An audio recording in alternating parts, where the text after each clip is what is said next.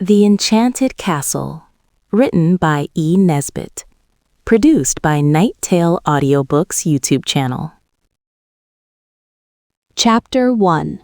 There were 3 of them, Jerry, Jimmy, and Kathleen.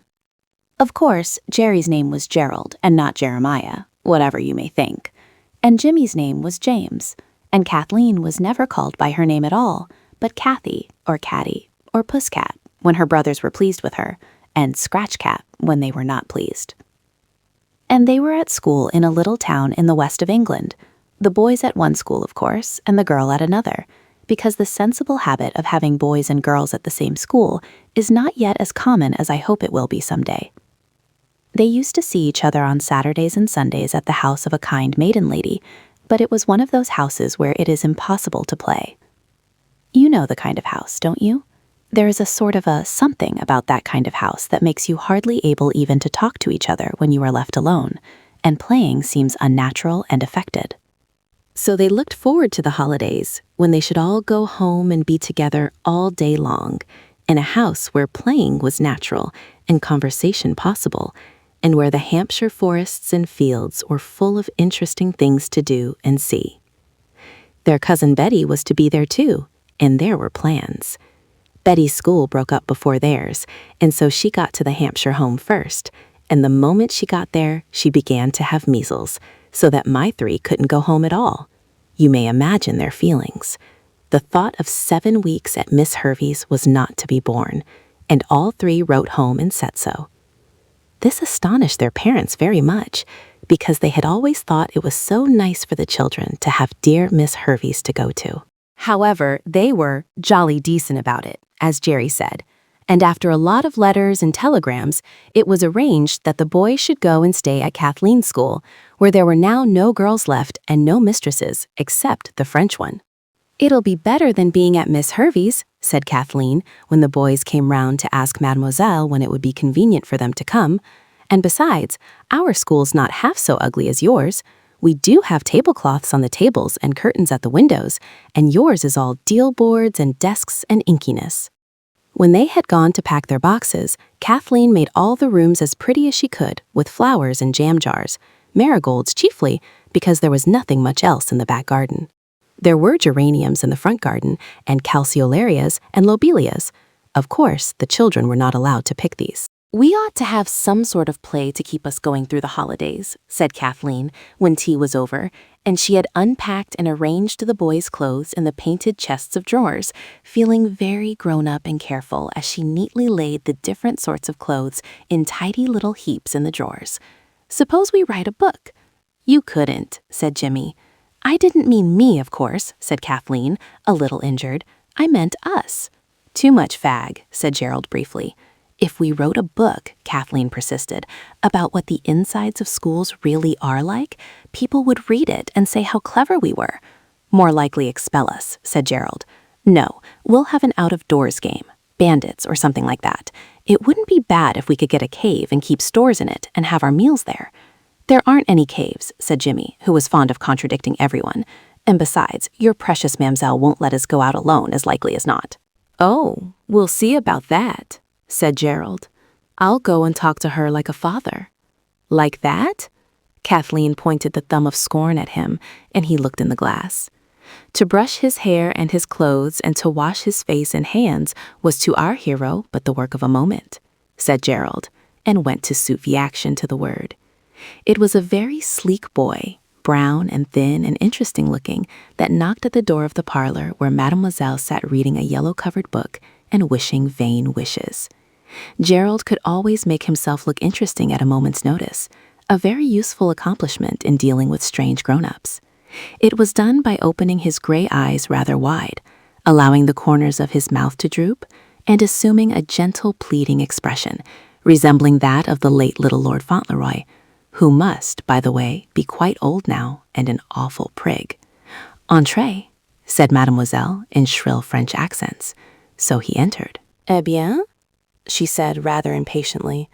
"I hope I am not disturbing you," said Gerald, in whose mouth it seemed butter would not have melted. "But no," she said, somewhat softened. "What is it that you desire?" "I thought I ought to come and say how do you do," said Gerald, because of you being the lady of the house. He held out the newly washed hand, still damp and red. She took it. You are a very polite little boy, she said. Not at all, said Gerald, more polite than ever. I am so sorry for you. It must be dreadful to have us to look after in the holidays. But not at all, said Mademoiselle in her turn. I am sure you will be very good childrens. Gerald's look assured her that he and the others would be as near angels as children could be without ceasing to be human. We'll try, he said earnestly. Can one do anything for you? Asked the French governess kindly. Oh, no, thank you, said Gerald. We don't want to give you any trouble at all, and I was thinking it would be less trouble for you if we were to go out into the woods all day tomorrow and take our dinner with us. Something cold, so as not to be a trouble to the cook. You are very considerate, said Mademoiselle coldly. Then Gerald's eyes smiled. Why not say at once you want to be free of surveillance, how you say, overwatching, without pretending it is me you wish to please? You have to be careful with grown-ups, said Gerald, but it isn't all pretense either. We don't want to trouble you, and we don't want you to trouble you. Eh bien, your parents, they permit these days at woods? Oh yes, said Gerald truthfully. Then I will not be more a dragon than the parents. I will forewarn the cook. Are you content? Rather, said Gerald. Mademoiselle, you are a dear. A deer? She repeated. A stag? No, a cherie, said Gerald. A regular A1 cherie, and you shan't repent it. Is there anything we can do for you? Wind your wool, or find your spectacles, or... He thinks me a grandmother, said Mademoiselle, laughing more than ever. Go then, and be not more naughty than you must. Well, what luck? The others asked. It's all right, said Gerald indifferently. I told you it would be. The ingenuous youth won the regard of the foreign governess, who in her youth had been the beauty of her humble village. I don't believe she ever was. She's too stern, said Kathleen. Ah, said Gerald, that's only because you don't know how to manage her. She wasn't stern with me. I say, what a humbug you are, though, aren't you? Said Jimmy. No, I'm a what's it saying? Something like an ambassador. Dipsoplomatist. That's what I am. Anyhow, we've got our day, and if we don't find a cave in it, my name's not Jack Robinson.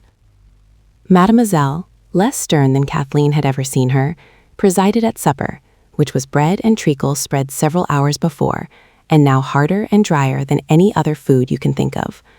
Gerald was very polite in handing her butter and cheese and pressing her to taste the bread and treacle. Bah! It is like sand in the mouth, of a dryness. Is it possible this pleases you? No, said Gerald. It is not possible, but it is not polite for boys to make remarks about their food. She laughed, but there was no more dried bread and treacle for supper after that. How do you do it? Kathleen whispered admiringly as they said goodnight. Oh, it's quite easy when you've once got a grown-up to see what you're after. You'll see, I shall drive her with a rain of darning cotton after this. Next morning, Gerald got up early and gathered a little bunch of pink carnations from a plant which he found hidden among the marigolds. He tied it up with black cotton and laid it on Mademoiselle's plate. She smiled and looked quite handsome as she stuck the flowers in her belt. Do you think it's quite decent? Jimmy asked later, sort of bribing people to let you do as you like with flowers and things and passing them the salt. It's not that, said Kathleen suddenly. I know what Gerald means, only I never think of the things in time myself. You see, if you want grown-ups to be nice to you, the least you can do is to be nice to them and think of little things to please them. I never think of any myself. Jerry does. That's why all the old ladies like him. It's not bribery. It's a sort of honesty, like paying for things. Well, anyway, said Jimmy, putting away the moral question, we've got a ripping day for the woods. They had. The wide high street, even at the busy morning hour, almost as quiet as a dream street, lay bathed in sunshine. The leaves shone fresh from last night's rain, but the road was dry, and in the sunshine the very dust of it sparkled like diamonds. The beautiful old houses, standing stout and strong, looked as though they were basking in the sunshine and enjoying it. But are there any woods? Asked Kathleen as they passed the marketplace. It doesn't much matter about woods, said Gerald dreamily. We're sure to find something. One of the chaps told me his father said when he was a boy, there used to be a little cave under the bank in a lane near the Salisbury Road. But he said there was an enchanted castle there too, so perhaps the cave isn't true either. If we were to get horns, said Kathleen, and to blow them very hard all the way, we might find a magic castle. If you've got the money to throw away on horns, said Jimmy contemptuously. Well, I have as it happens, so there, said Kathleen. And the horns were bought in a tiny shop with a bulging window full of a tangle of toys and sweets and cucumbers and sour apples, and the quiet square at the end of the town where the churches and the houses of the most respectable people echo to the sound of horns blown long and loud. But none of the houses turned into enchanted castles. So they went along the Salisbury Road, which was very hot and dusty, so they agreed to drink one of the bottles of ginger beer. We might as well carry the ginger beer inside us as inside the bottle, said Jimmy, and we can hide the bottle and call for it as we come back. Presently, they came to a place where the road, as Gerald said, went two ways at once. That looks like adventures, said Kathleen, and they took the right-hand road, and the next time they took a turning, it was a left-hand one, so as to be quite fair, Jimmy said, and then a right-hand one, and then a left, and so on, till they were completely lost. Completely, said Kathleen. How jolly. And now trees arched overhead, and the banks of the road were high and bushy. The adventurers had long since ceased to blow their horns. It was too tiring to go on doing that, when there was no one to be annoyed by it. Oh, cricky, observed Jimmy suddenly. Let's sit down a bit and have some of our dinner. We might call it lunch, you know, he added persuasively. So they sat down in the hedge and ate the ripe red gooseberries that were to have been their dessert. And as they sat and rested and wished that their boots did not feel so full of feet, Gerald leaned back against the bushes, and the bushes gave way, so that he almost fell over backward. Something had yielded to the pressure of his back, and there was the sound of something heavy that fell. Oh, Jiminy, he remarked, recovering himself suddenly. There's something hollow in there. The stone I was leaning against simply went. I wish it was a cave, said Jimmy, but of course it isn't. If we blow the horns, perhaps it will be, said Kathleen, and hastily blew her own. Gerald reached his hand through the bushes. I can't feel anything but air, he said. It's just a hole full of emptiness. The other two pulled back the bushes. There certainly was a hole in the bank. I'm going to go in, observed Gerald. Oh, don't, said his sister. I wish you wouldn't. Suppose they were snakes. Not likely, said Gerald, but he leaned forward and struck a match. It is a cave, he cried, and put his knee on the mossy stone he had been sitting on, scrambled over it, and disappeared. A breathless pause followed. You all right? Asked Jimmy. Yes, come on. You'd better come feet first. There's a bit of a drop. I'll go next, said Kathleen, and went, feet first, as advised. The feet waved wildly in the air. Look out, said Gerald in the dark. You'll have my eye out. Put your feet down, girl, not up. It's no use trying to fly here. There's no room. He helped her by pulling her feet forcibly down and then lifting her under the arms. She felt rustling dry leaves under her boots and stood ready to receive Jimmy, who came in headfirst, like one diving into an unknown sea. It is a cave, said Kathleen. The young explorers, explained Gerald, blocking up the hole of entrance with his shoulders, dazzled at first by the darkness of the cave, could see nothing. Darkness doesn't dazzle, said Jimmy. I wish we'd got a candle, said Kathleen. Yes, it does, Gerald contradicted, could see nothing. But their dauntless leader, whose eyes had grown used to the dark while the clumsy forms of the others were bunging up the entrance, had made a discovery. Oh, what? Both the others were used to Gerald's way of telling a story while he acted it, but they did sometimes wish that he didn't talk quite so long and so like a book in moments of excitement. He did not reveal the dread secret to his faithful followers till one and all had given him their word of honor to be calm. We'll be calm, all right, said Jimmy impatiently. Well then, said Gerald, ceasing suddenly to be a book and becoming a boy. "There's a light over there. Look behind you." They looked, and there was a faint grayness on the brown walls of the cave, and a brighter grayness cut off sharply by a dark line showed that round a turning or angle of the cave there was daylight. "Attention," said Gerald. At least that was what he meant, though what he said was "shun," as becomes the son of a soldier. The others mechanically obeyed. "You will remain at attention till I give the word 'slow march,' on which you will advance cautiously in open order, following your hero leader, taking care not to tread on the dead and wounded." "I wish you wouldn't," said Kathleen. "There aren't any," said Jimmy, feeling for her hand in the dark. "He only means take care not to tumble over stones and things." Here he found her hand, and she screamed. "It's only me," said Jimmy. "I thought you'd like me to hold it, but you're just like a girl." Their eyes had now begun to get accustomed to the darkness, and all could see that they were in a rough stone cave that went straight on for about 3 or 4 yards, and then turned sharply to the right. "Death or victory," remarked Gerald. "Now then, slow march." He advanced carefully, picking his way among the loose earth and stones that were the floor of the cave. "A sail! A sail!" he cried as he turned the corner. "How splendid!" Kathleen drew a long breath as she came out into the sunshine. "I don't see any sail," said Jimmy, following. The narrow passage ended in a round arch, all fringed with ferns and creepers. They passed through the arch into a deep, narrow gully, whose banks were of stones, moss-covered, and in the crannies grew more ferns and long grasses. Trees growing on the top of the bank arched across, and the sunlight came through in changing patches of brightness, turning the gully to a roofed corridor of goldy green. The path, which was of greeny great flagstones where heaps of leaves had drifted, sloped steeply down, and at the end of it was another round arch, quite dark inside, above which rose rocks and grass and bushes. "It's like the outside of a railway tunnel," said James. "It's the entrance to the Enchanted Castle," said Kathleen. "Let's blow the horns." "Dry up," said Gerald, the bold captain reproving the silly chatter of his subordinates. "I like that," said Jimmy, indignant. "I thought you would," resumed Gerald.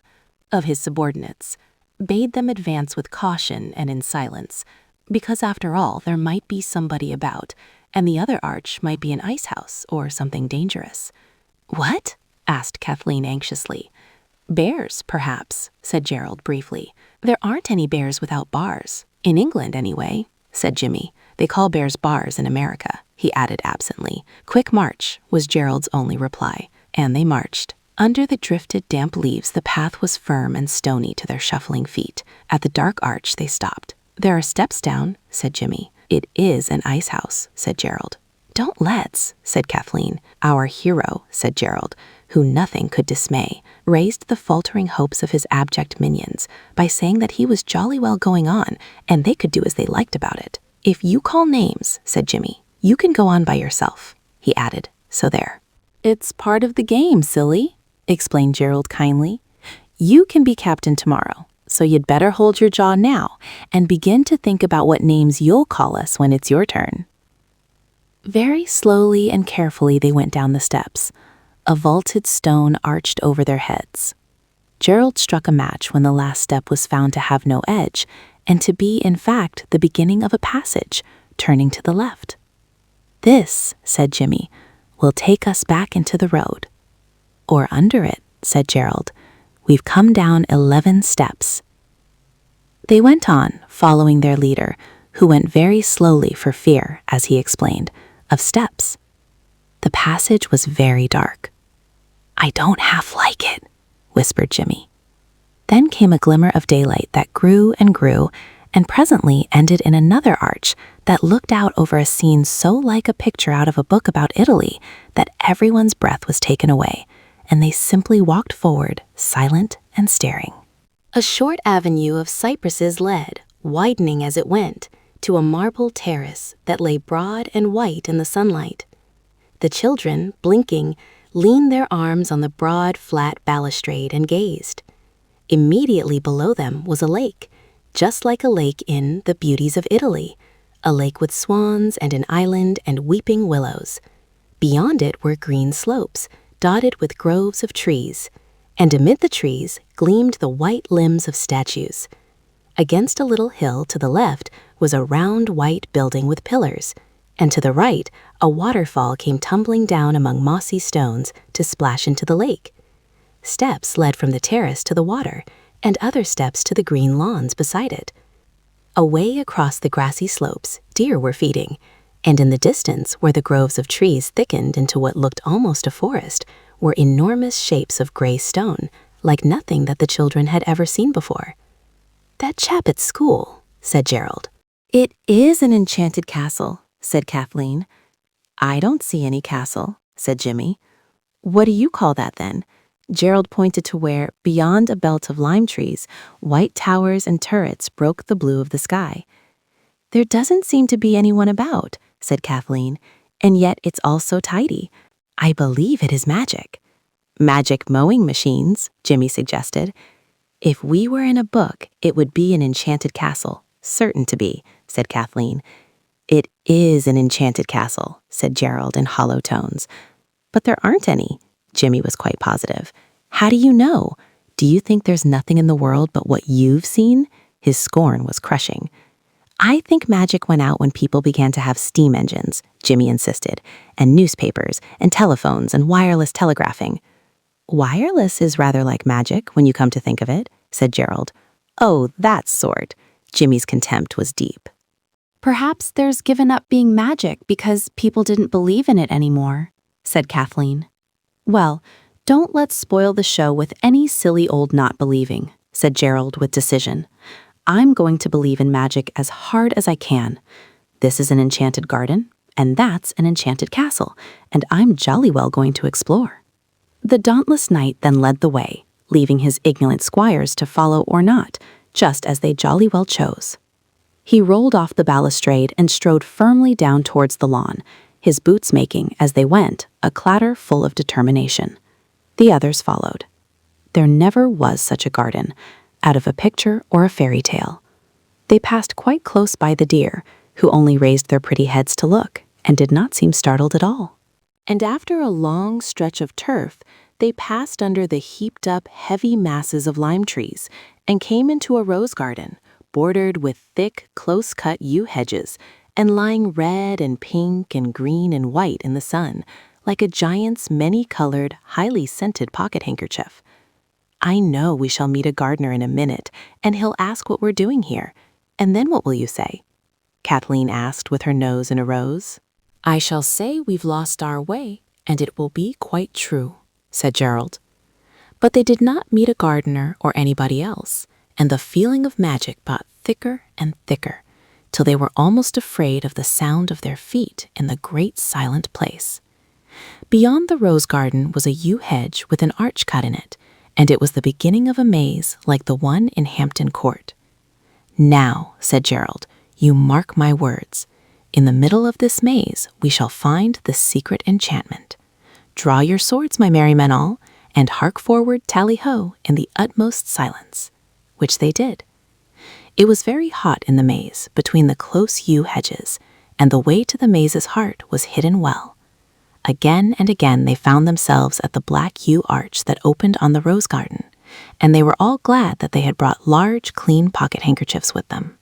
It was when they found themselves there for the fourth time that Jimmy suddenly cried, "Oh, I wish," and then stopped short very suddenly. "Oh," he added in quite a different voice, "where's the dinner?" And then, in a stricken silence, they all remembered that the basket with the dinner had been left at the entrance of the cave. Their thoughts dwelt fondly on the slices of cold mutton, the 6 tomatoes, the bread and butter, the screwed-up paper of salt, the apple turnovers, and the little thick glass that one drank the ginger beer out of. "Let's go back," said Jimmy, "now this minute, and get our things and have our dinner."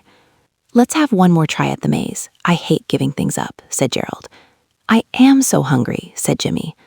"Why didn't you say so before?" asked Gerald bitterly. "I wasn't before." "Then you can't be now. You don't get hungry all in a minute." "What's that?" That was a gleam of red that lay at the foot of the yew hedge, a thin little line that you would hardly have noticed unless you had been staring in a fixed and angry way at the roots of the hedge. It was a thread of cotton. Gerald picked it up. One end of it was tied to a thimble with holes in it, and the other— There is no other end, said Gerald with firm triumph. It's a clue, that's what it is. What price cold mutton now? I've always felt something magic would happen someday, and now it has. I expect the gardener put it there, said Jimmy. With a princess's silver thimble on it? Look, there's a crown on the thimble. There was. Come, said Gerald in low, urgent tones. If you are adventurers, be adventurers. And anyhow, I expect someone has gone along the road and bagged the mutton hours ago. He walked forward, winding the red thread round his fingers as he went. And it was a clue, and it led them right into the middle of the maze. And in the very middle of the maze, they came upon the wonder. The red clue led them up 2 stone steps to a round grass plot. There was a sundial in the middle, and all round against the yew hedge, a low, wide marble seat. The red clue ran straight across the grass and by the sundial, and ended in a small brown hand with jeweled rings on every finger. The hand was, naturally, attached to an arm, and that had many bracelets on it, sparkling with red and blue and green stones. The arm wore a sleeve of pink and gold brocaded silk, faded a little here and there, but still extremely imposing. And the sleeve was part of a dress, which was worn by a lady who lay on the stone seat asleep in the sun. The rosy gold dress fell open over an embroidered petticoat of a soft green color.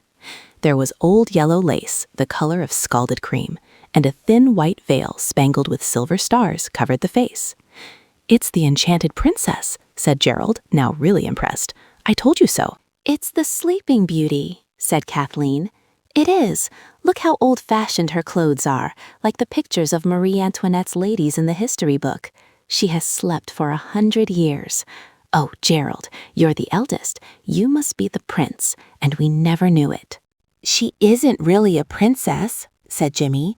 But the others laughed at him, partly because his saying things like that was enough to spoil any game, and partly because they really were not at all sure that it was not a princess who lay there as still as the sunshine. Every stage of the adventure, the cave, the wonderful gardens, the maze, the clue, had deepened the feeling of magic, till now Kathleen and Gerald were almost completely bewitched. Lift the veil up, Jerry, said Kathleen in a whisper.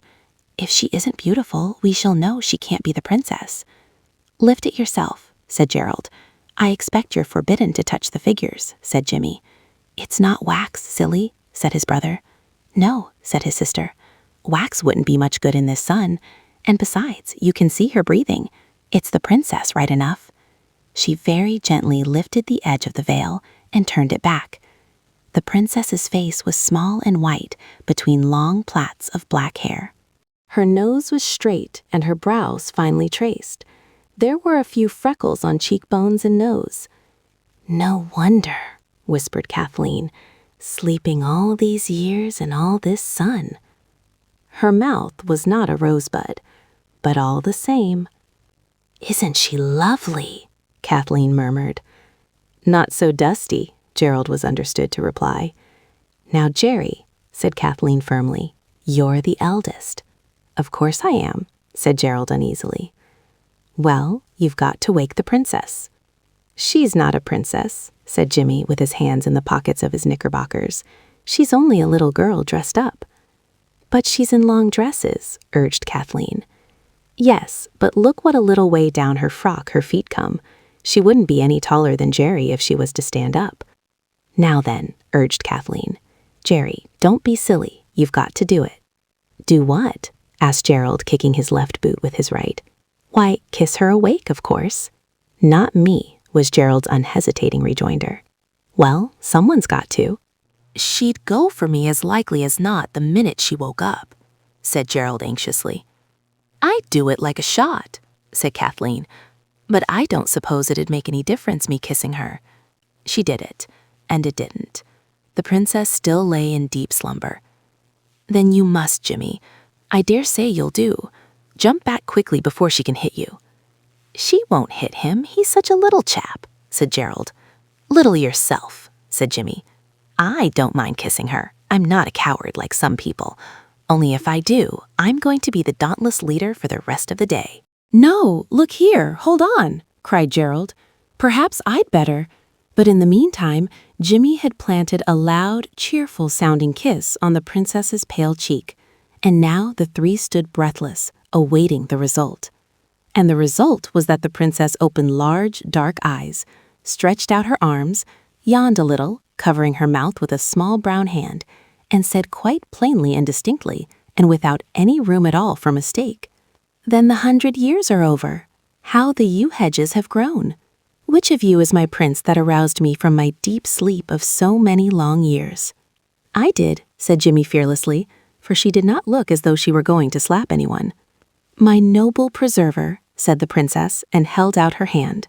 Jimmy shook it vigorously. "But I say," said he, "you aren't really a princess, are you?" "Of course I am," she answered. "Who else could I be? Look at my crown."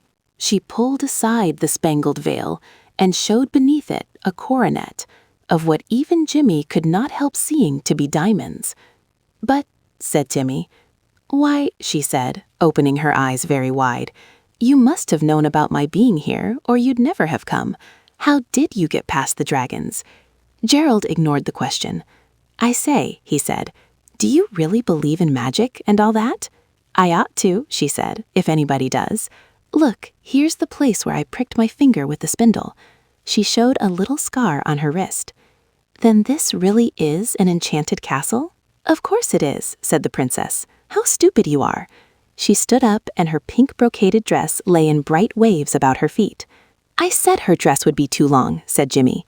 "It was the right length when I went to sleep," said the princess. "It must have grown in the 100 years." "I don't believe you're a princess at all," said Jimmy. "At least, don't bother about believing it if you don't like," said the princess. "It doesn't so much matter what you believe as what I am." She turned to the others. "Let's go back to the castle," she said, "and I'll show you all my lovely jewels and things. Wouldn't you like that?" "Yes," said Gerald with very plain hesitation. But what?" The princess's tone was impatient. "But we're most awfully hungry." "Oh, so am I," cried the princess. "We've had nothing to eat since breakfast." "And it's 3 now," said the princess, looking at the sundial. "Why, you've had nothing to eat for hours and hours and hours. But think of me. I haven't had anything to eat for 100 years. Come along to the castle." "The mice will have eaten everything," said Jimmy sadly. He saw now that she really was a princess. "Not they," cried the princess joyously. "You forget everything's enchanted here. Time simply stood still for 100 years. Come along, and one of you must carry my train, or I shan't be able to move, now it's grown such a frightful length." Chapter 2. When you are young, so many things are difficult to believe, and yet the dullest people will tell you that they are true. Such things, for instance, as that the earth goes round the sun, and that it is not flat, but round. But the things that seem really likely, like fairy tales and magic, are, so say the grown-ups, not true at all. Yet they are so easy to believe, especially when you see them happening. And, as I am always telling you, the most wonderful things happen to all sorts of people, only you never hear about them, because the people think that no one will believe their stories, and so they don't tell them to anyone except me. And they tell me because they know that I can believe anything. When Jimmy had awakened the sleeping princess, and she had invited the 3 children to go with her to her palace and get something to eat, they all knew quite surely that they had come into a place of magic happenings, and they walked in a slow procession along the grass towards the castle. The princess went first, and Kathleen carried her shining train. Then came Jimmy, and Gerald came last. They were all quite sure that they had walked right into the middle of a fairy tale, and they were the more ready to believe it because they were so tired and hungry. They were, in fact, so hungry and tired that they hardly noticed where they were going, or observed the beauties of the formal gardens through which the pink silk princess was leading them. They were in a sort of dream, from which they only partially awakened to find themselves in a big hall, with suits of armor and old flags round the walls, the skins of beasts on the floor, and heavy oak tables and benches ranged along it. The princess entered, slow and stately, but once inside, she twitched her sheeny train out of Jimmy's hand and turned to the 3. "You just wait here a minute," she said, And mind you don't talk while I'm away. This castle is crammed with magic, and I don't know what will happen if you talk." And with that, picking up the thick goldy pink folds under her arms, she ran out, as Jimmy said afterwards, most unprincess-like, showing as she ran black stockings and black strap shoes. Jimmy wanted very much to say that he didn't believe anything would happen, only he was afraid something would happen if he did, so he merely made a face and put out his tongue. The others pretended not to see this, which was much more crushing than anything they could have said. So they sat in silence, and Gerald ground the heel of his boot upon the marble floor. Then the princess came back, very slowly and kicking her long skirts in front of her at every step. She could not hold them up now because of the tray she carried. It was not a silver tray, as you might have expected, but an oblong tin one. She set it down noisily on the end of the long table and breathed a sigh of relief. "Oh, it was heavy," she said. I don't know what fairy feast the children's fancy had been busy with. Anyhow, this was nothing like it. The heavy tray held a loaf of bread, a lump of cheese, and a brown jug of water. The rest of its heaviness was just plates and mugs and knives. "Come along," said the princess hospitably. "I couldn't find anything but bread and cheese, but it doesn't matter, because everything's magic here, and unless you have some dreadful secret fault, the bread and cheese will turn into anything you like." "What would you like?" she asked Kathleen. "Roast chicken," said Kathleen without hesitation. The Pinky Princess cut a slice of bread and laid it on a dish. "There you are," she said, "roast chicken. Shall I carve it, or will you?" "You, please," said Kathleen, and received a piece of dry bread on a plate. "Green peas?" asked the princess, cut a piece of cheese and laid it beside the bread. Kathleen began to eat the bread, cutting it up with knife and fork as you would eat chicken. It was no use owning that she didn't see any chicken and peas, or anything but cheese and dry bread, because that would be owning that she had some dreadful secret fault. "If I have, it is a secret, even from me," she told herself. The others asked for roast beef and cabbage, and got it, she supposed, though to her it only looked like dry bread and Dutch cheese. "I do wonder what my dreadful secret fault is," she thought, as the princess remarked that, as for her, she could fancy a slice of roast peacock. "This one," she added, lifting a second mouthful of dry bread on her fork, "is quite delicious." "It's a game, isn't it?" asked Jimmy suddenly. "What's a game?" asked the princess, frowning. "Pretending it's beef. The bread and cheese, I mean." "A game? But it is beef. Look at it," said the princess, opening her eyes very wide. "Yes, of course," said Jimmy feebly. "I was only joking. Bread and cheese is not perhaps so good as roast beef or a chicken or peacock. I'm not sure about the peacock. I never tasted peacock, did you? But bread and cheese is, at any rate, very much better than nothing when you have gone on having nothing since breakfast. Gooseberries and ginger beer hardly count, and it is long past your proper dinner time." Everyone ate and drank and felt much better. "Now," said the princess, brushing the breadcrumbs off her green silk lap, "if you're sure you won't have any more meat, you can come and see my treasures. Sure you won't take the least bit more chicken? No? Then follow me." She got up and they followed her down the long hall to the end where the great stone stairs ran up at each side and joined in a broad flight leading to the gallery above. Under the stairs was a hanging of tapestry. "Beneath this arras," said the princess, "is the door leading to my private apartments." She held the tapestry up with both hands, for it was heavy, and showed a little door that had been hidden by it. "The key," she said, "hangs above." And so it did, on a large rusty nail. "Put it in," said the princess, "and turn it." Gerald did so, and the great key creaked and grated in the lock. "Now push," she said. "Push hard, all of you." They pushed hard, all of them. The door gave way, and they fell over each other into the dark space beyond. The princess dropped the curtain and came after them, closing the door behind her. "Look out," she said. "Look out, there are 2 steps down." "Thank you," said Gerald, rubbing his knee at the bottom of the steps. "We found that out for ourselves." "I'm sorry," said the princess, "but you can't have hurt yourselves much. Go straight on. There aren't any more steps." They went straight on, in the dark. "When you come to the door, just turn the handle and go in. Then stand still till I find the matches. I know where they are." Did they have matches 100 years ago? Asked Jimmy. I meant the tinderbox, said the princess quickly. We always called it the matches, don't you? Here, let me go first. She did, and when they had reached the door, she was waiting for them with a candle in her hand. She thrust it on Gerald.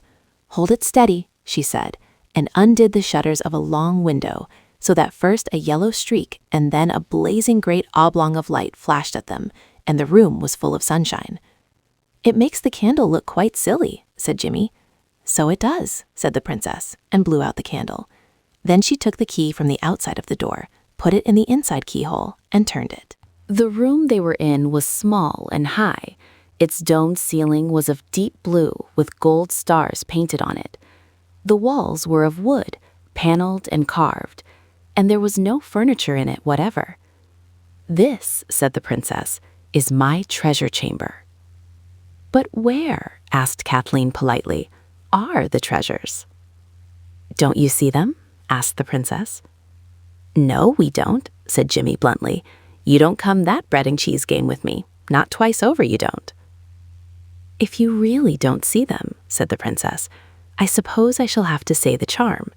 Shut your eyes, please, and give me your word of honor you won't look till I tell you, and that you'll never tell anyone what you've seen. Their words of honor were something that the children would rather not have given just then, but they gave them all the same, and shut their eyes tight. Wickadil yugadoo, bickadee lickadeeve now godoo, said the princess rapidly, and they heard the swish of her silk train moving across the room. Then there was a creaking, rustling noise. She's locking us in, cried Jimmy. Your word of honor, gasped Gerald. Oh, do be quick, moaned Kathleen. You may look, said the voice of the princess, and they looked. The room was not the same room, yet, yes, the starry vaulted blue ceiling was there, and below it 6 feet of the dark paneling. But below that, the walls of the room blazed and sparkled with white and blue and red and green and gold and silver.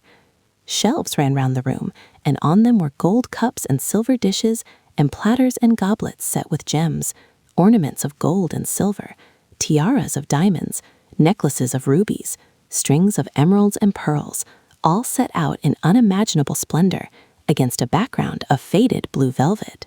It was like the crown jewels that you see when your kind uncle takes you to the tower, only there seemed to be far more jewels than you or anyone else has ever seen together at the tower or anywhere else. The 3 children remained breathless, open-mouthed, staring at the sparkling splendors all about them, while the princess stood, her arms stretched out in a gesture of command and a proud smile on her lips. My word, said Gerald in a low whisper, but no one spoke out loud. They waited as if spellbound for the princess to speak. She spoke. What price bread and cheese games now? She asked triumphantly. Can I do magic or can't I? You can, oh you can, said Kathleen. May we touch? Asked Gerald. All that is mine is yours, said the princess, with a generous wave of her brown hand, and added quickly, only of course you mustn't take anything away with you. We're not thieves, said Jimmy. The others were already busy turning over the wonderful things on the blue velvet shelves. Perhaps not, said the princess, but you're a very unbelieving little boy. You think I can't see inside you, but I can. I know what you've been thinking. What? Asked Jimmy. Oh, you know well enough, said the princess. You're thinking about the bread and cheese that I changed into beef, and about your secret vault. I say, let's all dress up and you be princes and princesses too. To crown our hero, said Gerald, lifting a gold crown with a cross on the top, was the work of a moment. He put the crown on his head and added a collar of SS's and a zone of sparkling emeralds, which would not quite meet round his middle. He turned from fixing it by an ingenious adaptation of his belt to find the others already decked with diadems, necklaces, and rings. How splendid you look, said the princess, and how I wish your clothes were prettier. What ugly clothes people wear nowadays. 100 years ago. Kathleen stood quite still with a diamond bracelet raised in her hand. I say, she said, the king and queen? What king and queen? Asked the princess. Your father and mother. Your sorrowing parents, said Kathleen. They'll have waked up by now. Won't they be wanting to see you after 100 years, you know? Oh, yes, said the princess slowly. I embraced my rejoicing parents when I got the bread and cheese. They're having their dinner. They won't expect me yet. Here, she added, hastily putting a ruby bracelet on Kathleen's arm. See how splendid that is? Kathleen would have been quite content to go on all day trying on different jewels and looking at herself in the little silver-framed mirror that the princess took from one of the shelves. But the boys were soon weary of this amusement. Look here, said Gerald. If you're sure your father and mother won't want you, let's go out and have a jolly good game of something. You could play besieged castles awfully well in that maze, unless you can do any more magic tricks. You forget, said the princess. I'm grown up. I don't play games. And I don't like to do too much magic at a time. It's so tiring. Besides, it'll take us ever so long to put all these things back in their proper places. It did. The children would have laid the jewels just anywhere, but the princess showed them that every necklace or ring or bracelet had its own home on the velvet, a slight hollowing in the shelf beneath, so that each stone fitted into its own little nest. As Kathleen was fitting the last shining ornament into its proper place, she saw that part of the shelf near it held not bright jewels, but rings and brooches and chains, as well as queer things that she did not know the names of, and all were of dull metal and odd shapes. "What's all this rubbish?" she asked. "Rubbish indeed," said the princess. "Why, those are all magic things. This bracelet, anyone who wears it has got to speak the truth. This chain makes you as strong as 10 men. If you wear this spur, your horse will go a mile a minute, or if you're walking, it's the same as 7-league boots." "What does this brooch do?" asked Kathleen, reaching out her hand. The princess caught her by the wrist. "You mustn't touch," she said. "If anyone but me touches them, all the magic goes out at once and never comes back. That brooch will give you any wish you like." "And this ring," Jimmy pointed. "Oh, that makes you invisible." "What's this?" asked Gerald, showing a curious buckle. "Oh, that undoes the effect of all the other charms." "Do you mean really?" Jimmy asked. "You're not just kidding?" "Kidding indeed," repeated the princess scornfully. "I should have thought I'd shown you enough magic to prevent you speaking to a princess like that." "I say," said Gerald, visibly excited, "you might show us how some of the things act. Couldn't you give us each a wish?" The princess did not at once answer, and the minds of the three played with granted wishes, brilliant yet thoroughly reasonable, the kind of wish that never seems to occur to people in fairy tales when they suddenly get a chance to have their 3 wishes granted. "No," said the princess suddenly. "No, I can't give wishes to you. It only gives me wishes. But I'll let you see the ring make me invisible. Only you must shut your eyes while I do it." They shut them. "Count 50, said the princess, "and then you may look. And then you must shut them again and count 50, and I'll reappear." Gerald counted aloud. Through the counting, one could hear a creaking, rustling sound. 47, 48, 49, 50, said Gerald, and they opened their eyes. They were alone in the room. The jewels had vanished, and so had the princess. "She's gone out by the door, of course," said Jimmy, but the door was locked. "That is magic," said Kathleen breathlessly. "Maskelyne and Devant can do that trick," said Jimmy, "and I want my tea." "Your tea," Gerald's tone was full of contempt.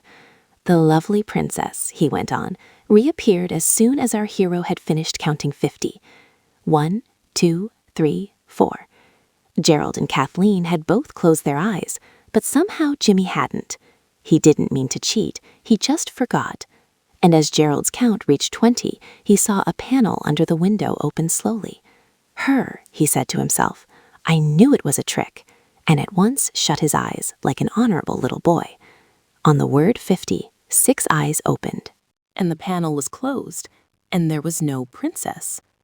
"She hasn't pulled it off this time," said Gerald. "Perhaps you'd better count again," said Kathleen. "I believe there's a cupboard under the window," said Jimmy, "and she's hidden in it. Secret panel, you know." "You looked, that's cheating," said the voice of the princess, so close to his ear that he quite jumped. "I didn't cheat." "Where on earth? Whatever," said all 3 together, for still there was no princess to be seen. Come back visible, princess dear, said Kathleen. Shall we shut our eyes and count again? Don't be silly, said the voice of the princess, and it sounded very cross. We're not silly, said Jimmy, and his voice was cross too.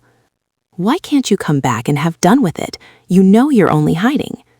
Don't, said Kathleen gently. She is invisible, you know. So should I be if I got into the cupboard, said Jimmy. Oh, yes, said the sneering tone of the princess.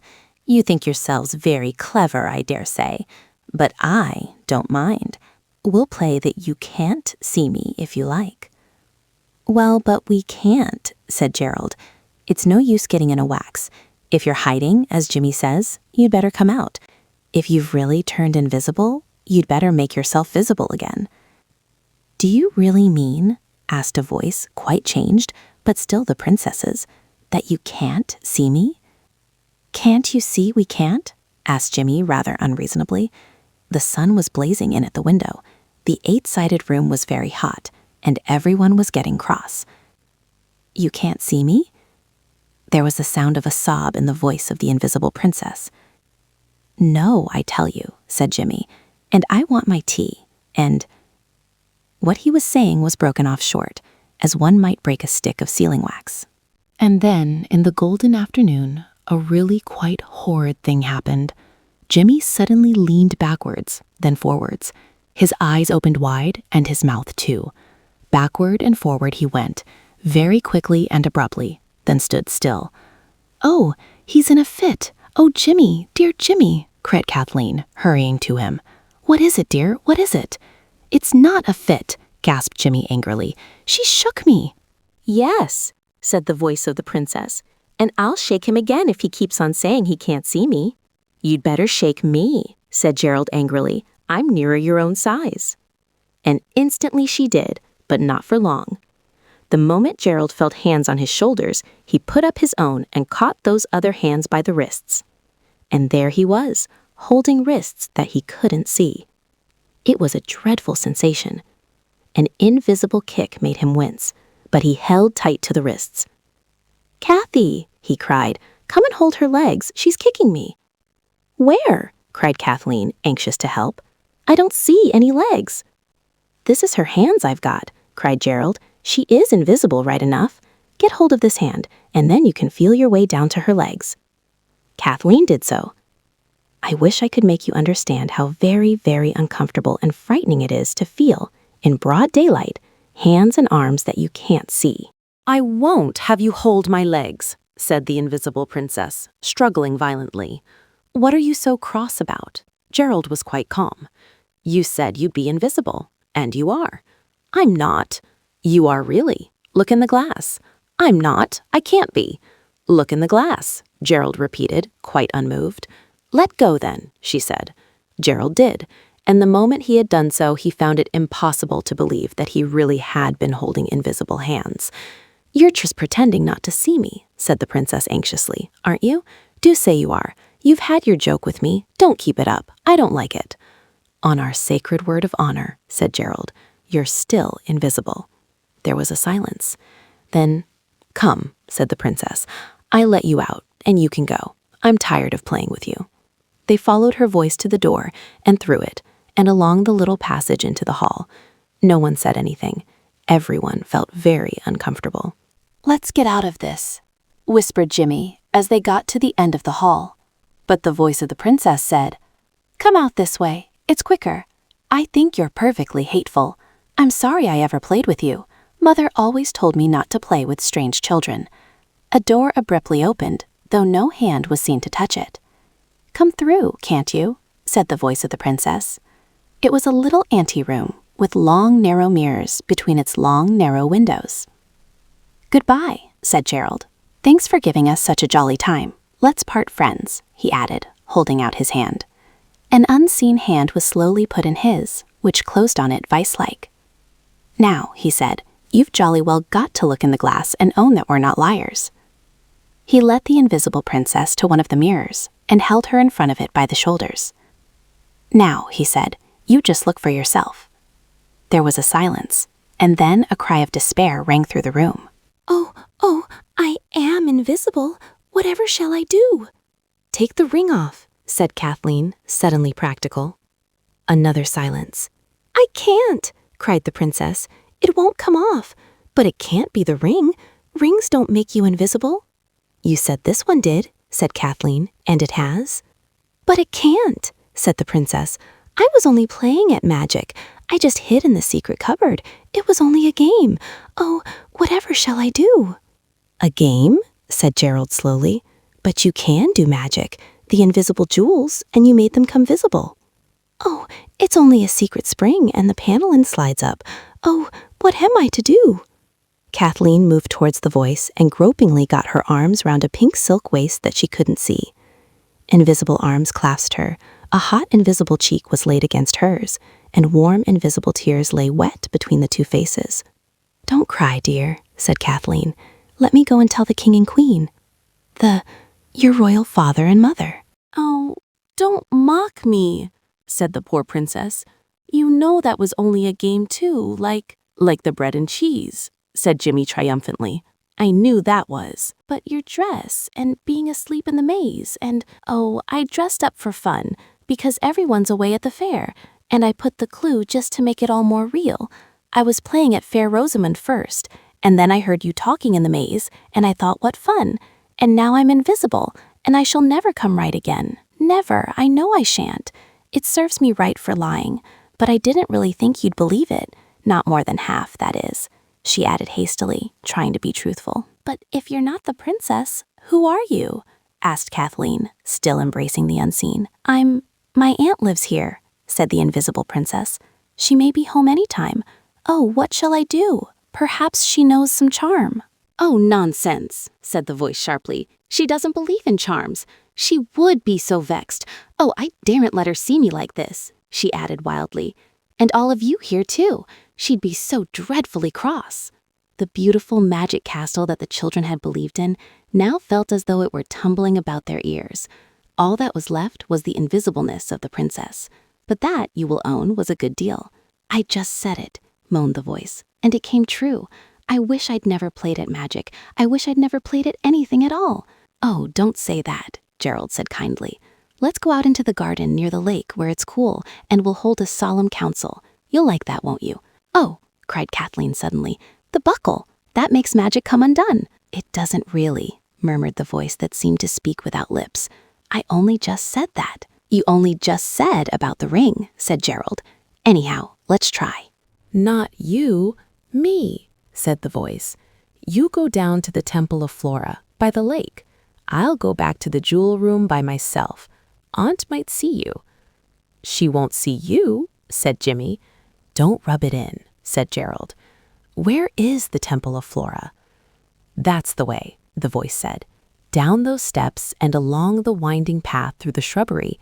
You can't miss it. It's white marble with a statue goddess inside. The three children went down to the white marble Temple of Flora that stood close against the side of the little hill and sat down in its shadowy inside. It had arches all round except against the hill behind the statue, and it was cool and restful. They had not been there 5 minutes before the feet of a runner sounded loud on the gravel. A shadow, very black and distinct, fell on the white marble floor. Your shadow's not invisible anyhow, said Jimmy. Oh, bother my shadow, the voice of the princess replied. We left the key inside the door, and it shut itself with the wind, and it's a spring lock. There was a heartfelt pause. Then Gerald said in his most businesslike manner, Sit down, princess, and we'll have a thorough good palaver about it. I shouldn't wonder, said Jimmy, if we was to wake up and find it was dreams. No such luck, said the voice. Well, said Gerald, first of all, what's your name? And if you're not a princess, who are you? I'm, said a voice broken with sobs. I'm the housekeeper's niece at the castle, and my name's Mabel Prowse. That's exactly what I thought, said Jimmy, without a shadow of truth, because how could he? The others were silent. It was a moment full of agitation and confused ideas. Well, anyhow, said Gerald, you belong here. Yes, said the voice, and it came from the floor, as though its owner had flung herself down in the madness of despair. Oh, yes, I belong here right enough, but what's the use of belonging anywhere if you're invisible? Chapter 3. Those of my readers who have gone about much with an invisible companion will not need to be told how awkward the whole business is. For one thing, however much you may have been convinced that your companion is invisible, you will, I feel sure, have found yourself every now and then saying, "This must be a dream," or "I know I shall wake up in half a sec."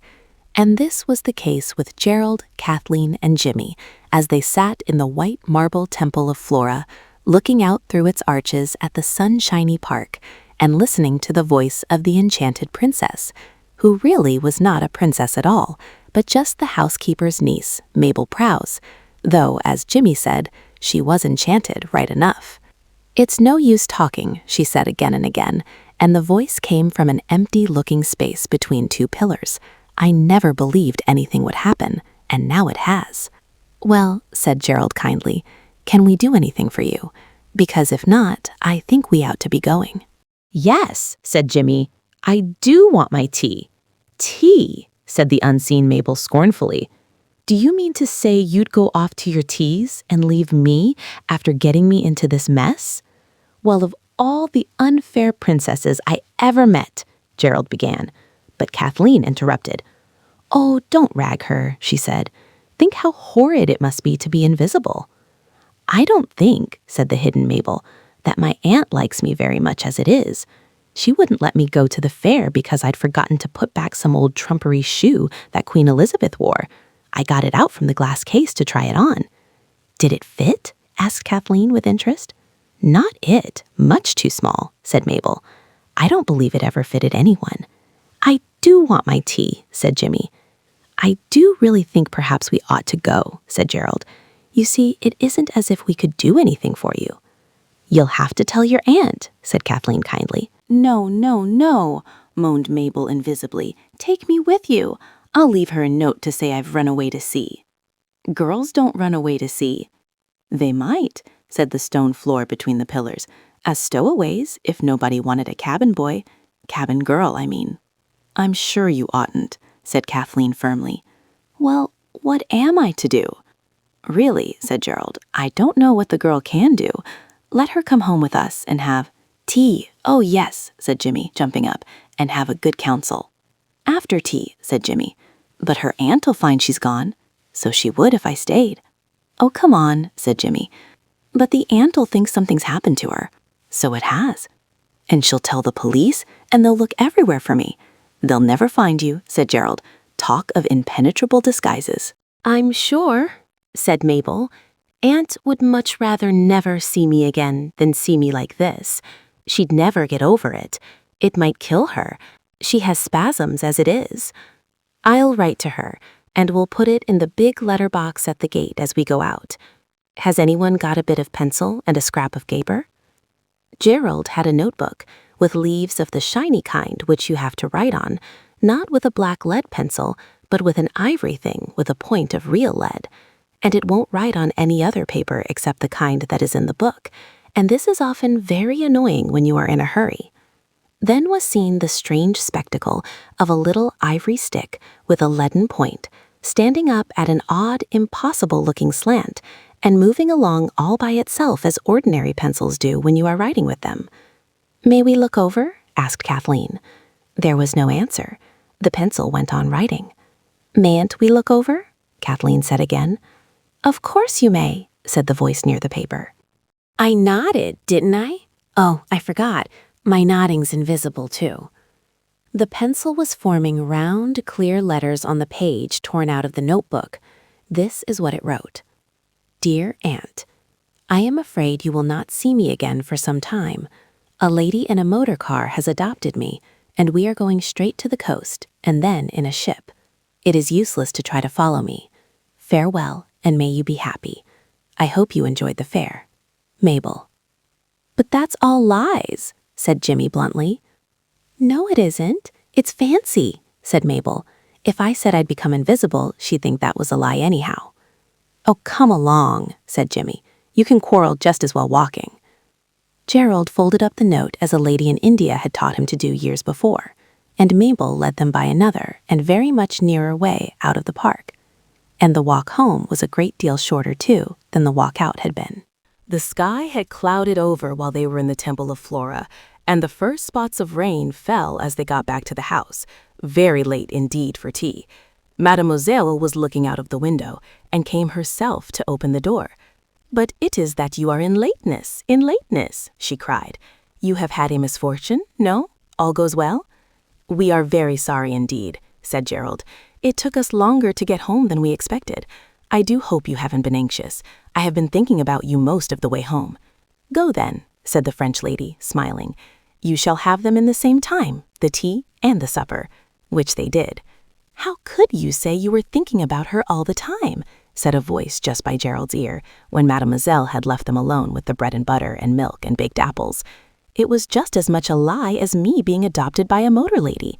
"No, it wasn't," said Gerald, through bread and butter.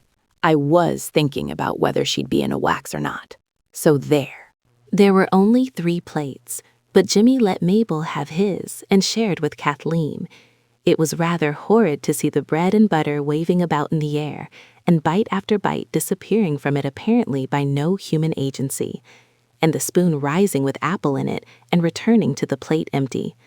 Even the tip of the spoon disappeared as long as it was in Mabel's unseen mouth, so that at times it looked as though its bowl had been broken off. Everyone was very hungry, and more bread and butter had to be fetched. Cook grumbled when the plate was filled for the 3rd time. "I tell you what," said Jimmy, "I did want my tea."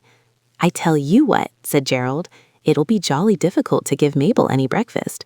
Mademoiselle will be here then. She'd have a fit if she saw bits of forks with bacon on them vanishing, and then the forks coming back out of vanishment, and the bacon lost forever." "We shall have to buy things to eat and feed our poor captive in secret," said Kathleen. "Our money won't last long," said Jimmy in gloom. "Have you got any money?" He turned to where a mug of milk was suspended in the air without visible means of support. "I've not got much money," was the reply from near the milk, "but I've got heaps of ideas."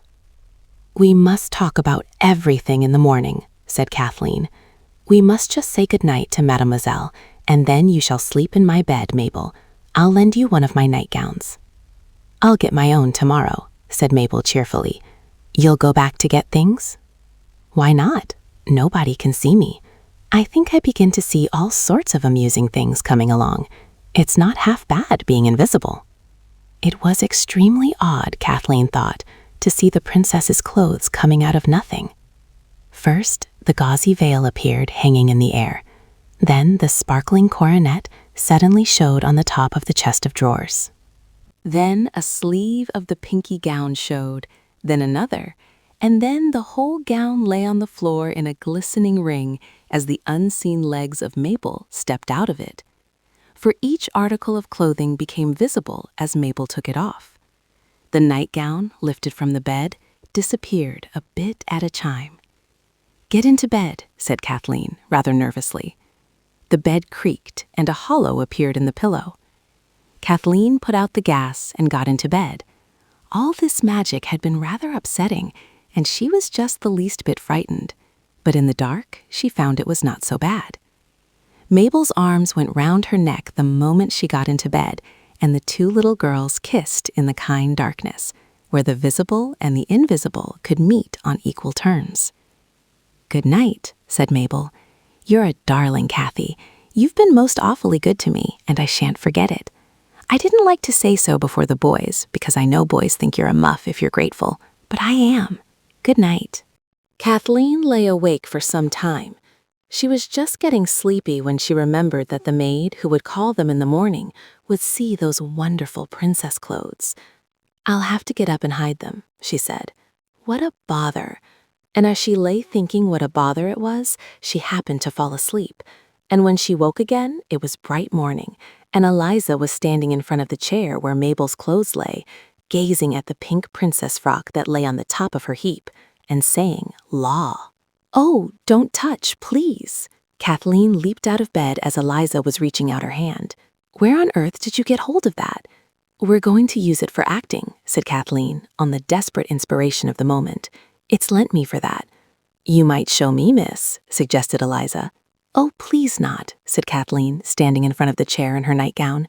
You shall see us act when we are dressed up. There, and you won't tell anyone, will you?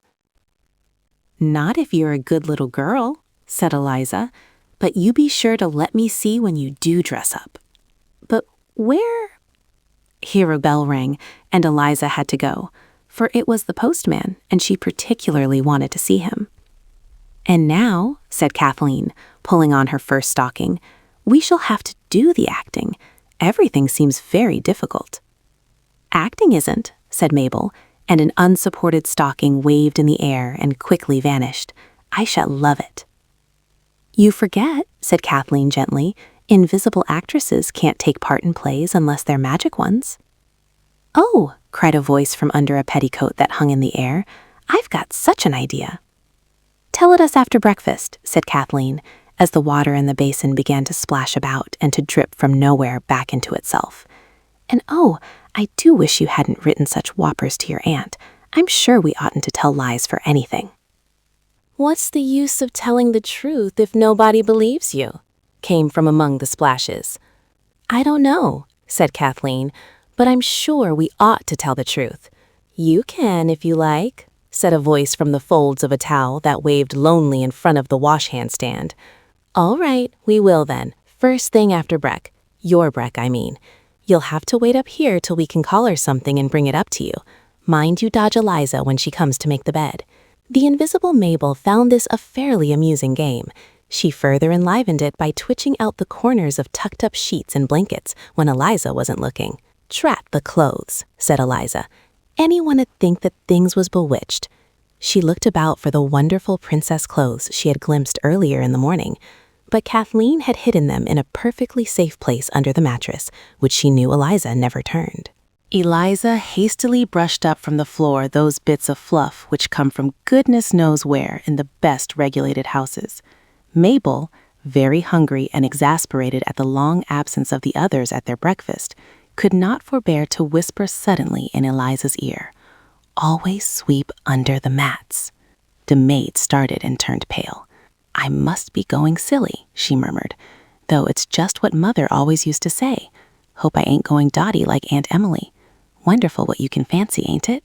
She took up the hearth rug all the same, swept under it and under the fender.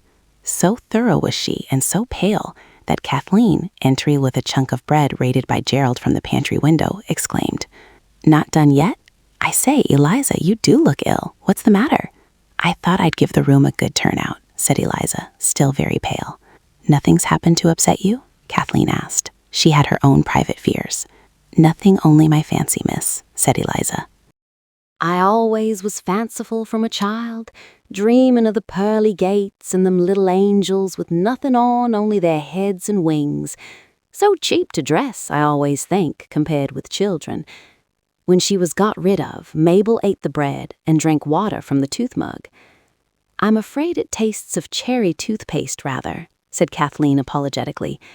"It doesn't matter," a voice replied from the tilted mug. "It's more interesting than water. I should think red wine and ballads was rather like this." "We've got leave for the day again," said Kathleen, when the last bit of bread had vanished, "and Gerald feels like I do about lies, so we're going to tell your aunt where you really are." "She won't believe you." "That doesn't matter if we speak the truth," said Kathleen primly. "I expect you'll be sorry for it," said Mabel. "But come on, and I say, do be careful not to shut me in the door as you go out. You nearly did just now." In the blazing sunlight that flooded the high street, 4 shadows to 3 children seemed dangerously noticeable. A butcher's boy looked far too earnestly at the extra shadow, and his big liver-colored lurcher snuffed at the legs of that shadow's mistress and whined uncomfortably. "Get behind me," said Kathleen. "Then our 2 shadows will look like one." But Mabel's shadow, very visible, fell on Kathleen's back, and the ostler of the Davenant Arms looked up to see what big bird had cast that big shadow. A woman driving a cart with chickens and ducks in it called out, "Hello, missy, ain't you blackened your back neither? What you been leaning up against?" Everyone was glad when they got out of the town. Speaking the truth to Mabel's aunt did not turn out at all as anyone, even Mabel, expected. The aunt was discovered reading a pink novelette at the window of the housekeeper's room, which, framed in clematis and green creepers, looked out on a nice little courtyard to which Mabel led the party. "Excuse me," said Gerald, "but I believe you've lost your niece?" "Not lost, my boy," said the aunt, who was spare and tall, with a drab fringe and a very genteel voice. "We could tell you something about her," said Gerald. "Now," replied the aunt in a warning voice, "no complaints, please. My niece has gone, and I am sure no one thinks less than I do of her little pranks. If she's played any tricks on you, it's only her light-hearted way. Go away, children. I'm busy." "Did you get her note?" asked Kathleen. The aunt showed rather more interest than before, but she still kept her finger in the novelette. "Oh," she said, "so you witnessed her departure? Did she seem glad to go?" "Quite," said Gerald truthfully. "Then I can only be glad that she is provided for," said the aunt. "I dare say you were surprised. These romantic adventures do occur in our family. Lord Yalding selected me out of 11 applicants for the post of housekeeper here. I've not the slightest doubt the child was changed at birth, and her rich relatives have claimed her. But aren't you going to do anything? Tell the police or—" "Shh," said Mabel. "I won't shish," said Jimmy. "Your Mabel's invisible, that's all it is. She's just beside me now." "I detest untruthfulness," said the aunt severely, "in all its forms. Will you kindly take that little boy away? I am quite satisfied about Mabel." "Well," said Gerald, "you are an aunt and no mistake. But what will Mabel's father and mother say?" "Mabel's father and mother are dead," said the aunt calmly, and a little sob sounded close to Gerald's ear. "All right," he said, "we'll be off, but don't you go saying we didn't tell you the truth, that's all." "You have told me nothing," said the aunt, "none of you, except that little boy who has told me a silly falsehood." "We meant well," said Gerald gently. "You don't mind our having come through the grounds, do you? We're very careful not to touch anything." "No visitors are allowed," said the aunt, glancing down at her novel rather impatiently. "Ah, but you wouldn't count us visitors," said Gerald in his best manner. "We're friends of Mabel's. Our father's colonel of the—" "Indeed," said the aunt. "And our aunt's Lady Sandling, so you can be sure we wouldn't hurt anything on the estate." "I'm sure you wouldn't hurt a fly," said the aunt absently. "Goodbye. Be good children." And on this they got away quickly. "Why," said Gerald when they were outside the little court, "your aunt's as mad as a hatter. Fancy not caring what becomes of you, and fancy believing that rot about the motor lady." "I knew she'd believe it when I wrote it," said Mabel modestly. "She's not mad, only she's always reading novelettes. I read the books in the big library. Oh, it's such a jolly room, such a queer smell, like boots, and old leather books sort of powdery at the edges. I'll take you there someday. Now your consciences are all right about my aunt, I'll tell you my great idea. Let's get down to the Temple of Flora. I'm glad you got Aunt's permission for the grounds. It would be so awkward for you to have to be always dodging behind bushes when one of the gardeners came along." "Yes," said Gerald modestly, "I thought of that." The day was as bright as yesterday had been, and from the white marble temple the Italian-looking landscape looked more than ever like a steel engraving colored by hand, or an oleographic imitation of one of Turner's pictures. When the 3 children were comfortably settled on the steps that led up to the white statue, the voice of the 4th child said sadly, "I'm not ungrateful, but I'm rather hungry, and you can't be always taking things from me through your larder window. If you like, I'll go back and live in the castle. It's supposed to be haunted. I suppose I could haunt it as well as anyone else. I am a sort of ghost now, you know. I will if you like." "Oh, no," said Kathleen kindly. "You must stay with us." "But about food, I'm not ungrateful, really I'm not. But breakfast is breakfast, and bread's only bread. If you could get the ring off, you could go back." "Yes," said Mabel's voice, "but you see, I can't. I tried again last night in bed, and again this morning. And it's like stealing, taking things out of your larder, even if it's only bread." "Yes, it is," said Gerald, who had carried out this bold enterprise. "Well now, what we must do is to earn some money." Jimmy remarked that this was all very well, but Gerald and Kathleen listened attentively. "What I mean to say," the voice went on, I'm really sure is all for the best, me being invisible. We shall have adventures, you see if we don't. Adventures, said the bold buccaneer, are not always profitable. It was Gerald who murmured this. This one will be, anyhow, you see. Only you mustn't all go. Look here, if Jerry could make himself look common. That ought to be easy, said Jimmy, and Kathleen told him not to be so jolly disagreeable. I'm not, said Jimmy, only he has an inside feeling that this Mabel of yours is going to get us into trouble, put in Gerald, like La Belle Dame sans merci, and he does not want to be found in future ages, alone and palely loitering in the middle of sedge and things.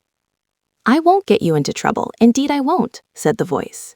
Why, we're a band of brothers for life, after the way you stood by me yesterday. What I mean is, Gerald can go to the fair and do conjuring. He doesn't know any, said Kathleen. I should do it really, said Mabel, but Jerry could look like doing it, move things without touching them and all that. But it wouldn't do for all three of you to go. The more there are of children, the younger they look, I think, and the more people wonder what they're doing all alone by themselves.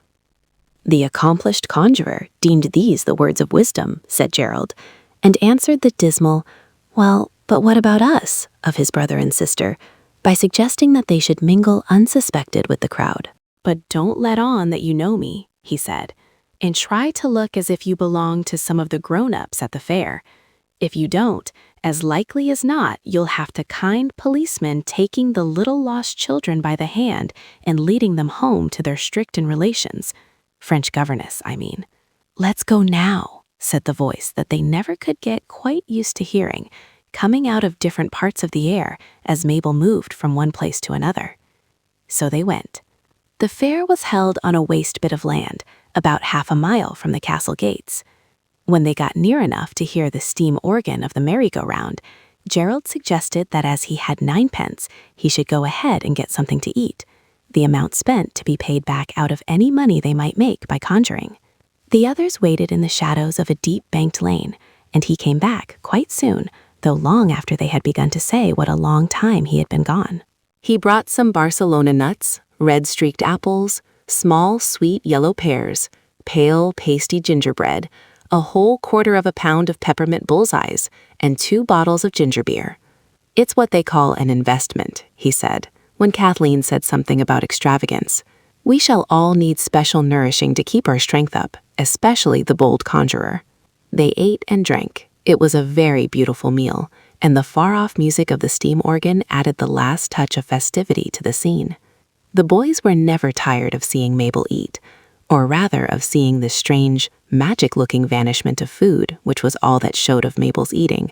They were entranced by the spectacle, and pressed on her more than her just share of the feast, just for the pleasure of seeing it disappear.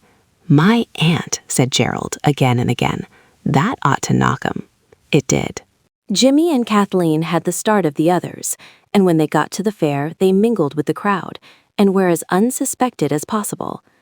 They stood near a large lady who was watching the coconut shies, and presently saw a strange figure with its hands in its pockets, strolling across the trampled yellowy grass, among the bits of drifting paper and the sticks and straws that always litter the ground of an English fair.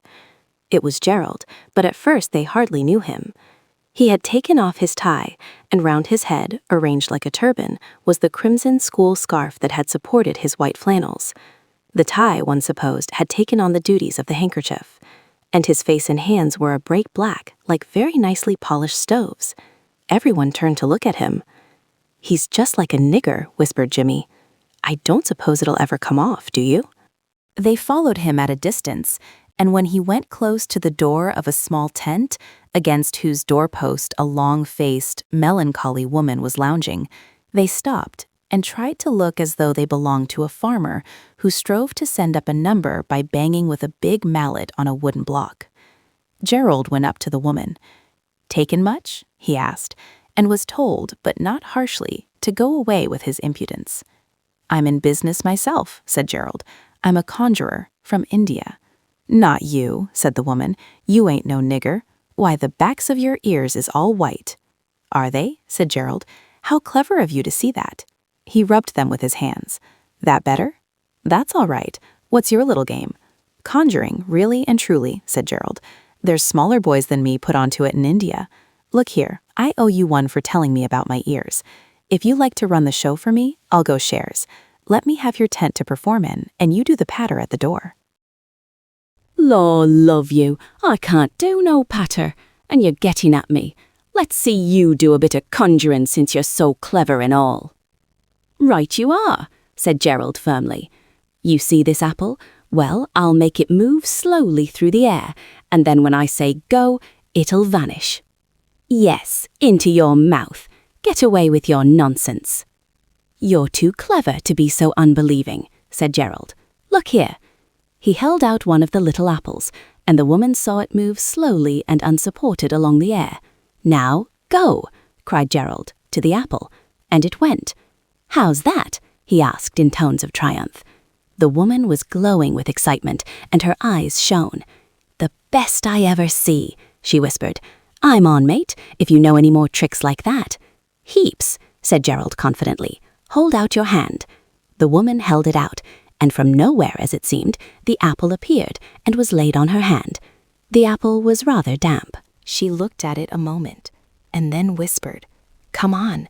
There's to be no one in it but just us two, but not in the tent.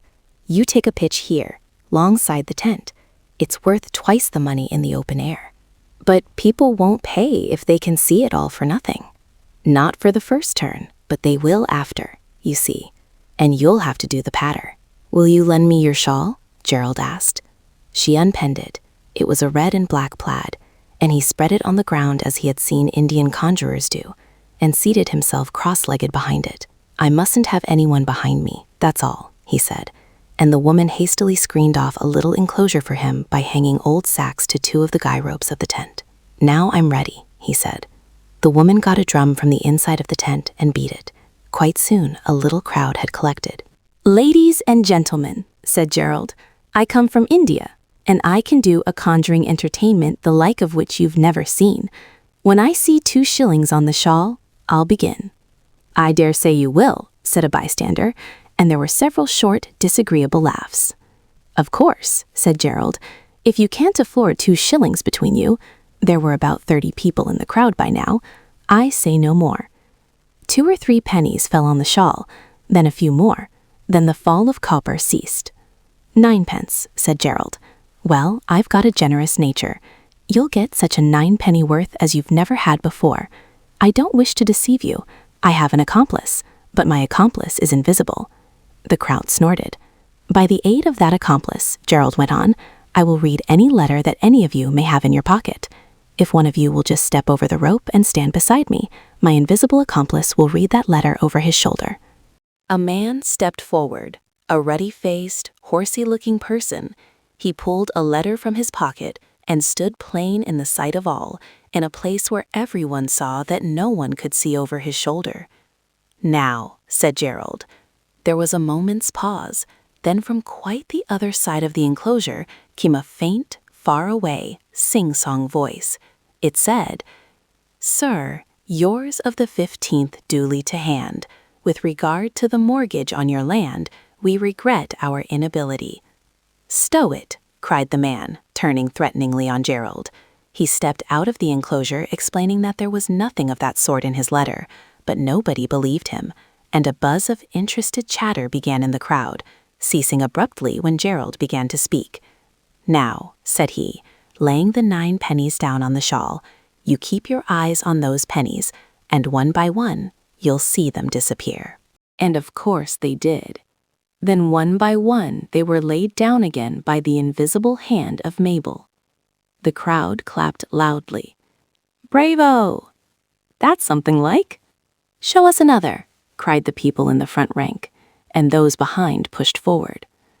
"Now," said Gerald, "you've seen what I can do, but I don't do any more till I see 5 shillings on this carpet." And in 2 minutes, 7 and 3 pence lay there, and Gerald did a little more conjuring. When the people in front didn't want to give any more money, Gerald asked them to stand back and let the others have a look in. I wish I had time to tell you of all the tricks he did. The grass round his enclosure was absolutely trampled off by the feet of the people who thronged to look at him. There is really hardly any limit to the wonders you can do if you have an invisible accomplice. All sorts of things were made to move about, apparently by themselves, and even to vanish, into the folds of Mabel's clothing. The woman stood by, looking more and more pleasant as she saw the money come tumbling in, and beating her shabby drum every time Gerald stopped conjuring. The news of the conjurer had spread all over the fair. The crowd was frantic with admiration. The man who ran the coconut shies begged Gerald to throw in his lot with him. The owner of the rifle gallery offered him free board and lodging and go shares. And a brisk, broad lady in stiff black silk and a violet bonnet tried to engage him for the forthcoming bazaar for reformed bandsmen. And all this time the others mingled with the crowd, quite unobserved, for who could have eyes for anyone but Gerald? It was getting quite late, long past tea time, and Gerald, who was getting very tired indeed, and was quite satisfied with his share of the money, was racking his brains for a way to get out of it. "How are we to hook it?" he murmured as Mabel made his cap disappear from his head by the simple process of taking it off and putting it in her pocket. "They'll never let us get away. I didn't think of that before." "Let me think," whispered Mabel, and next moment she said close to his ear, "Divide the money and give her something for the shawl. Put the money on it and say—" She told him what to say. Gerald's pitch was in the shade of the tent. Otherwise, of course, everyone would have seen the shadow of the invisible Mabel as she moved about, making things vanish. Gerald told the woman to divide the money, which she did honestly enough. "Now," he said, while the impatient crowd pressed closer and closer, "I'll give you 5 bob for your shawl." 7 and 6, said the woman mechanically. "Righto," said Gerald, putting his heavy share of the money in his trouser pocket. "This shawl will now disappear," he said, picking it up. He handed it to Mabel, who put it on, and of course, it disappeared. A roar of applause went up from the audience. "Now," he said, "I come to the last trick of all. I shall take 3 steps backward and vanish." He took 3 steps backward. Mabel wrapped the invisible shawl round him, and he did not vanish. The shawl being invisible did not conceal him in the least. "Yah!" cried a boy's voice in the crowd. "Look at him. He knows he can't do it." "I wish I could put you in my pocket," said Mabel. The crowd was crowding closer. At any moment they might touch Mabel, and then anything might happen, simply anything. Gerald took hold of his hair with both hands, as his way was when he was anxious or discouraged. Mabel, in invisibility, wrung her hands, as people are said to do in books. That is, she clasped them and squeezed very tight. "Oh," she whispered suddenly, "it's loose. I can get it off." "Not—" "Yes, the ring." "Come on, young master, give us summat for our money," a farm labourer shouted. "I will," said Gerald. "This time I really will vanish." "Slip round into the tent," he whispered to Mabel. "Push the ring under the canvas, then slip out at the back and join the others. When I see you with them, I'll disappear. Go slow and I'll catch you up." "It's me," said a pale and obvious Mabel in the ear of Kathleen. "He's got the ring. Come on, before the crowd begins to scatter." As they went out of the gate, they heard a roar of surprise and annoyance rise from the crowd, and knew that this time Gerald really had disappeared. They had gone a mile before they heard footsteps on the road, and looked back. No one was to be seen. Next moment, Gerald's voice spoke out of clear, empty-looking space. "Halloa," it said gloomily. "How horrid," cried Mabel. "You did make me jump. Take the ring off. It makes me feel quite creepy, you being nothing but a voice."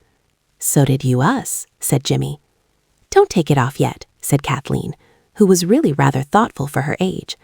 "Because you're still black, I suppose, and you might be recognized and eloped with by gypsies, so that you should go on doing conjuring for ever and ever." "I should take it off," said Jimmy. "It's no use going about invisible and people seeing us with Mabel and saying we've eloped with her." "Yes," said Mabel impatiently, "that would be simply silly, and besides, I want my ring." "It's not yours any more than ours, anyhow," said Jimmy. Yes, it is, said Mabel. Oh, stow it, said the weary voice of Gerald beside her. What's the use of jawing? I want the ring, said Mabel, rather mulishly. Want. The words came out of the still evening air. Want must be your master. You can't have the ring. I can't get it off. Chapter 4. The difficulty was not only that Gerald had got the ring on and couldn't get it off, and was therefore invisible, but that Mabel, who had been invisible, and therefore possible to be smuggled into the house, was now plain to be seen, and impossible for smuggling purposes. The children would have not only to account for the apparent absence of one of themselves, but for the obvious presence of a perfect stranger. I can't go back to Aunt. I can't, and I won't, said Mabel firmly. Not if I was visible 20 times over. She'd smell a rat if you did, Gerald owned. About the motor car, I mean, and the adopting lady, and what we're to say to Mademoiselle about you. He tugged at the ring. Suppose you told the truth, said Mabel meaningly. She wouldn't believe it, said Kathy, or if she did, she'd go stark, staring, raving mad. No, said Gerald's voice. We daren't tell her, but she's really rather decent. Let's ask her to let you stay the night because it's too late for you to get home. That's all right, said Jimmy. But what about you? I shall go to bed, said Gerald, with a bad headache. Oh, that's not a lie. I've got one right enough. It's the sun, I think. I know blacklead attracts the concentration of the sun. More likely the pears in the gingerbread, said Jimmy unkindly. Well, let's get along. I wish it was me was invisible. I'd do something different from going to bed with a silly headache, I know that. What would you do? Asked the voice of Gerald just behind him. Do keep in one place, you silly cuckoo, said Jimmy. You make me feel all jumpy. He had indeed jumped rather violently. Here, walk between Kathy and me. What would you do? Repeated Gerald from that apparently unoccupied position. I'd be a burglar, said Jimmy. Kathy and Mabel in one breath reminded him how wrong burgling was, and Jimmy replied, Well then, a detective. There's got to be something to detect before you can begin detectiving, said Mabel. Detectives don't always detect things, said Jimmy, very truly. If I couldn't be any other kind, I'd be a baffled detective. You could be one all right, and have no end of larks just the same. Why don't you do it? It's exactly what I am going to do, said Gerald. We'll go round by the police station and see what they've got in the way of crimes. They did, and read the notices on the board outside. 2 dogs had been lost, a purse, and a portfolio of papers of no value to any but the owner. Also, Houghton Grange had been broken into, and a quantity of silver plate stolen. £20 reward offered for any information that may lead to the recovery of the missing property. That burglary's my lay, said Gerald. I'll detect that. Here comes Johnson, he added. He's going off duty. Ask him about it. The fell detective, being invisible, was unable to pump the constable, but the young brother of our hero made the inquiries in quite a creditable manner. Be creditable, Jimmy. Jimmy hailed the constable. Hello, Johnson, he said. And Johnson replied, Hello, young shaver. Shaver yourself, said Jimmy, but without malice. What are you doing this time of night? The constable asked jocosely. All the dicky birds is gone to their little nestices. We've been to the fair, said Kathleen. There was a conjurer there. I wish you could have seen him. Heard about him, said Johnson. All fake, you know. The quickness of the Anne deceives the eye. Such is fame. Gerald, standing in the shadow, jingled the loose money in his pocket to console himself. What's that? The policeman asked quickly. Our money jinglin', said Jimmy, with perfect truth. It's well to be some people, Johnson remarked. Wish I'd got my pockets full to jingle with. Well, why haven't you? Asked Mabel. Why don't you get that £20 reward? I'll tell you why I don't. Because in this air realm of liberty and Britannia ruling the waves, you ain't allowed to arrest a chap on suspicion, even if you know perfectly well who done the job. What a shame, said Jimmy warmly. And who do you think did it? I don't think. I know. Johnson's voice was ponderous as his boots. It's a man what's known to the police on account of a heap of crimes he's done, but we never can't bring it home to him, nor yet get sufficient evidence to convict.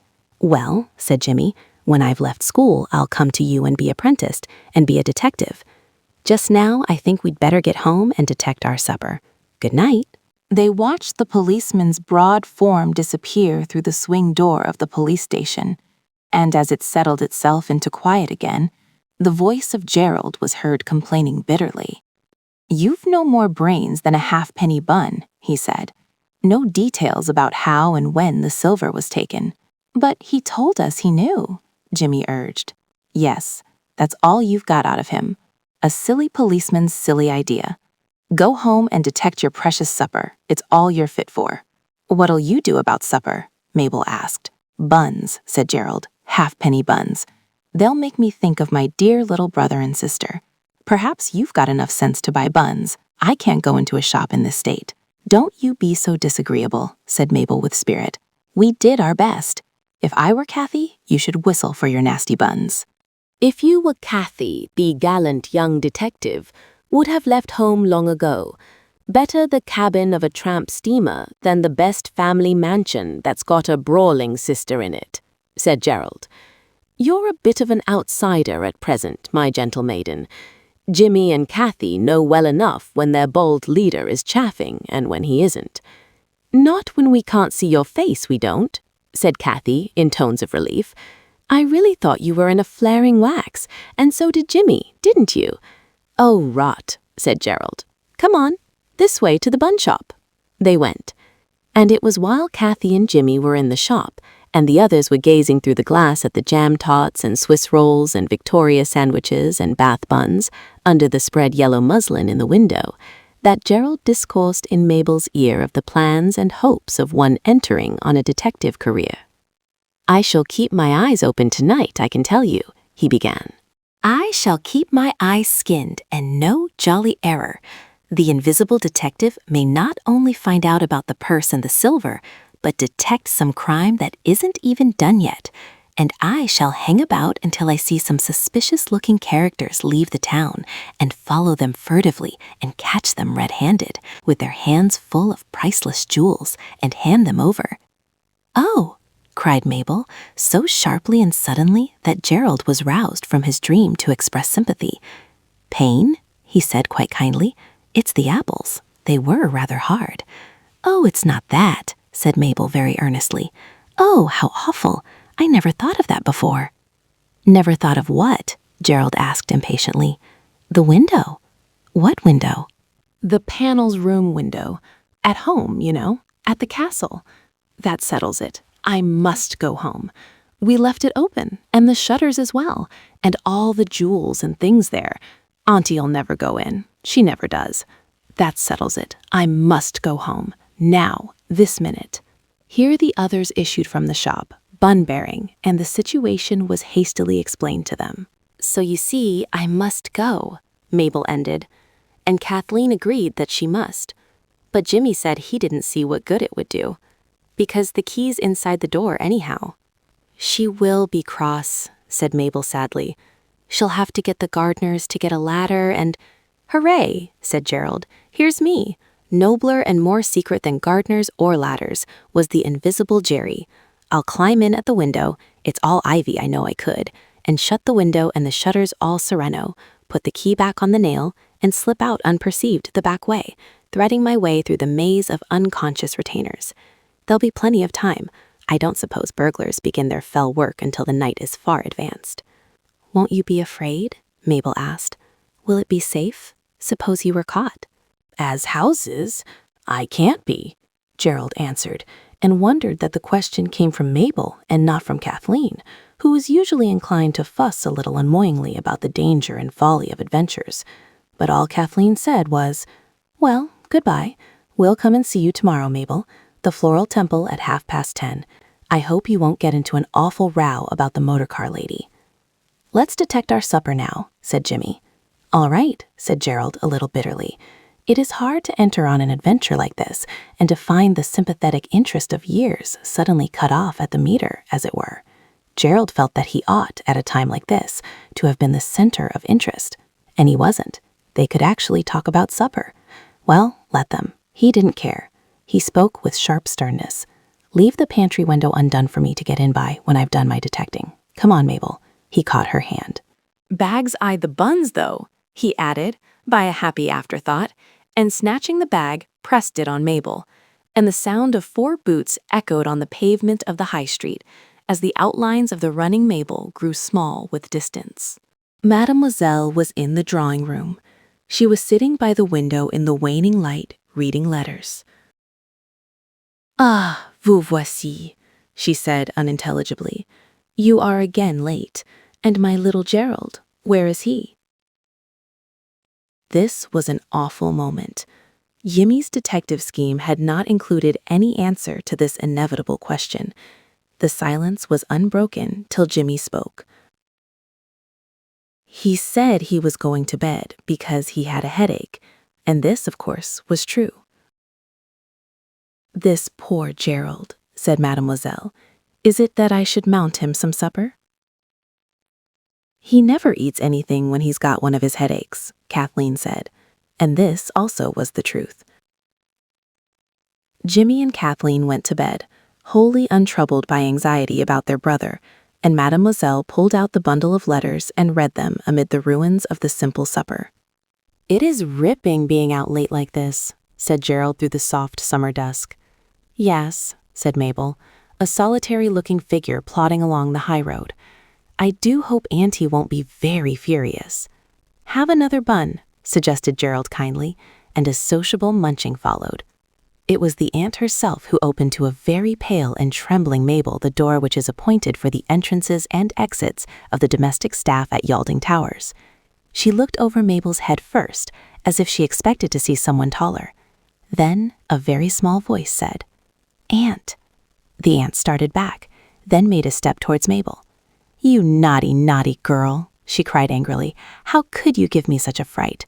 I've a good mind to keep you in bed for a week for this, miss. Oh, Mabel, thank heaven you're safe." And with that, the aunt's arms went round Mabel and Mabel's round the aunt, in such a hug as they had never met in before. "But you didn't seem to care a bit this morning," said Mabel, when she had realized that her aunt really had been anxious, really was glad to have her safe home again. "How do you know?" "I was there listening. Don't be angry, Auntie." "I feel as if I never could be angry with you again, now I've got you safe," said the aunt surprisingly. "But how was it?" Mabel asked. "My dear," said the aunt impressively, "I've been in a sort of trance. I think I must be going to be ill. I've always been fond of you, but I didn't want to spoil you.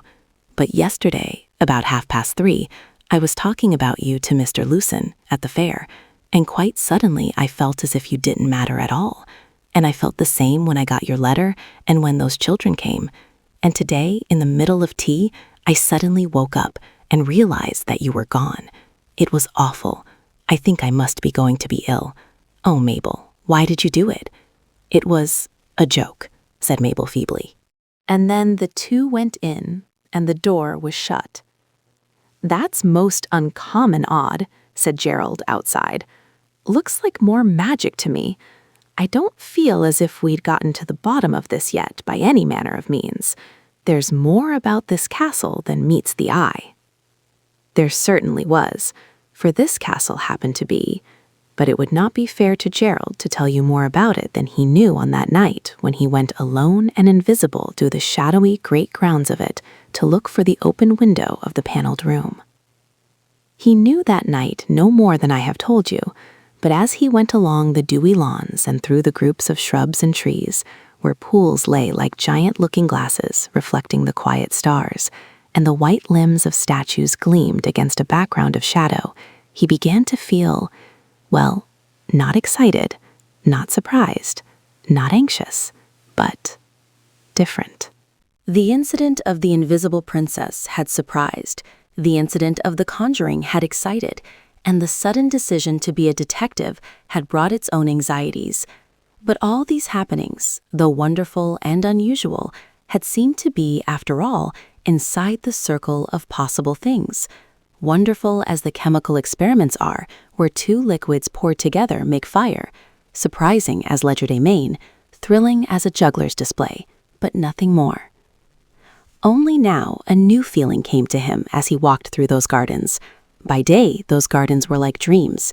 At night, they were like visions. He could not see his feet as he walked, but he saw the movement of the dewy grass blades that his feet displaced. And he had that extraordinary feeling, so difficult to describe, and yet so real and so unforgettable, the feeling that he was in another world that had covered up and hidden the old world as a carpet covers a floor. The floor was there all right, underneath, but what he walked on was the carpet that covered it, and that carpet was drenched in magic, as the turf was drenched in dew. The feeling was very wonderful. Perhaps you will feel it someday. There are still some places in the world where it can be felt, but they grow fewer every year. The enchantment of the garden held him. "I'll not go in yet," he told himself. "It's too early, and perhaps I shall never be here at night again. I suppose it is the night that makes everything look so different." Something white moved under a weeping willow. White hands parted the long, rustling leaves. A white figure came out, a creature with horns and goat's legs and the head and arms of a boy. And Gerald was not afraid. That was the most wonderful thing of all, though he would never have owned it. The white thing stretched its limbs, rolled on the grass, righted itself, and frisked away across the lawn. Still, something white gleamed under the willow. 3 steps nearer, and Gerald saw that it was the pedestal of a statue, empty. "They come alive," he said, and another white shape came out of the Temple of Flora and disappeared in the laurels. The statues come alive. There was a crunching of the little stones in the gravel of the drive. Something enormously long and darkly gray came crawling towards him, slowly, heavily. The moon came out just in time to show its shape. It was one of those great lizards that you see at the Crystal Palace, made in stone, of the same awful size which they were millions of years ago when they were masters of the world, before man was. "It can't see me," said Gerald. "I am not afraid. It's come to life too." As it writhed past him, he reached out a hand and touched the side of its gigantic tail. It was of stone. It had not come alive as he had fancied, but was alive in its stone. It turned, however, at the touch, but Gerald also had turned and was running with all his speed towards the house, because at that stony touch, fear had come into the garden and almost caught him. It was fear that he ran from, and not the moving stone beast. He stood panting under the 5th window. When he had climbed to the window ledge by the twisted ivy that clung to the wall, he looked back over the gray slope. There was a splashing at the fish pool that had mirrored the stars. The shape of the great stone beast was wallowing in the shallows among the lily pads. Once inside the room, Gerald turned for another look. The fish pond lay still and dark, reflecting the moon. Through a gap in the drooping willow, the moonlight fell on a statue that stood calm and motionless on its pedestal. Everything was in its place now in the garden. Nothing moved or stirred. "How extraordinarily rum," said Gerald. "I shouldn't have thought you could go to sleep walking through a garden and dream like that." He shut the window, lit a match, and closed the shutters. Another match showed him the door. He turned the key, went out, locked the door again, hung the key on its usual nail, and crept to the end of the passage. Here he waited, safe in his invisibility, till the dazzle of the matches should have gone from his eyes, and he be once more able to find his way by the moonlight that fell in bright patches on the floor through the barred, unshuttered windows of the hall. "Wonder where the kitchen is," said Gerald. He had quite forgotten that he was a detective. He was only anxious to get home and tell the others about that extraordinarily odd dream that he had had in the gardens. "I suppose it doesn't matter what doors I open. I'm invisible all right still, I suppose.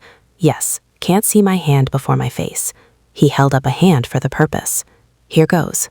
He opened many doors, wandered into long rooms with furniture dressed in brown holland covers that looked white in that strange light.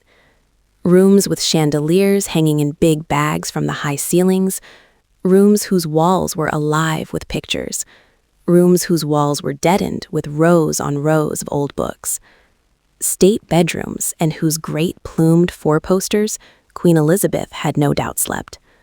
That queen, by the way, must have been very little at home, for she seems to have slept in every old house in England. but he could not find the kitchen. At last, a door opened on stone steps that went up. There was a narrow stone passage, steps that went down, a door with a light under it. It was, somehow, difficult to put out one's hand to that door and open it. Nonsense, Gerald told himself. Don't be an ass. Are you invisible or aren't you? Then he opened the door, and someone inside said something in a sudden rough growl. Gerald stood back, flattened against the wall, as a man sprang to the doorway and flashed a lantern into the passage. "All right," said the man, with almost a sob of relief. "It was only the door swung open.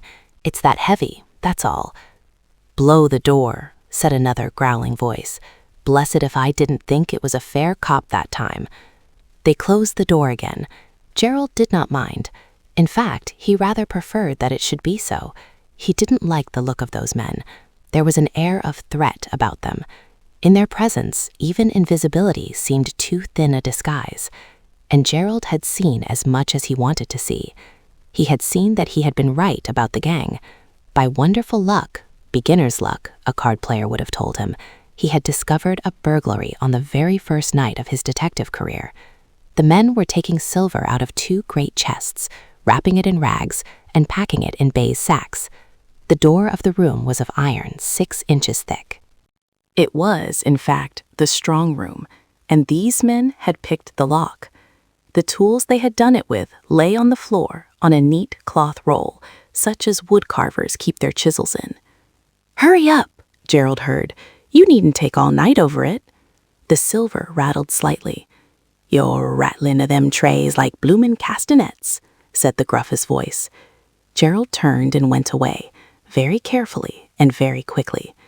And it is a most curious thing that, though he couldn't find the way to the servants' wing when he had nothing else to think of, yet now, with his mind full, so to speak, of silver forks and silver cups and the question of who might be coming after him down those twisting passages, he went straight as an arrow to the door that led from the hall to the place he wanted to get to. As he went, the happenings took words in his mind. The fortunate detective, he told himself, having succeeded beyond his wildest dreams, himself left the spot in search of assistance. But what assistance? There were no doubt men in the house, also the aunt, but he could not warn them. He was too hopelessly invisible to carry any weight with strangers. The assistance of Mabel would not be of much value. The police? Before they could be got, and the getting of them presented difficulties, the burglars would have cleared away with their sacks of silver. Gerald stopped and thought hard. He held his head with both hands to do it. You know the way. The same as you sometimes do for simple equations or the dates of the battles of the Civil War. Then with pencil, notebook, a window ledge, and all the cleverness he could find at the moment, he wrote, "You know the room where the silver is. Burglars are burgling it. The thick door is picked. Send a man for police. I will follow the burglars if they get away ere police arrive on the spot." He hesitated a moment and ended, "From a friend, this is not a cell." This letter, tied tightly around a stone by means of a shoelace, thundered through the window of the room where Mabel and her aunt, in the ardor of reunion, were enjoying a supper of unusual charm: stewed plums, cream, sponge cakes, custard in cups, and cold bread and butter pudding. Gerald, in hungry invisibility, looked wistfully at the supper before he threw the stone. He waited till the shrieks had died away, saw the stone picked up. The warning letter read. "Nonsense," said the aunt, growing calmer. "How wicked! Of course it's a hoax." "Oh, do send for the police like he says," wailed Mabel. "Like who says?" snapped the aunt. "Whoever it is," Mabel moaned. "Send for the police at once," said Gerald outside, in the manliest voice he could find. "You'll only blame yourself if you don't. I can't do any more for you." I'll set the dogs on you," cried the aunt. "Oh, Auntie, don't." Mabel was dancing with agitation. "It's true. I know it's true. Do wake Bates." "I don't believe a word of it," said the aunt. No more did Bates when, owing to Mabel's persistent worryings, he was awakened. But when he had seen the paper and had to choose whether he'd go to the strong room and see that there really wasn't anything to believe or go for the police on his bicycle, he chose the latter course. When the police arrived, the strong room door stood ajar, and the silver, or as much of it as 3 men could carry, was gone. Gerald's notebook and pencil came into play again later on that night. It was 5 in the morning before he crept into bed, tired out and cold as a stone. Master Gerald! It was Eliza's voice in his ears. It's 7 o'clock, and another fine day, and there's been another burglary. My cat's alive! She screamed as she drew up the blind and turned towards the bed. Look at his bed, all crocked with black, and him not there. Oh, Jiminy! It was a scream this time. Kathleen came running from her room. Jimmy sat up in his bed and rubbed his eyes. Whatever is it? Kathleen cried. I don't know when I had such a turn. Eliza sat down heavily on a box as she spoke. First thing, his bed all empty and black as the chimney back, and him not in it. And then, when I looks again, he is in it, all the time. I must be going silly. I thought as much when I heard them haunting angel voices yesterday morning.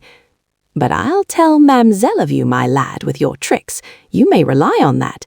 Lacking yourself all over like a dirty nigger and crocking up your clean sheets and pillowcases. It's going back of beyond, this is. Look here, said Gerald slowly. I'm going to tell you something. Eliza simply snorted, and that was rude of her, but then she had had a shock and had not got over it. Can you keep a secret? Asked Gerald, very earnest through the gray of his partly rubbed-off blacklead. Yes, said Eliza. Then keep it, and I'll give you 2 bob. But what was you going to tell me? That, about the 2 bob and the secret, and you keep your mouth shut. I didn't ought to take it, said Eliza, holding out her hand eagerly. Now you get up and mind you wash all the corners, Master Gerald. Oh, I'm so glad you're safe, said Kathleen when Eliza had gone. You didn't seem to care much last night, said Gerald coldly. I can't think how I let you go. I didn't care last night. But when I woke this morning and remembered, there, that'll do. It'll come off on you, said Gerald through the reckless hugging of his sister. How did you get visible? Jimmy asked. It just happened when she called me. The ring came off. Tell us all about everything, said Kathleen. Not yet, said Gerald mysteriously. Where's the ring? Jimmy asked after breakfast. I want to have a try now. I forgot it, said Gerald. I expect it's in the bed somewhere. But it wasn't. Eliza had made the bed. I'll swear there ain't no ring there, she said. I should have seen it if there had been. Chapter 5. Search and research proving vain, said Gerald when every corner of the bedroom had been turned out and the ring had not been found. The noble detective hero of our tale remarked that he would have other fish to fry in half a jiff, and if the rest of you want to hear about last night, let's keep it till we get to Mabel, said Kathleen heroically. The assignation was 10:30, wasn't it? Why shouldn't Gerald gas as we go along? I don't suppose anything very much happened anyhow. This, of course, was Jimmy. That shows, remarked Gerald sweetly, how much you know. The melancholy Mabel will await the tryst without success, as far as this one is concerned. Fish, fish, other fish I fry, he warbled to the tune of Cherry Ripe, till Kathleen could have pinched him. Jimmy turned coldly away, remarking, when you've quite done. But Gerald went on singing. Where the lips of Johnson smile, there's the land of Cherry Isle. Other fish, fish I fry. Stately Johnson, come and buy. How can you, asked Kathleen, be so aggravating? I don't know, said Gerald, returning to prose. Want of sleep or intoxication, of success, I mean. Come where no one can hear us. Oh, come to some island where no one can hear, and beware of the keyhole that's glued to an ear, he whispered. Open the door suddenly, and there, sure enough, was Eliza, stooping without. She flicked feebly at the wainscot with a duster, but concealment was vain. You know what listeners never hear, said Jimmy severely. I didn't then, so there, said Eliza, whose listening ears were crimson. So they passed out and up the high street to sit on the churchyard wall and dangle their legs, and all the way Gerald's lips were shut into a thin, obstinate line. "Now," said Kathleen. "Oh, Jerry, don't be a goat. I'm simply dying to hear what happened." "That's better," said Gerald, and he told his story. As he told it, some of the white mystery and magic of the moonlit gardens got into his voice and his words, so that when he told of the statues that came alive, and the great beast that was alive through all its stone, Kathleen thrilled responsive, clutching his arm, and even Jimmy ceased to kick the wall with his boot heels and listened open-mouthed.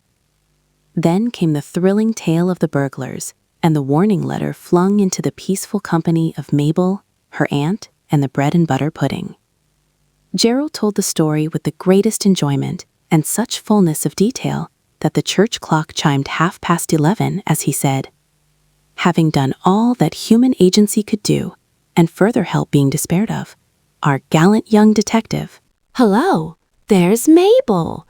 There was, the tailboard of a cart shed her almost at their feet. "I couldn't wait any longer," she explained, "when you didn't come, and I got a lift. Has anything more happened? The burglars had gone when Bates got to the strong room." "You don't mean to say all that wheeze is real?" Jimmy asked. "Of course it's real," said Kathleen. "Go on, Jerry.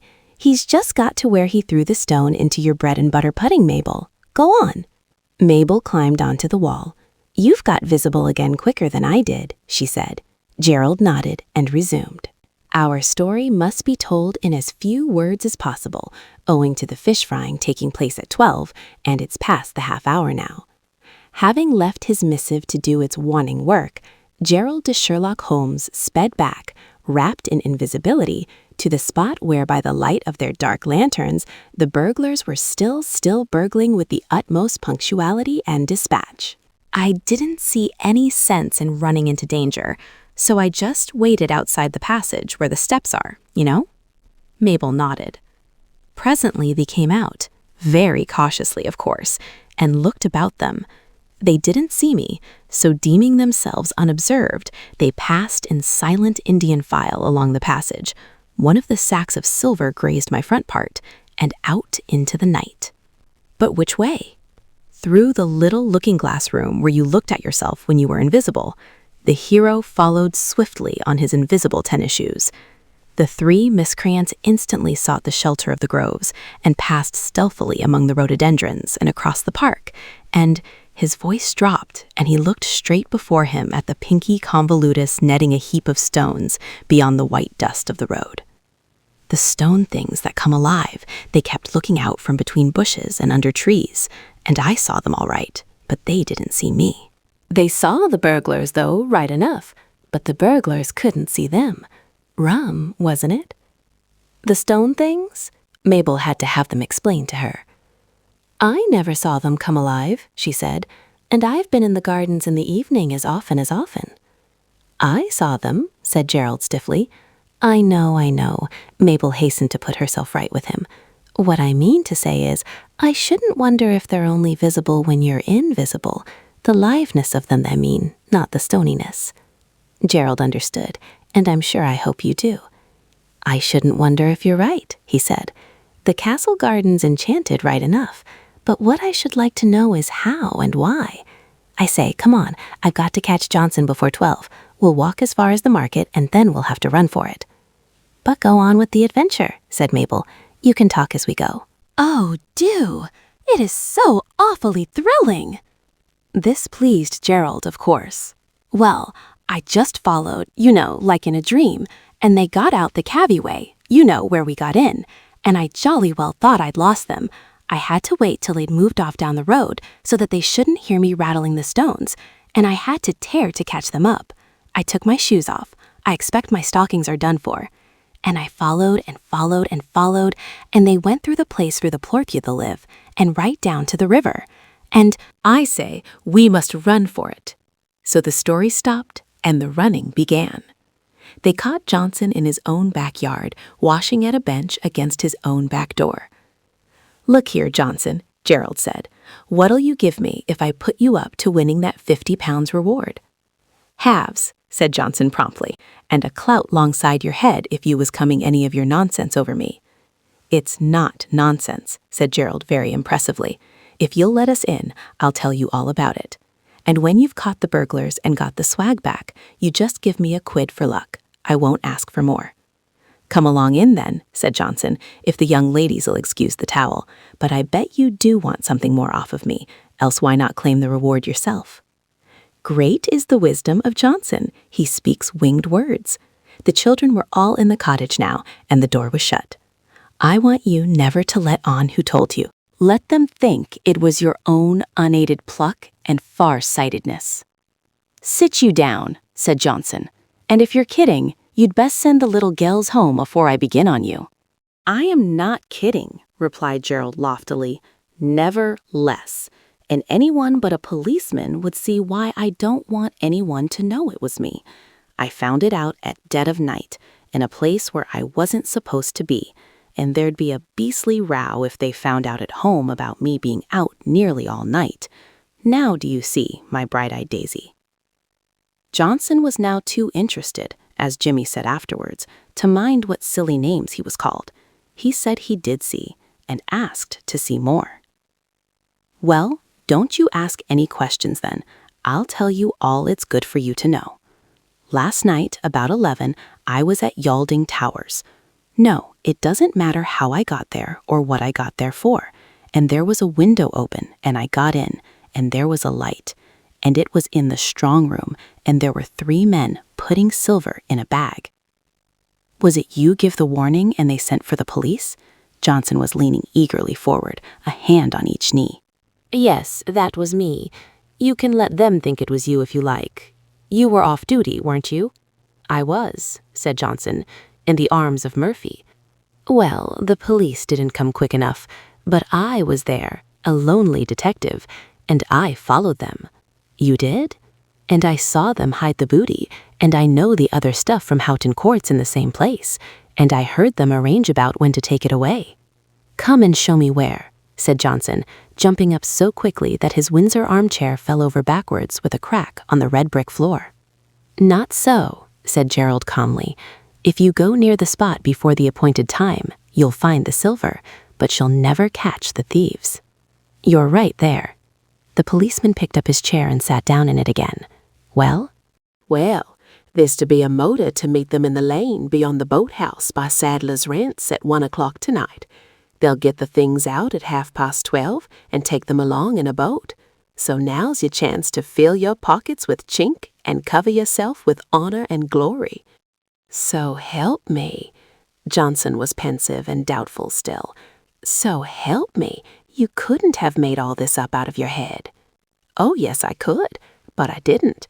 Now look here, it's the chance of your lifetime, Johnson. A quid for me and a still tongue for you, and the job's done. Do you agree?" "Oh, I agree right enough," said Johnson. "I agree, but if you're coming any of your larks—" "Can't you see he isn't?" Kathleen put in impatiently. "He's not a liar. We none of us are." "If you're not on, say so," said Gerald, "and I'll find another policeman with more sense." "I could split about you being out all night," said Johnson. "But you wouldn't be so ungentlemanly," said Mabel brightly. "Don't you be so unbelieving when we're trying to do you a good turn." "If I were you," Gerald advised, "I'd go to the place where the silver is with 2 other men. You could make a nice little ambush in the wood yard, it's close there, and I'd have 2 or 3 more men up trees in the lane to wait for the motor car." "You ought to have been in the force, you ought," said Johnson admiringly. "But suppose it was a hoax?" "Well, then you'd have made an ass of yourself. I don't suppose it'd be the first time," said Jimmy. "Are you on?" said Gerald in haste. "Hold your jaw, Jimmy, you idiot." "Yes," said Johnson. "Then when you're on duty, you go down to the wood yard, and the place where you see me blow my nose is the place. The sacks are tied with string to the posts under the water. You just stalk by in your dignified beauty and make a note of the spot. That's where glory waits you, and when fame elates you and you're sergeant, please remember me." Johnson said he was blessed. He said it more than once, and then remarked that he was on, and added that he must be off that instant minute. Johnson's cottage lies just out of the town, beyond the blacksmith's forge, and the children had come to it through the wood. They went back the same way, and then down through the town and through its narrow, unsavory streets to the towing bath by the timber yard. Here they ran along the trunks of the big trees, peeped into the saw pit, and, the men were away at dinner, and this was a favorite playplace of every boy within miles, made themselves a seesaw with a fresh-cut, sweet-smelling pine plank and an elm root. "What a ripping place," said Mabel, breathless on the seesaw's end. "I believe I like this better than pretending games or even magic." "So do I," said Jimmy. "Jerry, don't keep sniffing so. You'll have no nose left." "I can't help it," Gerald answered. "I daren't use my hanky for fear Johnson's on the lookout somewhere unseen. I wish I'd thought of some other signal. Sniff? No, nor I shouldn't want to now if I hadn't got not to. That's what's so rum. The moment I got down here and remembered what I'd said about the signal, I began to have a cold. And thank goodness here he is." The children, with a fine air of unconcern, abandoned the seesaw. "Follow my leader," Gerald cried, and ran along a barked oak trunk, the others following. In and out and round about ran the file of children, over heaps of logs, under the jutting ends of piled planks, and just as the policeman's heavy boots trod the towing path, Gerald halted at the end of a little landing stage of rotten boards with a rickety handrail, cried "Pax," and blew his nose with loud fervor. "Morning," he said immediately. "Morning," said Johnson. "Got a cold, ain't you?" "Ah, I shouldn't have a cold if I got boots like yours," returned Gerald admiringly. "Look at them. Anyone'd know your fairy footstep a mile off. How do you ever get near enough to anyone to arrest them?" He skipped off the landing stage, whispered as he passed Johnson, "Courage, promptitude, and dispatch. That's the place," and was off again, the active leader of an active procession. "We've brought a friend home to dinner," said Kathleen when Eliza opened the door. "Where's Mademoiselle?" "Gone to see Yalding Towers. Today's show day, you know. And just you hurry over your dinners. It's my afternoon out, and my gentleman friend don't like it if he's kept waiting." "All right, we'll eat like lightning," Gerald promised. "Set another place there, there's an angel." They kept their word. The dinner, it was minced veal and potatoes and rice pudding, perhaps the dullest food in the world, was over in a quarter of an hour. "And now," said Mabel, when Eliza and a jug of hot water had disappeared up the stairs together, "where's the ring? I ought to put it back." "I haven't had a turn yet," said Jimmy. "When we find it, Kathy and I ought to have turned same as you and Gerald did." "When you find it?" Mabel's pale face turned paler between her dark locks. "I'm very sorry. We're all very sorry," began Kathleen, and then the story of the losing had to be told.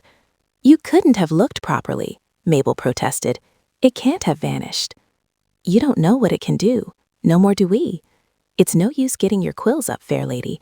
Perhaps vanishing itself is just what it does do. You see, it came off my hand in the bed. We looked everywhere."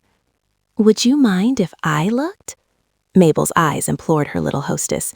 "You see, if it's lost, it's my fault. It's almost the same as stealing.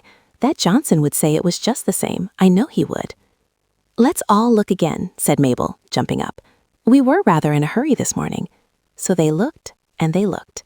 In the bed, under the carpet, under the furniture. They shook the curtains. They explored the corners, and found dust and flue, but no ring. They looked, and they looked. Everywhere they looked. Jimmy even looked fixedly at the ceiling, as though he thought the ring might have bounced up there and stuck. But it hadn't. "Then," said Mabel at last, "your housemaid must have stolen it. That's all. I shall tell her I think so." And she would have done it too, but at that moment the front door banged, and they knew that Eliza had gone forth in all the glory of her best things to meet her gentleman friend. "It's no use." Mabel was almost in tears. "Look here. Will you leave me alone? Perhaps you others looking distracts me, and I'll go over every inch of the room by myself." Respecting the emotion of their guest, the kindly charcoal burners withdrew, said Gerald, and they closed the door softly from the outside on Mabel and her search. They waited for her, of course. Politeness demanded it, and besides, they had to stay at home to let Mademoiselle in, though it was a dazzling day, and Jimmy had just remembered that Gerald's pockets were full of the money earned at the fair, and that nothing had yet been bought with that money, except a few buns in which he had had no share. And of course, they waited impatiently. It seemed about an hour, and was really quite 10 minutes, before they heard the bedroom door open and Mabel's feet on the stairs.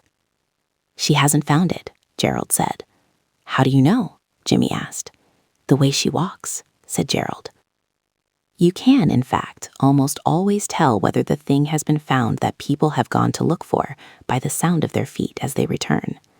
Mabel's feet said "no go," as plain as they could speak, and her face confirmed the cheerless news. A sudden and violent knocking at the back door prevented anyone from having to be polite about how sorry they were or fanciful about being sure the ring would turn up soon.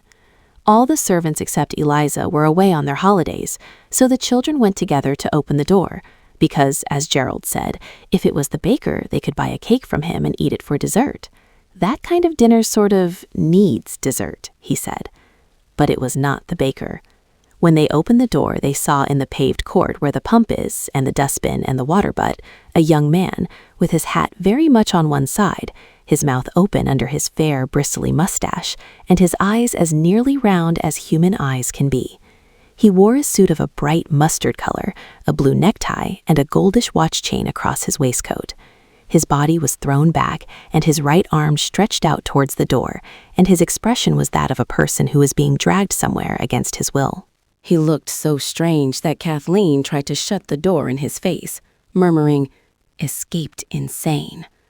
But the door would not close. There was something in the way. "Leave go of me," said the young man. "Oh, yes, I'll leave go of you." It was the voice of Eliza, but no Eliza could be seen. "Who's got hold of you?" asked Kathleen. "She has, miss," replied the unhappy stranger. "Who's she?" asked Kathleen, to gain time, as she afterwards explained, for she now knew well enough that what was keeping the door open was Eliza's unseen foot. "My fiancé, miss. At least it sounds like her voice, and it feels like her bones. But something's come over me, miss, and I can't see her." "That's what he keeps on saying," said Eliza's voice. "'E's my gentleman friend. Is he gone, Dottie, or is it me?" "Both, I shouldn't wonder," said Jimmy. "Now," said Eliza, "you call yourself a man. You look me in the face and say you can't see me." "Well, I can't," said the wretched gentleman friend. "If I'd stolen a ring," said Gerald, looking at the sky, "I should go indoors and be quiet, not stand at the back door and make an exhibition of myself." "Not much exhibition about her," whispered Jimmy. "Good old ring." "I haven't stolen anything," said the gentleman friend. "Here, you leave me be. It's my eyes has gone wrong. Leave go o' me, do you hear?" Suddenly, his hand dropped and he staggered back against the water butt. Eliza had left go of him. She pushed past the children, shoving them aside with her invisible elbows. Gerald caught her by the arm with one hand, felt for her ear with the other, and whispered, "You stand still and don't say a word. If you do, well, what's to stop me from sending for the police?" Eliza did not know what there was to stop him, so she did as she was told and stood invisible and silent, save for a sort of blowing, snorting noise peculiar to her when she was out of breath. The mustard-colored young man had recovered his balance and stood looking at the children with eyes, if possible, rounder than before. "What is it?" he gasped feebly. "What's up? What's it all about?" "If you don't know, I'm afraid we can't tell you," said Gerald politely. "Have I been talkin' very strange-like?" he asked, taking off his hat and passing his hand over his forehead. "Very," said Mabel. "I hope I haven't said anything that wasn't good manners," he said anxiously. "Not at all," said Kathleen. "You only said your fiancé had hold of your hand and that you couldn't see her." "No more I can." "No more can we," said Mabel. "But I couldn't have dreamed it and then come along here making a penny show of myself like this, could I?" "You know best," said Gerald courteously. "But," the mustard-colored victim almost screamed, "do you mean to tell me I don't mean to tell you anything, said Gerald quite truly, but I'll give you a bit of advice. You go home and lie down a bit and put a wet rag on your head. You'll be all right tomorrow. But I haven't. I should, said Mabel. The sun's very hot, you know. I feel all right now, he said. But, well, I can only say I'm sorry. That's all I can say. I've never been taken like this before, miss. I'm not subject to it. Don't you think that? But I could have sworn Eliza. Ain't she gone out to meet me? Eliza's indoors, said Mabel. She can't come out to meet anybody today. You won't tell her about me carrying on this way, will you, miss? It might set her against me if she thought I was liable to fits, which I never was from a child. We won't tell Eliza anything about you. And you'll overlook the liberty? Of course. We know you couldn't help it, said Kathleen. You go home and lie down. I'm sure you must need it. Good afternoon. Good afternoon, I'm sure, miss, he said dreamily.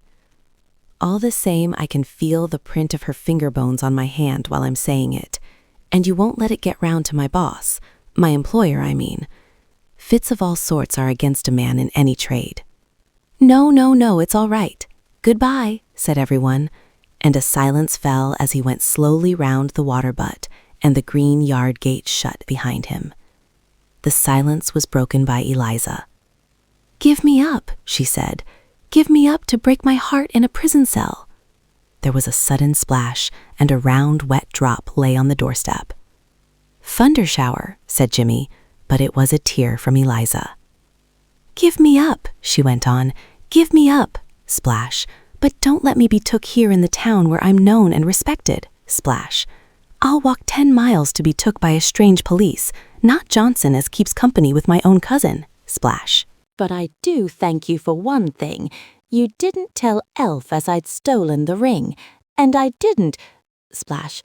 I only sort of borrowed it being my day out, and my gentleman friend such a toff, like you can see for yourselves.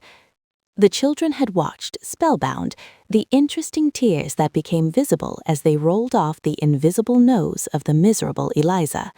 Now Gerald roused himself and spoke. It's no use your talking, he said. We can't see you. That's what he said Eliza's voice. But you can't see yourself, Gerald went on. Where's your hand? Eliza, no doubt, tried to see it, and of course failed, for instantly, with a shriek that might have brought the police if there had been any about, she went into a violent fit of hysterics. The children did what they could, everything that they had read of in books as suitable to such occasions, but it is extremely difficult to do the right thing with an invisible housemaid in strong hysterics and her best clothes.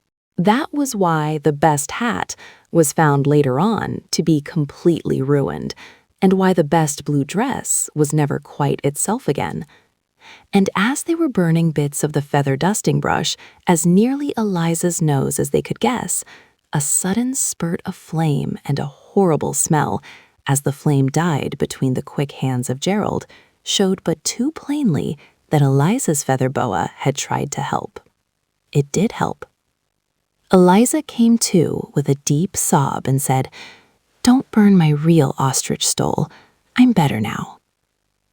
They helped her up, and she sat down on the bottom step, and the children explained to her very carefully and quite kindly that she really was invisible, and that if you steal, or even borrow, rings, you can never be sure what will happen to you. "But have I got to go on stopping like this?" she moaned, when they had fetched the little mahogany looking-glass from its nail over the kitchen sink and convinced her that she was really invisible. "Forever and ever. And we was to have been married come Easter. No one won't marry a gel as he can't see. It ain't likely." "No, not forever and ever," said Mabel kindly. "But you've got to go through with it, like measles. I expect you'll be all right tomorrow." "Tonight, I think," said Gerald. "We'll help you all we can and not tell anyone," said Kathleen. "Not even the police," said Jimmy. "Now, let's get Mademoiselle's tea ready," said Gerald. "And ours," said Jimmy. "No," said Gerald. "We'll have our tea out. We'll have a picnic and we'll take Eliza. I'll go out and get the cakes." "I shan't eat no cake, Master Jerry," said Eliza's voice, "so don't you think it. You'd see it going down inside my chest. It wouldn't be what I should call nice of me to have cake showing through me in the open air. Oh, it's a dreadful judgment, just for a borrow." They reassured her, set the tea, deputed Kathleen to let in Mademoiselle, who came home tired and a little sad, it seemed, waited for her and Gerald and the cakes, and started off for Yalding Towers. "Picnic parties aren't allowed," said Mabel. "Ours will be," said Gerald briefly. "Now, Eliza, you catch on to Kathleen's arm, and I'll walk behind to conceal your shadow. My aunt, take your hat off. It makes your shadow look like I don't know what. People will think we're the county lunatic asylum turned loose." It was then that the hat, becoming visible in Kathleen's hand, showed how little of the sprinkled water had gone where it was meant to go, on Eliza's face. "Me best it," said Eliza, and there was a silence with sniffs in it. "Look here," said Mabel, "you cheer up. Just you think this is all a dream. It's just the kind of thing you might dream if your conscience had got pains in it about the ring." "But will I wake up again?" "Oh yes, you'll wake up again. Now we're going to bandage your eyes and take you through a very small door, and don't you resist or we'll bring a policeman into the dream like a shot." I have not time to describe Eliza's entrance into the cave. She went head first, the girls propelled, and the boys received her. If Gerald had not thought of tying her hands, someone would certainly have been scratched. As it was, Mabel's hand was scraped between the cold rock and a passionate boot heel. Nor will I tell you all that she said as they led her along the fern-bordered gully and through the arch into the wonderland of Italian scenery. She had but little language left when they removed her bandage, under a weeping willow where a statue of Diana, bow in hand, stood poised on one toe. A most unsuitable attitude for archery, I have always thought. "Now," said Gerald, "it's all over. Nothing but niceness now and cake and things." "It's time we did have our tea," said Jimmy. And it was. Eliza, once convinced that her chest, though invisible, was not transparent, and that her companions could not by looking through it count how many buns she had eaten, made an excellent meal. So did the others. If you want really to enjoy your tea, have minced veal and potatoes and rice pudding for dinner, with several hours of excitement to follow, and take your tea late. The soft, cool green and gray of the garden were changing. The green grew golden, the shadows black, and the lake, where the swans were mirrored upside down, under the temple of Phoebus, was bathed in rosy light from the little fluffy clouds that lay opposite the sunset. "It is pretty," said Eliza. "Just like a picture postcard, ain't it? The tuppenny kind." "I ought to be getting home," said Mabel. "I can't go home like this. I'd stay and be a savage and live in that white hut if it had any walls and doors," said Eliza. "She means the Temple of Dionysus," said Mabel, pointing to it. The sun set suddenly behind the line of black fir trees on the top of the slope, and the white temple, that had been pink, turned gray. "It would be a very nice place to live in even as it is," said Kathleen. "Draughty," said Eliza. "And Lord, what a lot of steps to clean. What they make houses for without no walls to 'em. Who'd live in—" She broke off, stared, and added, "What's that?" "What?" "That white thing coming down the steps. Why, it's a young man in statuary. The statues do come alive here after sunset," said Gerald in very matter-of-fact tones. "I see they do." Eliza did not seem at all surprised or alarmed. "There's another of 'em. Look at them little wings to his feet like pigeons." "I expect that's Mercury," said Gerald. "It's Hermes under the statue that's got wings on its feet," said Mabel. "But I don't see any statues," said Jimmy. "What are you punching me for?" "Don't you see?" Gerald whispered, but he need not have been so troubled, for all Eliza's attention was with her wandering eyes that followed hither and thither the quick movements of unseen statues. "Don't you see? The statues come alive when the sun goes down, and you can't see them unless you're invisible. And if you do see them, you're not frightened unless you touch them." "Let's get her to touch one and see," said Jimmy. "A's leapt into the water," said Eliza in a rapt voice. My, can't he swim neither? And the one with the pigeon's wings is flying all over the lake having larks with him. I do call that pretty. It's like cupids as you see on wedding cakes. And here's another of 'em. A little chap with long ears and a baby deer galloping alongside. And look at the lady with the bibby, throwing it up and catching it like as if it was a ball. I wonder she ain't afraid, but it's pretty to see 'em. The broad park lay stretched before the children in growing grayness and a stillness that deepened. Amid the thickening shadows, they could see the statues gleam white and motionless. But Eliza saw other things.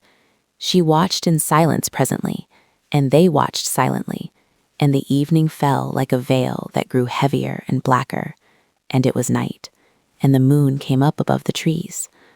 "Oh," cried Eliza suddenly, "here's the dear little boy with the deer. He's coming right for me, bless his heart." Next moment she was screaming, and her screams grew fainter, and there was the sound of swift boots on gravel. "Come on," cried Gerald. "She touched it, and then she was frightened, just like I was. Run! She'll send everyone in the town mad if she gets there like that. Just a voice and boots. Run, run!" They ran, but Eliza had the start of them. Also, when she ran on the grass, they could not hear her footsteps, and had to wait for the sound of leather on faraway gravel. Also, she was driven by fear, and fear drives fast. She went, it seemed, the nearest way, invisibly through the waxing moonlight, seeing she only knew what amid the glades and groves. "I'll stop here. See you tomorrow," gasped Mabel, as the loud pursuers followed Eliza's clatter across the terrace. "She's gone through the stable yard." "The back way," Gerald panted as they turned the corner of their own street, and he and Jimmy swung in past the water butt. An unseen but agitated presence seemed to be fumbling with the locked back door. The church clock struck the half-hour. 9:30, Gerald had just breath to say. "Pull at the ring. Perhaps it'll come off now." He spoke to the bare doorstep, but it was Eliza, disheveled, breathless, her hair coming down, her collar crooked, her dress twisted and disordered, who suddenly held out a hand that they could see, and in the hand, plainly visible in the moonlight, the dark circle of the magic ring. "Arthur Moe," said Eliza's gentleman friend next morning. He was waiting for her when she opened the door with pail and half-stone in her hand. "Sorry you couldn't come out yesterday." "So am I." Eliza swept the wet flannel along the top step. "What did you do?" I had a bit of headache, said the gentleman friend. I lay down most of the afternoon. What were you up to? Oh, nothing particular, said Eliza. Then it was all a dream, she said when he was gone. But it'll be a lesson to me not to meddle with anybody's old ring again in a hurry. So they didn't tell her about me behaving like I did, said he as he went. Son, I suppose, like our army in India. I hope I ain't going to be liable to it, that's all. Chapter 6. Johnson was the hero of the hour. It was he who had tracked the burglars, laid his plans, and recovered the lost silver. He had not thrown the stone. Public opinion decided that Mabel and her aunt must have been mistaken in supposing that there was a stone at all. But he did not deny the warning letter. It was Gerald who went out after breakfast to buy the newspaper, and who read aloud to the others the 2 columns of fiction which were the Littlesby Observer's report of the facts. As he read, every mouth opened wider and wider, and when he ceased with, "This gifted fellow townsman with detective instincts which outrival those of Messrs. Lecoq and Holmes, and whose promotion is now assured," there was quite a blank silence. "Well," said Jimmy, breaking it, "he doesn't stick it on neither, does he?" "I feel," said Kathleen, "as if it was our fault, as if it was us had told all these whoppers, because if it hadn't been for you, they couldn't have, Jerry. How could he say all that?" "Well," said Gerald, trying to be fair. "You know, after all, the chap had to say something. I'm glad I—" He stopped abruptly. "You're glad you what?" "No matter," said he, with an air of putting away affairs of state. "Now, what are we going to do today? The faithful Mabel approaches. She will want her ring, and you and Jimmy want it too. Oh, I know. Mademoiselle hasn't had any attention paid to her for more days than our hero likes to confess. I wish you wouldn't always call yourself our hero, said Jimmy. You aren't mine, anyhow. You're both of you mine, said Kathleen hastily. Good little girl. Gerald smiled annoyingly. Keep baby brother in a good temper till Nursey comes back. You're not going out without us? Kathleen asked in haste. I haste away, 'tis market day, sang Gerald, and in the market there buy roses for my fair. If you want to come too, get your boots on and look slippy about it. I don't want to come, said Jimmy and sniffed. Kathleen turned a despairing look on Gerald. Oh, James, James, said Gerald sadly. How difficult you make it for me to forget that you're my little brother. If ever I treat you like one of the other chaps and rot you like I should Turner or Moberly or any of my pals, well, this is what comes of it. You don't call them your baby brothers, said Jimmy, and truly. No, and I'll take precious good care I don't call you it again. Come on, my hero and heroine. The devoted Mesrour is your salaaming slave. The three met Mabel opportunely at the corner of the square, where every Friday the stalls and the awnings and the green umbrellas were pitched, and poultry, pork, pottery, vegetables, drapery, sweets, toys, tools, mirrors, and all sorts of other interesting merchandise were spread out on trestle tables, piled on carts, whose horses were stabled and whose shafts were held in place by piled wooden cases, or laid out as in the case of crockery and hardware, on the bare flagstones of the marketplace. The sun was shining with great goodwill, and, as Mabel remarked, all nature looked smiling and gay. There were a few bunches of flowers among the vegetables, and the children hesitated, balanced in choice. Mignonette is sweet, said Mabel. Roses are roses, said Kathleen. Carnations are tuppence, said Jimmy. And Gerald, sniffing among the bunches of tightly tied tea roses, agreed that this settled it. So the carnations were bought. A bunch of yellow ones, like sulphur, a bunch of white ones, like clotted cream, and a bunch of red ones, like the cheeks of the doll that Kathleen never played with.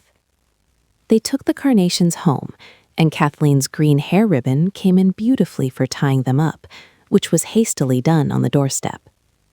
Then discreetly, Gerald knocked at the door of the drawing room, where Mademoiselle seemed to sit all day. Entrez, came her voice, and Gerald entered. She was not reading, as usual, but bent over a sketchbook. On the table was an open color box of un-English appearance, and a box of that slate-colored liquid so familiar alike to the greatest artist in watercolors and to the humblest child with a sixpenny paintbox. With all of our loves, said Gerald, laying the flowers down suddenly before her. But it is that you are a dear child. For this it must that I embrace you, no? And before Gerald could explain that he was too old, she kissed him with little quick French pecks on the two cheeks. Are you painting? He asked hurriedly, to hide his annoyance at being treated like a baby. I achieve a sketch of yesterday, she answered, and before he had time to wonder what yesterday would look like in a picture, she showed him a beautiful and exact sketch of Yalding Towers. Oh, I say, ripping, was the critic's comment. I say, mayn't the others come and see? The others came, including Mabel, who stood awkwardly behind the rest and looked over Jimmy's shoulder. I say, you are clever, said Gerald respectfully. To what good to have the talent when one must pass one's life at teaching the infants, said Mademoiselle. It must be fairly beastly, Gerald owned. You too see the design? Mademoiselle asked Mabel, adding, a friend from the town, yes? How do you do? Said Mabel politely. No, I'm not from the town. I live at Yalding Towers. The name seemed to impress Mademoiselle very much. Gerald anxiously hoped in his own mind that she was not a snob. Yalding Towers, she repeated. But this is very extraordinary. Is it possible that you are then of the family of Lord Yalding? He hasn't any family, said Mabel. He's not married. I would say, are you, how you say, cousin, sister, niece? No, said Mabel, flushing hotly. I'm nothing grand at all. I'm Lord Yalding's housekeeper's niece. But you know Lord Yalding, is it not? No, said Mabel. I've never seen him. He comes then never to his chateau? Not since I've lived there, but he's coming next week. Why lives he not there? Mademoiselle asked. Auntie say he's too poor, said Mabel, and proceeded to tell the tale as she had heard it in the housekeeper's room, how Lord Yalding's uncle had left all the money he could leave away from Lord Yalding to Lord Yalding's second cousin, and poor Lord Yalding had only just enough to keep the old place in repair and to live very quietly indeed somewhere else, but not enough to keep the house open or to live there, and how he couldn't sell the house because it was in tale. What is it then, in tale? Asked Mademoiselle. In a tale that the lawyers write out, said Mabel, proud of her knowledge and flattered by the deep interest of the French governess. And when once they've put your house in one of their tales, you can't sell it or give it away, but you have to leave it to your son, even if you don't want to. But how his uncle could he be so cruel, to leave him the chateau and no money? Mademoiselle asked, and Kathleen and Jimmy stood amazed at the sudden keenness of her interest in what seemed to them the dullest story. Oh, I can tell you that too, said Mabel. Lord Yalding wanted to marry a lady his uncle didn't want him to, a barmaid or a ballet lady or something, and he wouldn't give her up. And his uncle said, well then, and left everything to the cousin. And you say he is not married? No, the lady went into a convent. I expect she's bricked up alive by now. Bricked? In a wall, you know, said Mabel, pointing explainingly at the pink and gilt roses of the wallpaper. Shut up to kill them. That's what they do to you in convents. Not at all, said Mademoiselle. And convents are very kind, good women. There is but one thing in convents that is detestable, the locks on the doors. Sometimes people cannot get out, especially when they are very young, and their relations have placed them there for their welfare and happiness. But brick, how do you say it, enwalling ladies to kill them? No, it does itself never. And this lord, he did not then seek his lady? Oh yes, he sought her right enough, Mabel assured her. But there are millions of convents, you know, and he had no idea where to look, and they sent back his letters from the post office, and ciel, cried Mademoiselle. But it seems that one knows all in the housekeeper saloon. Pretty well all, said Mabel simply. And do you think he will find her? No? Oh, he'll find her all right, said Mabel, when he's old and broken down, you know, and dying, and then a gentle sister of charity will soothe his pillow, and just when he's dying, she'll reveal herself and say, my own lost love, and his face will light up with a wonderful joy, and he'll expire with her beloved name on his parched lips. Mademoiselle's was the silence of sheer astonishment. You do the prophecy, it appears, she said at last. Oh no, said Mabel, I got that out of a book. I can tell you lots more fatal love stories any time you like. The French governess gave a little jump, as though she had suddenly remembered something. It is nearly dinner time, she said. Your friend, Mabel, yes, will be your convivial, and in her honor we will make a little feast. My beautiful flowers, put them to the water, Kathleen. I run to buy the cakes. Wash the hands all and be ready when I return. Smiling and nodding to the children, she left them and ran up the stairs. Just as if she was young, said Kathleen. She is young, said Mabel. Heaps of ladies have offers of marriage when they're no younger than her. I've seen lots of weddings, too, with much older brides. And why didn't you tell me she was so beautiful? Is she? Asked Kathleen. Of course she is. And what a darling to think of cakes for me and calling me a convivial. Look here, said Gerald. I call this jolly decent of her. You know, governesses never have more than the meanest pittance, just enough to sustain life. And here she is spending her little all on us. Supposing we just don't go out today, but play with her instead. I expect she's most awfully bored, really. Would she really like it? Kathleen wondered. Aunt Emily says grown-ups never really like playing.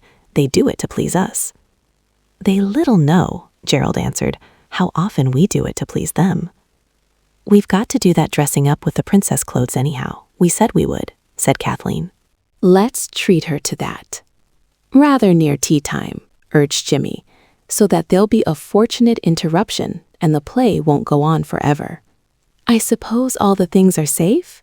Mabel asked. Quite. I told you where I put them. Come on, Jimmy, let's help lay the table. We'll get Eliza to put out the best china. They went. It was lucky, said Gerald, struck by a sudden thought, that the burglars didn't go for the diamonds in the treasure chamber. They couldn't, said Mabel almost in a whisper. They didn't know about them. I don't believe anybody knows about them except me and you're sworn to secrecy. This, you will remember, had been done almost at the beginning. I know Aunt doesn't know. I just found out this spring by accident. Lord Yaldings kept the secret well. I wish I'd got a secret like that to keep, said Gerald. If the burglars do know, said Mabel, it'll all come out at the trial.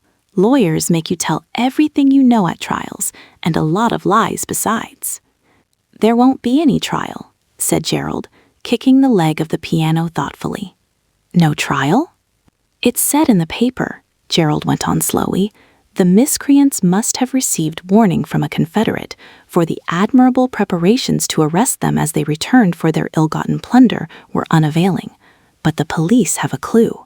What a pity, said Mabel. You needn't worry, they haven't got any old clue, said Gerald, still attentive to the piano leg. I didn't mean the clue, I meant the Confederate. It's a pity you think he's a pity, because he was me, said Gerald, standing up and leaving the piano leg alone. He looked straight before him, as the boy on the burning deck may have looked. I couldn't help it, he said. I know you'll think I'm a criminal, but I couldn't do it.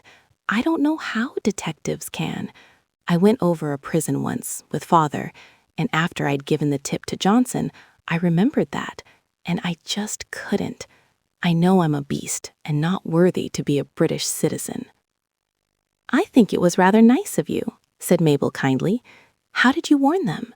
I just shoved a paper under the man's door, the one that I knew where he lived, to tell him to lie low. Oh, do tell me. What did you put on it exactly? Mabel warmed to this new interest. It said, the police know all except your names. Be virtuous and you are safe. But if there's any more burgling, I shall split, and you may rely on that from a friend. I know it was wrong, but I couldn't help it. Don't tell the others. They wouldn't understand why I did it. I don't understand it myself. I do, said Mabel. It's because you've got a kind and noble heart. Kind fiddlestick, my good child, said Gerald, suddenly losing the burning boy expression and becoming in a flash entirely himself. Cut along and wash your hands. You're as black as ink. So are you, said Mabel, and I'm not. It's dye with me. Auntie was dyeing a blouse this morning. It told you how in Home Drival. And she's as black as ink too, and the blouse is all streaky. Pity the ring won't make just parts of you invisible, the dirt, for instance. Perhaps, Gerald said unexpectedly, it won't make even all of you invisible again. Why not? You haven't been doing anything to it, have you? Mabel sharply asked. No, but didn't you notice you were invisible 21 hours?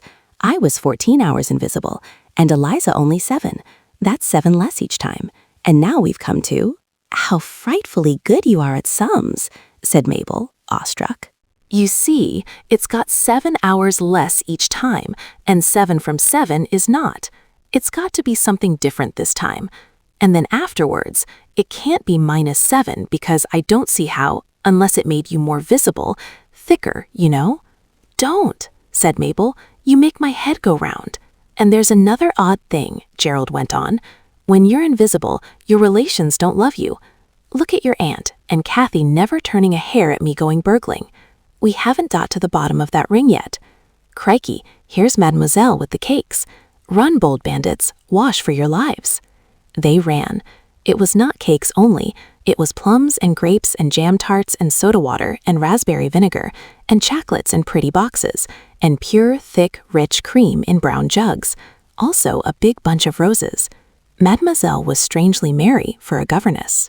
She served out the cakes and tarts with a liberal hand, made wreaths of the flowers for all their heads. She was not eating much herself. Drink the health of Mabel as the guest of the day in the beautiful pink drink that comes from mixing raspberry vinegar and soda water, and actually persuaded Jimmy to wear his wreath, on the ground that the Greek gods, as well as the goddesses, always wore wreaths at a feast.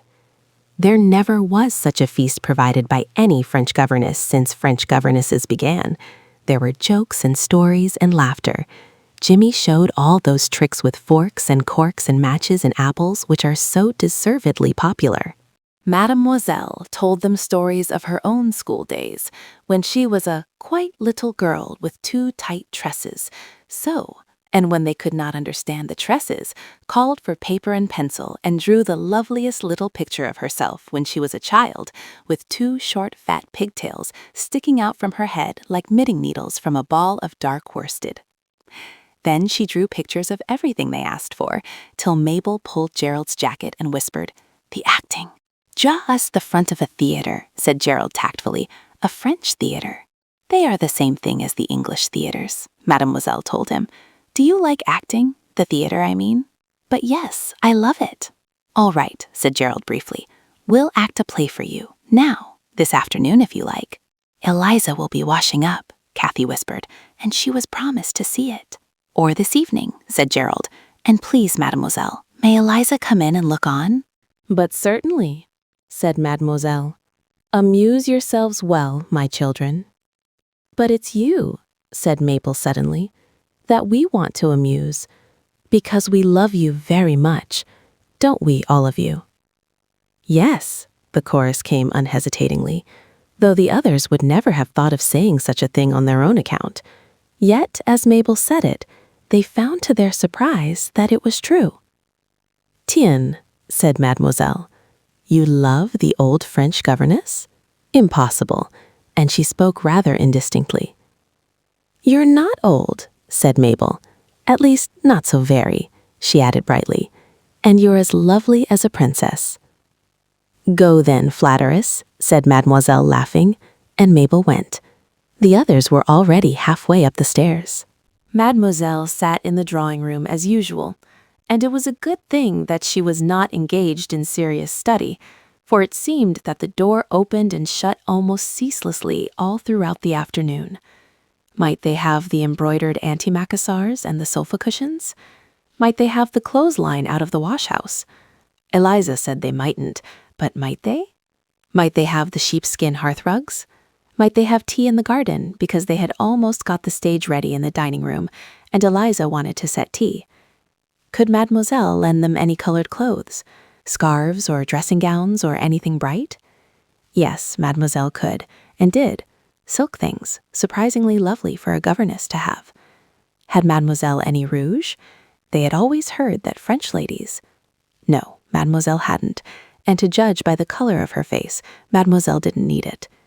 Did Mademoiselle think the chemists sold rouge, or had she any false hair to spare?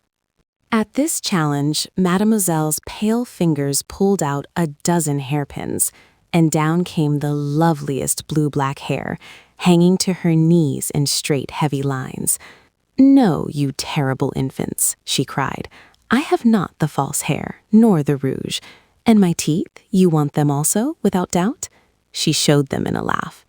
"I said you were a princess," said Mabel, "and now I know. You're Rapunzel. Do always wear your hair like that. May we have the peacock fans, please, off the mantelpiece, and the things that loop back the curtains, and all the handkerchiefs you've got?" Mademoiselle denied them nothing. They had the fans and the handkerchiefs and some large sheets of expensive drawing paper out of the school cupboard, and Mademoiselle's best sable paintbrush and her paint box. "Who would have thought," murmured Gerald, pensively sucking the brush and gazing at the paper mask he had just painted, "that she was such a brick in disguise. I wonder why Crimson Lake always tastes just like Liebig's extract." Everything was pleasant that day somehow. There are some days like that, you know, when everything goes well from the very beginning. All the things you want are in their places, nobody misunderstands you, and all that you do turns out admirably. How different from those other days, which we all know too well, when your shoelace breaks, your comb is mislaid, your brush spins on its back on the floor and lands under the bed where you can't get at it, you drop the soap, your buttons come off, an eyelash gets into your eye, you have used your last clean handkerchief, your collar is frayed at the edge and cuts your neck, and at the very last moment, your suspender breaks, and there is no string. On such a day as this, you are naturally late for breakfast, and everyone thinks you did it on purpose. And the day goes on, getting worse and worse. You mislay your exercise book, you drop your arithmetic in the mud, your pencil breaks, and when you open your knife to sharpen the pencil, you split your nail. On such a day, you jam your thumb indoors and muddle the messages you are sent on by grown-ups. You upset your tea, and your bread and butter won't hold together for a moment. And when at last you get to bed, usually in disgrace, it is no comfort at all to you to know that not a single bit of it is your own fault. This day was not one of those days, as you will have noticed.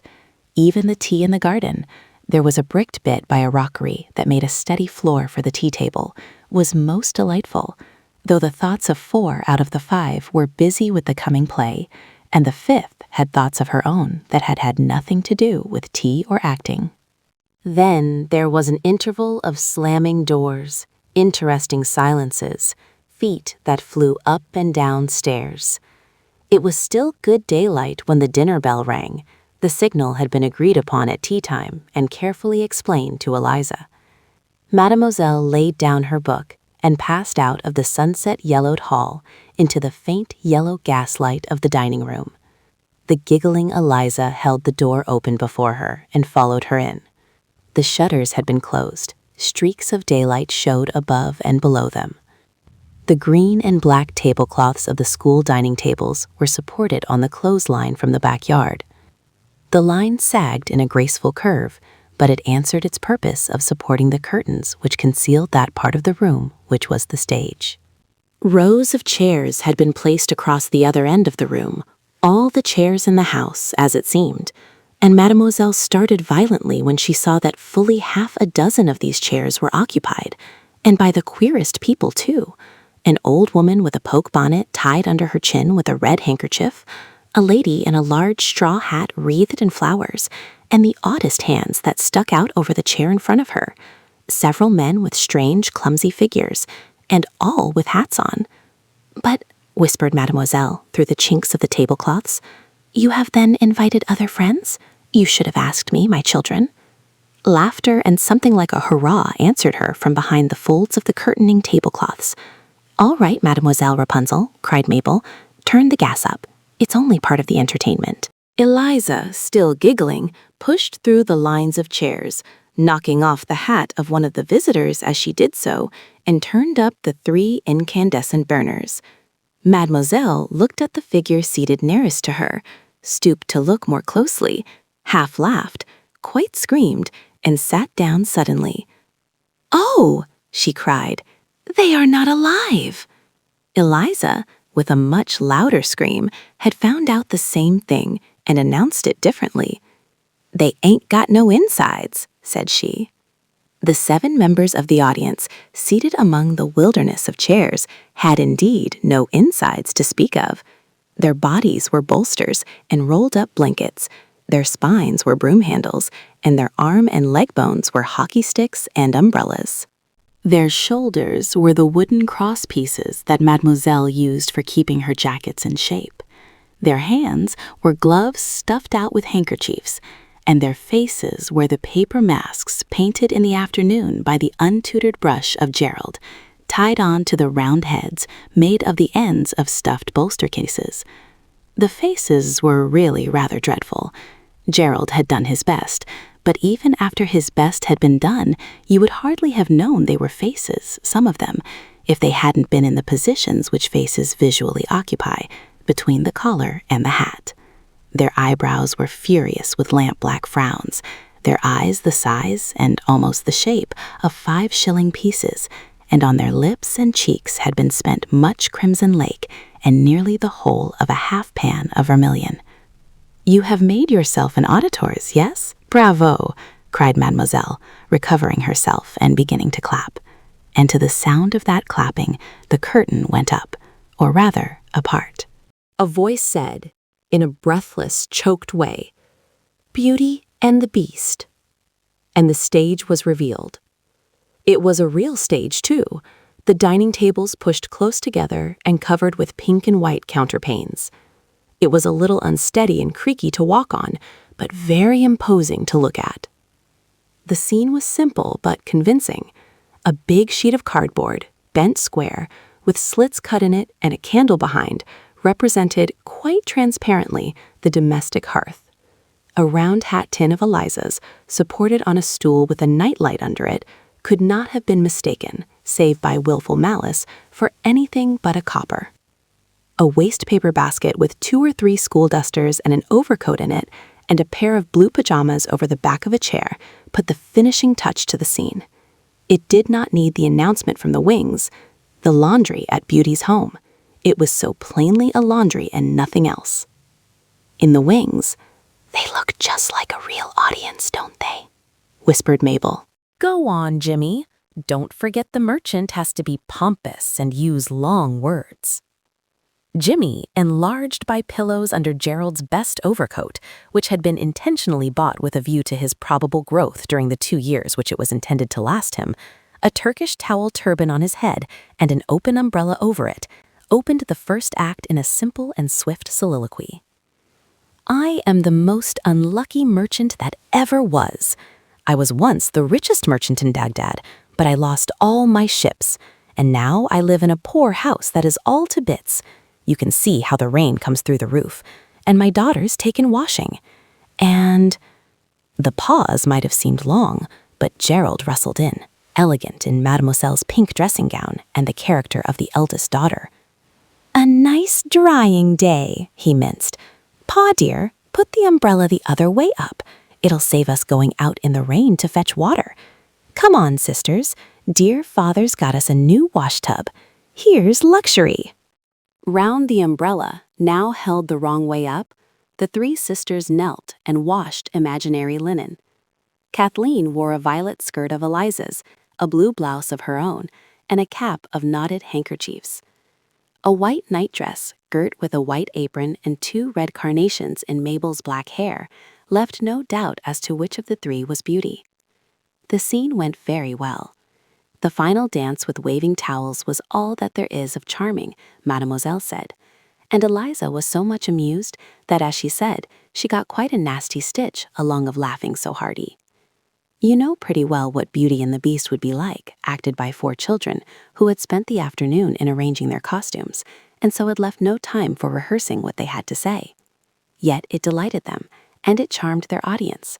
And what more can any play do, even Shakespeare's? Mabel, in her princess clothes, was a resplendent beauty, and Gerald, a beast, who wore the drawing-room hearth rugs with an air of indescribable distinction.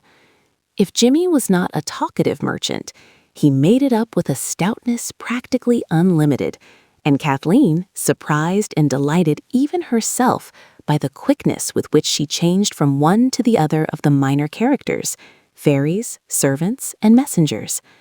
It was at the end of the second act that Mabel, whose costume, having reached the height of elegance, could not be bettered and therefore did not need to be changed, said to Gerald, sweltering under the weighty magnificence of his beast skin, "I'll give it to you in the next scene. Only don't lose it or go putting it on. You might go out altogether and never be seen again, or you might get 7 times as visible as anyone else, so that all the rest of us would look like shadows beside you. You'd be so thick. Or—" "Ready," said Kathleen, bustling in, once more a wicked sister. Gerald managed to get his hand into his pocket under his hearthrug, and when he rolled his eyes in agonies of sentiment and said, "Farewell, dear Beauty, return quickly, for if you remain long absent from your faithful beast, he will assuredly perish," he pressed a ring into her hand and added, "This is a magic ring that will give you anything you wish. When you desire to return to your own disinterested beast, put on the ring and utter your wish. Instantly you will be by my side." Beauty, Mabel, took the ring, and it was the ring. The curtains closed to warm applause from 2 pairs of hands. The next scene went splendidly. The sisters were almost too natural in their disagreeableness, and Beauty's annoyance when they splashed her princess's dress with real soap and water was considered a miracle of good acting. Even the merchant rose to something more than mere pillows, and the curtain fell on his pathetic assurance that in the absence of his dear Beauty, he was wasting away to a shadow. and again 2 pairs of hands applauded. "Here, Mabel, catch hold," Gerald appealed from under the weight of a towel horse, the tea urn, the tea tray, and the green baize apron of the boot boy, which together with 4 red geraniums from the landing, the pampas grass from the drawing room fireplace, and the India rubber plants from the drawing room window were to represent the fountains and garden of the last act. The applause had died away. "I wish," said Mabel, taking on herself the weight of the tea urn, "I wish those creatures we made were alive. We should get something like applause then." "I'm jolly glad they aren't," said Gerald, arranging the baize and the towel horse. "Brutes! It makes me feel quite silly when I catch their paper eyes." The curtains were drawn back. There lay the hearth-rug-coated beast, in flat abandonment among the tropic beauties of the garden, the pampas grass shrubbery, the India rubber plant bushes, the geranium trees, and the urn fountain. Beauty was ready to make her great entry in all the thrilling splendor of despair. And then suddenly it all happened. Mademoiselle began it. She applauded the garden scene, with hurried little clappings of her quick French hands. Eliza's fat red palms followed heavily. And then someone else was clapping, 6 or 7 people, and their clapping made a dull, padded sound. 9 faces instead of 2 were turned towards the stage, and 7 out of the 9 were painted, pointed paper faces, and every hand and every face was alive. The applause grew louder as Mabel glided forward, and as she paused and looked at the audience, her unstudied pose of horror and amazement drew forth applause louder still. But it was not loud enough to drown the shrieks of Mademoiselle and Eliza as they rushed from the room, knocking chairs over and crushing each other in the doorway. 2 distant doors banged, Mademoiselle's door and Eliza's door. "Curtain! Curtain! Quick!" cried beady Mabel, in a voice that wasn't Mabel's or the beauty's. "Jerry, those things have come alive. Oh, whatever shall we do?" Gerald in his hearthrugs leaped to his feet. Again, that flat, padded applause marked the swish of cloths on clothesline as Jimmy and Kathleen drew the curtains. "What's up?" they asked as they drew. "You've done it this time," said Gerald to the pink, perspiring Mabel. "Oh, bother these strings." "Can't you burst them? I've done it," retorted Mabel. "I like that." "More than I do," said Gerald. "Oh, it's all right," said Mabel. "Come on, we must go and pull the things to pieces. Then they can't go on being alive."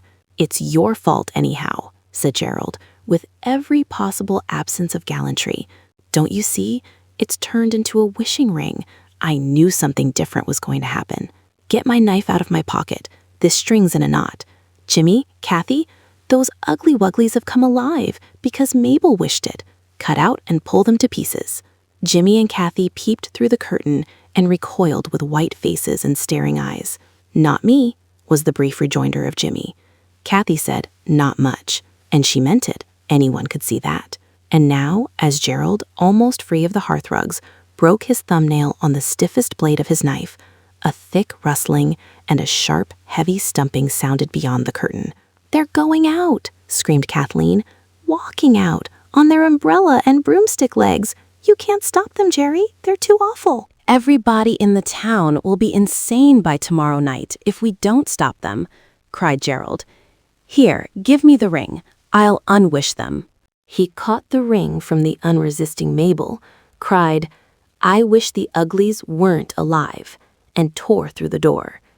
He saw in fancy Mabel's wish undone, and the empty hall strewed with limp bolsters, hats, umbrellas, coats, and gloves, prone, abject properties from which the brief life had gone out forever.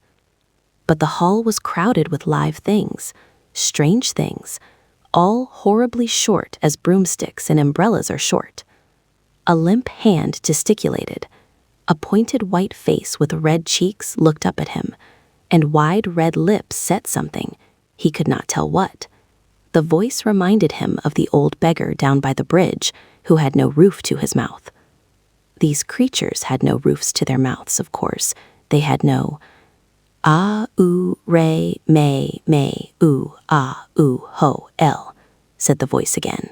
and it had said it 4 times before Gerald could collect himself sufficiently to understand that this horror, alive and most likely quite uncontrollable, was saying with a dreadful, calm, polite persistence, "Can you recommend me to a good hotel?" Chapter 7. Can you recommend me to a good hotel? The speaker had no insight to his head. Gerald had the best of reasons for knowing it.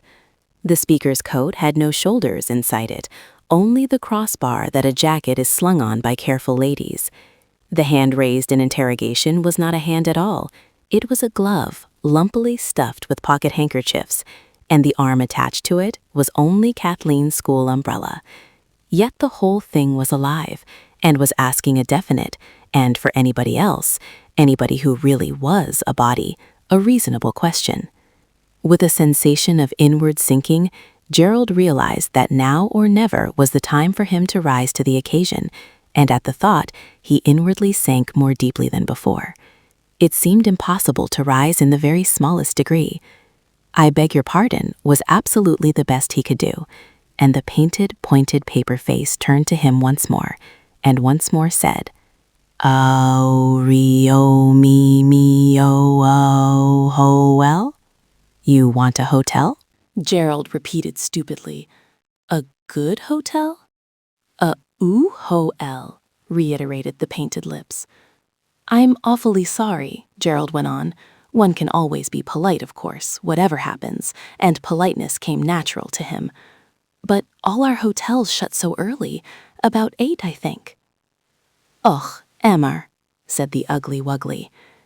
Gerald even now does not understand how that practical joke, hastily wrought of hat, overcoat, paper face, and limp hands, could have managed by just being alive to become perfectly respectable, apparently about 50 years old, and obviously well off, known and respected in his own suburb, the kind of man who travels first class and smokes expensive cigars.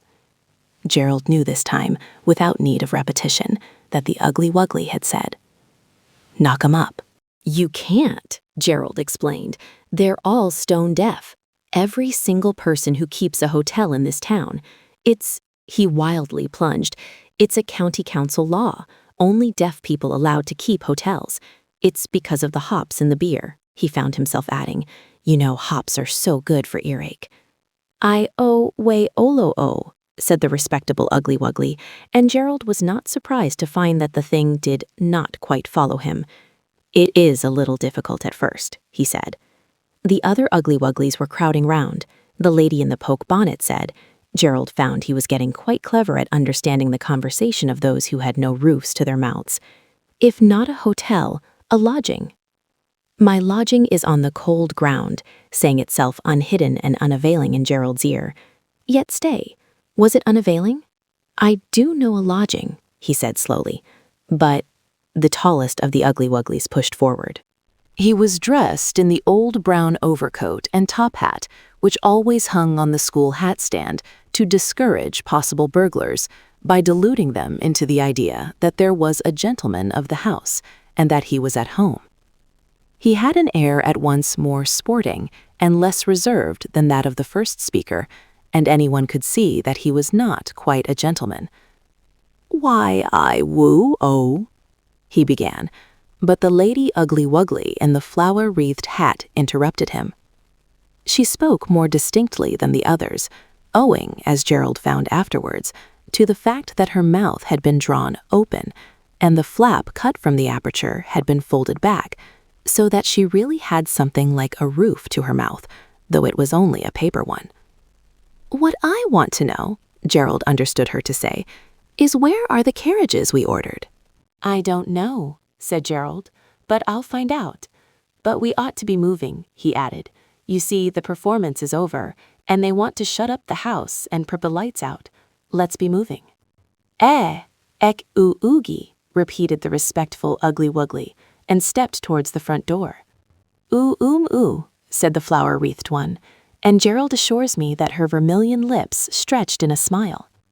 "I shall be delighted," said Gerald with earnest courtesy, "to do anything, of course. Things do happen so awkwardly when you least expect it. I could go with you and get you a lodging, if you'd only wait a few moments in the yard. It's quite a superior sort of yard," he went on, as a wave of surprised disdain passed over their white paper faces. "Not a common yard, you know. The pump," he added madly, "has just been painted green all over, and the dustbin is enameled iron." The Ugly Wugglies turned to each other in consultation, and Gerald gathered that the greenness of the pump and the enameled character of the dustbin made, in their opinion, all the difference. "I'm awfully sorry," he urged eagerly, "to have to ask you to wait, but you see, I've got an uncle who's quite mad, and I have to give him his gruel at 9:30. He won't feed out of any hand but mine." Gerald did not mind what he said. The only people one is allowed to tell lies to are the Ugly Wugglies. They are all clothes and have no insides, because they are not human beings, but only a sort of very real visions, and therefore cannot be really deceived, though they may seem to be. Through the back door that has the blue, yellow, red, and green glass in it, down the iron steps into the yard, Gerald led the way, and the Ugly Wugglies trooped after him. Some of them had boots, but the ones whose feet were only broomsticks or umbrellas found the open-work iron stairs very awkward. "If you wouldn't mind," said Gerald, "just waiting under the balcony? My uncle is so very mad. If he were to see any strangers, I mean even aristocratic ones, I couldn't answer for the consequences." "Perhaps," said the flower-hatted lady nervously, "it would be better for us to try and find a lodging ourselves?"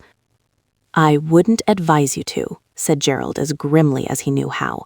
"The police here arrest all strangers. It's the new law the Liberals have just made," he added convincingly, "and you'd get the sort of lodging you wouldn't care for.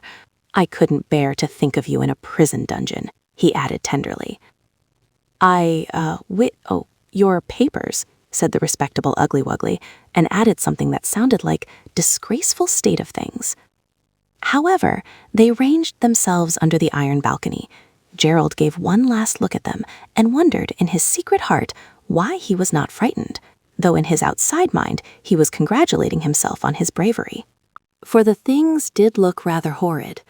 In that light it was hard to believe that they were really only clothes and pillows and sticks, with no insides. As he went up the steps, he heard them talking among themselves in that strange language of theirs, all oohs and ahs, and he thought he distinguished the voice of the respectable Ugly Wuggly saying, "Most gentlemanly lad," and the wreathed-hatted lady answering warmly, "Yes, indeed." The colored glass door closed behind him. Behind him was the yard, peopled by 7 impossible creatures. Before him lay the silent house, peopled, as he knew very well, by 5 human beings, as frightened as human beings could be. You think perhaps that Ugly Wugglies are nothing to be frightened of. That's only because you have never seen one come alive. You just make one, any old suit of your father's, and a hat that he isn't wearing, a bolster or 2, a painted paper face, a few sticks and a pair of boots will do the trick.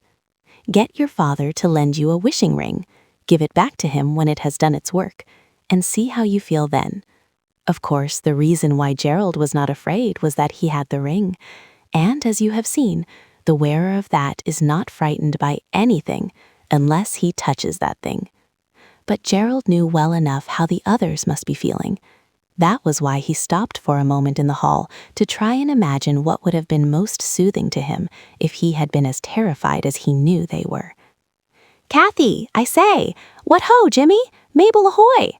he cried in a loud, cheerful voice that sounded very unreal to himself. The dining room door opened a cautious inch.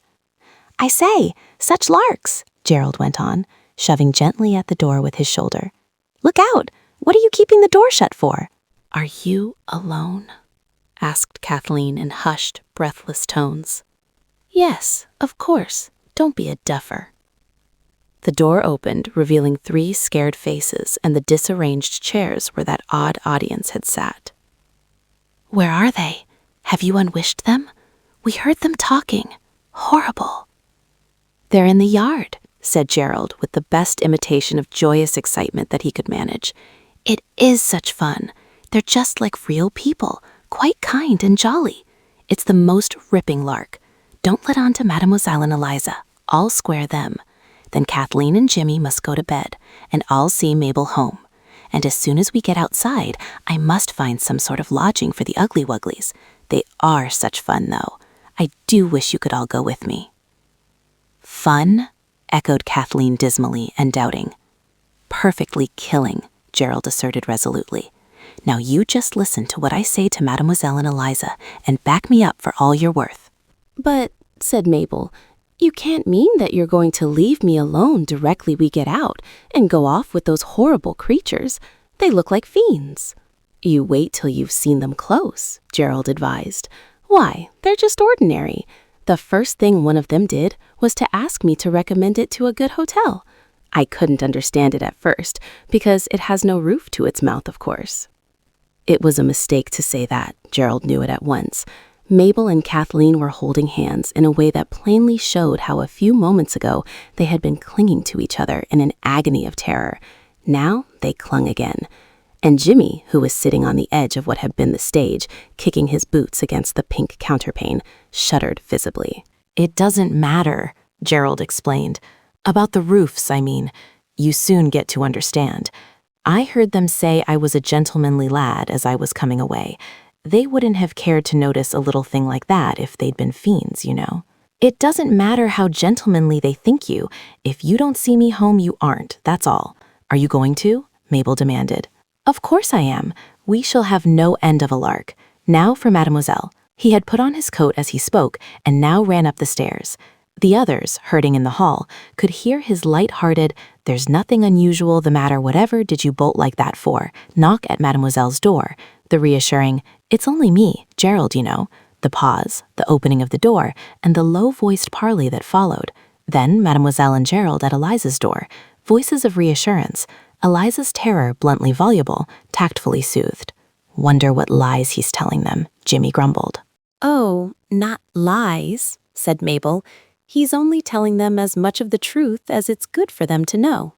"If you'd been a man," said Jimmy witheringly, "you'd have been a beastly Jesuit and hid up chimneys." "If I were only just a boy," Mabel retorted, "I shouldn't be scared out of my life by a pack of old coats." "I'm so sorry you were frightened." Gerald's honeyed tones floated down the staircase. "We didn't think about you being frightened, and it was a good trick, wasn't it?" "There," whispered Jimmy. "He's been telling her it was a trick of ours." "Well, so it was," said Mabel stoutly.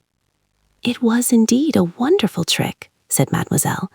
"And how did you move the mannequins?" "Oh, we've often done it, with strings, you know," Gerald explained. "That's true, too," Kathleen whispered. "Let us see you do once again this trick so remarkable," said Mademoiselle, arriving at the bottom stair mat. "Oh, I've cleared them all out," said Gerald. "So he has," from Kathleen, aside to Jimmy. "We were so sorry you were startled. We thought you wouldn't like to see them again." "Then," said Mademoiselle brightly, as she peeped into the untidy dining room and saw that the figures had indeed vanished, "if we supped and discoursed of your beautiful piece of theater." Gerald explained fully how much his brother and sister would enjoy this. As for him, Mademoiselle would see that it was his duty to escort Mabel home, and kind as it was of Mademoiselle to ask her to stay the night, it could not be, on account of the frenzied and anxious affection of Mabel's aunt, and it was useless to suggest that Eliza should see Mabel home, because Eliza was nervous at night, unless accompanied by her gentleman friend. So Mabel was hatted with her own hat and cloaked with a cloak that was not hers, and she and Gerald went out by the front door, amid kind last words and appointments for the morrow. The moment that front door was shut, Gerald caught Mabel by the arm and led her briskly to the corner of the side street which led to the yard. Just round the corner he stopped. "Now," he said, "what I want to know is, are you an idiot or aren't you?" "Idiot yourself," said Mabel, but mechanically, for she saw that he was in earnest. "Because I'm not frightened of the Ugly Wugglies. They're as harmless as tame rabbits. But an idiot might be frightened and give the whole show away. If you're an idiot, say so, and I'll go back and tell them you're afraid to walk home, and that I'll go and let your aunt know you're stopping. I'm not an idiot, said Mabel, and, she added, glaring round her with the wild gaze of the truly terror-stricken, I'm not afraid of anything. I'm going to let you share my difficulties and dangers, said Gerald. At least I'm inclined to let you. I wouldn't do as much for my own brother, I can tell you. And if you queer my pitch, I'll never speak to you again, or let the others either. You're a beast, that's what you are. I don't need to be threatened to make me brave, I am. Mabel, said Gerald, in low, thrilling tones, for he saw that the time had come to sound another note. I know you're brave. I believe in you. That's why I've arranged it like this. I'm certain you've got the heart of a lion under that black and white exterior. Can I trust you? To the death? Mabel felt that to say anything but yes was to throw away a priceless reputation for courage. So yes was what she said. Then wait here. You're close to the lamp, and when you see me coming with them, remember they're as harmless as serpents. I mean doves. Talk to them just like you would to anyone else. See? He turned to leave her, but stopped at her natural question. What hotel did you say you were going to take them to? Oh, Jiminy. The harassed Gerald caught at his hair with both hands. There, you see, Mabel, you're a help already.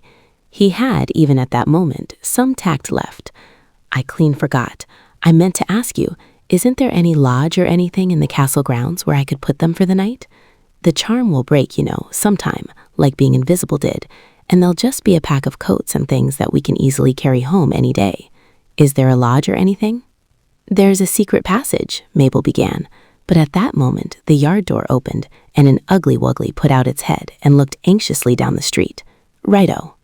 Gerald ran to meet it. It was all Mabel could do not to run in an opposite direction with an opposite motive. It was all she could do, but she did it, and was proud of herself as long as ever she remembered that night. And now, with all the silent precaution necessitated by the near presence of an extremely insane uncle, the Ugly Wugglies, a grisly band, trooped out of the yard door. Walk on your toes, dear, the bonneted Ugly Wuggly whispered to the one with the wreath. And even at that thrilling crisis, Gerald wondered how she could, since the toes of one foot were but the end of a golf club, and of the other the end of a hockey stick. Mabel felt that there was no shame in retreating to the lamppost at the street corner, but once there, she made herself halt, and no one but Mabel will ever know how much making that took. Think of it, to stand there, firm and quiet, and wait for those hollow, unbelievable things to come up to her, clattering on the pavement with their stumpy feet, or borne along noiselessly, as in the case of the flower-hatted lady, by a skirt that touched the ground, and had, Mabel knew very well, nothing at all inside it. She stood very still. The insides of her hands grew cold and damp, but still she stood, saying over and over again, "They're not true. They can't be true. It's only a dream. They aren't really true. They can't be." And then Gerald was there, and all the Ugly Wugglies crowding round, and Gerald saying, "This is one of our friends, Mabel, the princess in the play, you know. Be a man," he added in a whisper for her ear alone. Mabel, all her nerves stretched tight as banjo strings, had an awful instant of not knowing whether she would be able to be a man or whether she would be merely a shrieking and running little mad girl. For the respectable Ugly Wuggly shook her limply by the hand. "He can't be true," she told herself, and the rose-wreathed one took her arm with a soft padded glove at the end of an umbrella arm and said, "You dear, clever little thing, do walk with me," in a gushing, girlish way, and in speech almost wholly lacking in consonance. Then they all walked up the high street as if, as Gerald said, they were anybody else. It was a strange procession, but Littlesby goes early to bed, and the Littlesby police, in common with those of most other places, wear boots that one can hear a mile off. If such boots had been heard, Gerald would have had time to turn back and head them off. He felt now that he could not resist a flush of pride in Mabel's courage as he heard her polite rejoinders to the still more polite remarks of the amiable Ugly Wugglies. He did not know how near she was to the scream that would throw away the whole thing and bring the police and the residents out to the ruin of everybody. They met no one except one man who murmured, "Guy Fawkes, swelp me," and crossed the road hurriedly. And when, next day, he told what he had seen, his wife disbelieved him and also said it was a judgment on him, which was unreasonable. Mabel felt as though she were taking part in a very completely arranged nightmare, but Gerald was in it too. Gerald, who had asked if she was an idiot. Well, she wasn't, but she soon would be, she felt. Yet she went on answering the courteous vowel talk of these impossible people. She had often heard her aunt speak of impossible people. Well, now she knew what they were like. Summer twilight had melted into summer moonlight. The shadows of the ugly wugglies on the white road were much more horrible than their more solid selves. Mabel wished it had been a dark night, and then corrected the wish with a hasty shudder. Gerald, submitting to a searching interrogatory from the tall-hatted ugly wuggly as to his schools, his sports, pastimes, and ambitions, wondered how long the spell would last. The ring seemed to work in sevens. Would these things have 7 hours life, or 14, or 21? His mind lost itself in the intricacies of the 7 times table, a teaser at the best of times, and only found itself with a shock when the procession found itself at the gates of the castle grounds. Locked, of course. "You see," he explained, as the ugly wugglies vainly shook the iron gates with incredible hands, "it's so very late. There is another way, but you have to climb through a hole." "The ladies," the respectable ugly wuggly began objecting, but the ladies with one voice affirmed that they loved adventures. "So frightfully thrilling," added the one who wore roses. So they went round by the road, and coming to the hole, it was a little difficult to find in the moonlight, which always disguises the most familiar things. Gerald went first with the bicycle lantern, which he had snatched as his pilgrims came out of the yard. The shrinking Mabel followed, and then the ugly wugglies, with hollow rattlings of their wooden limbs against the stone, crept through, and with strange vowel sounds of general amazement, manly courage, and feminine nervousness, followed the light along the passage through the fern-hung cutting and under the arch. When they emerged on the moonlit enchantment of the Italian garden, a quite intelligible "oh" of surprised admiration broke from more than one painted paper lip, and the respectable ugly wuggly was understood to say that it must be quite a showplace.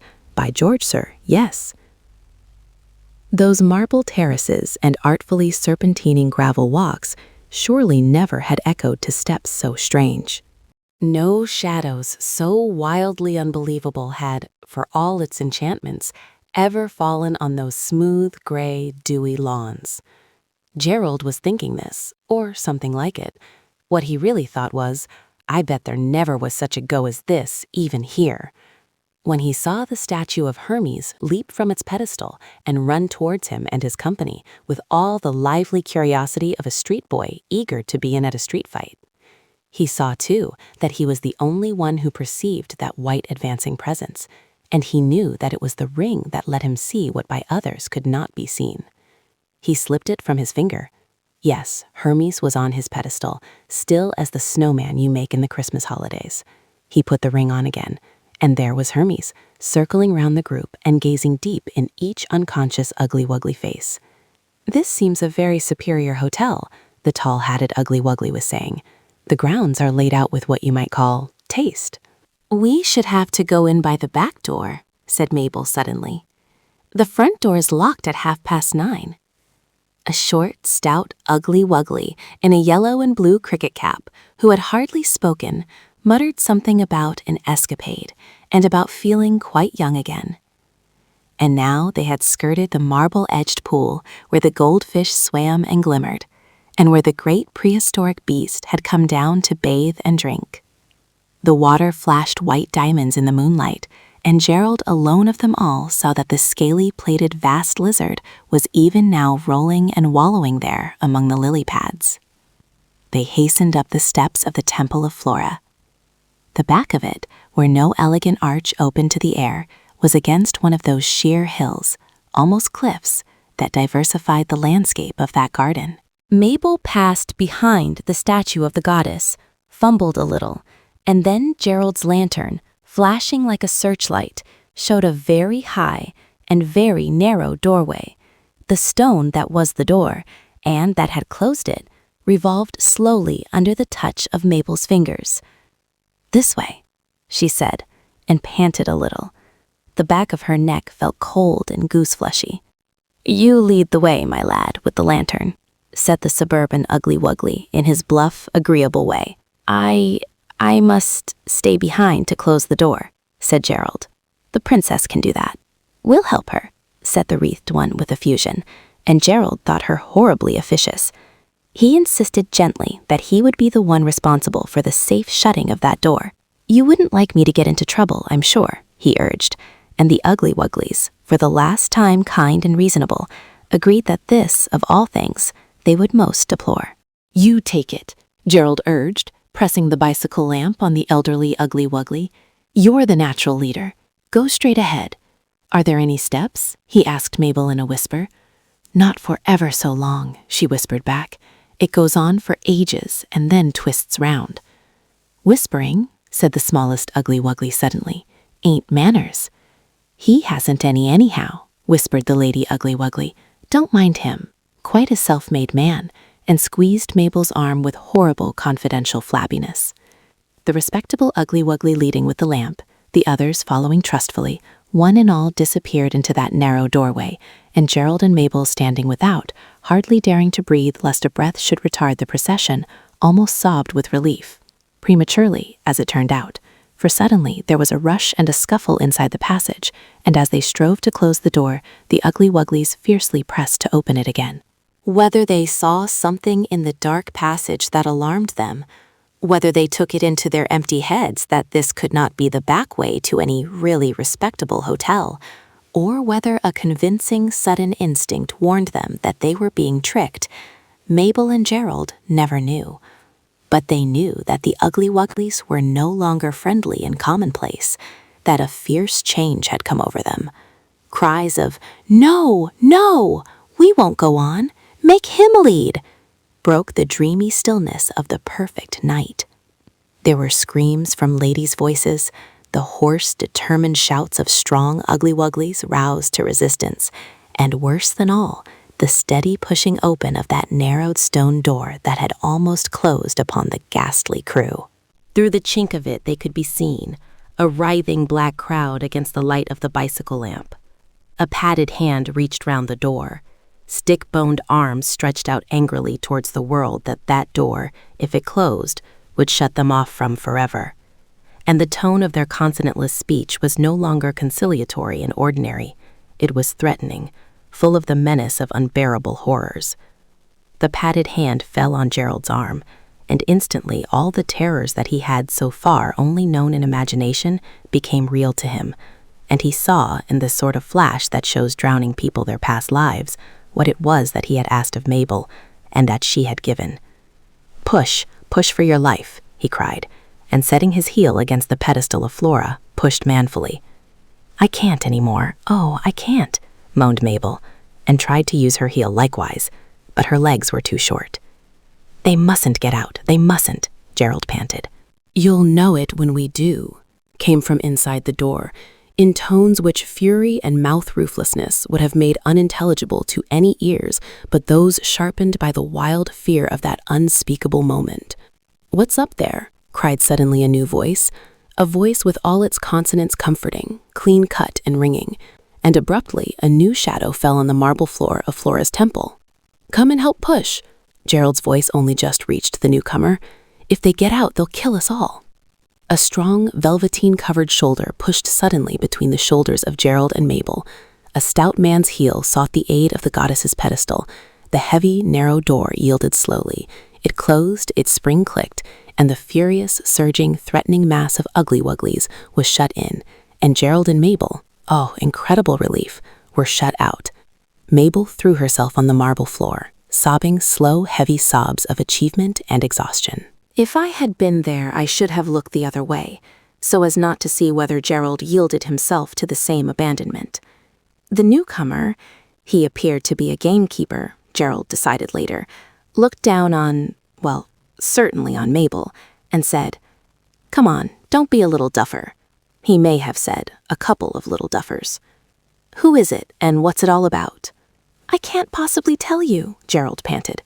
"We shall have to see about that, shan't we?" said the newcomer amiably. "Come out into the moonlight and let's review the situation." Gerald, even in that topsy-turvy state of his world, found time to think that a gamekeeper who used such words as that had most likely a romantic past. But at the same time, he saw that such a man would be far less easy to square with an unconvincing tale than Eliza or Johnson or even Mademoiselle. In fact, he seemed with the only tale that they had to tell practically unsquareable.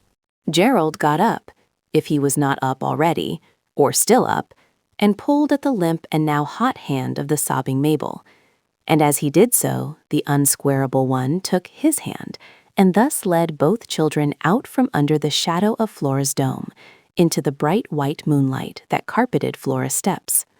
Here he sat down, a child on each side of him, drew a hand of each through his velveteen arm, pressed them to his velveteen sides in a friendly, reassuring way, and said, "Now then, go ahead." Mabel merely sobbed. We must excuse her.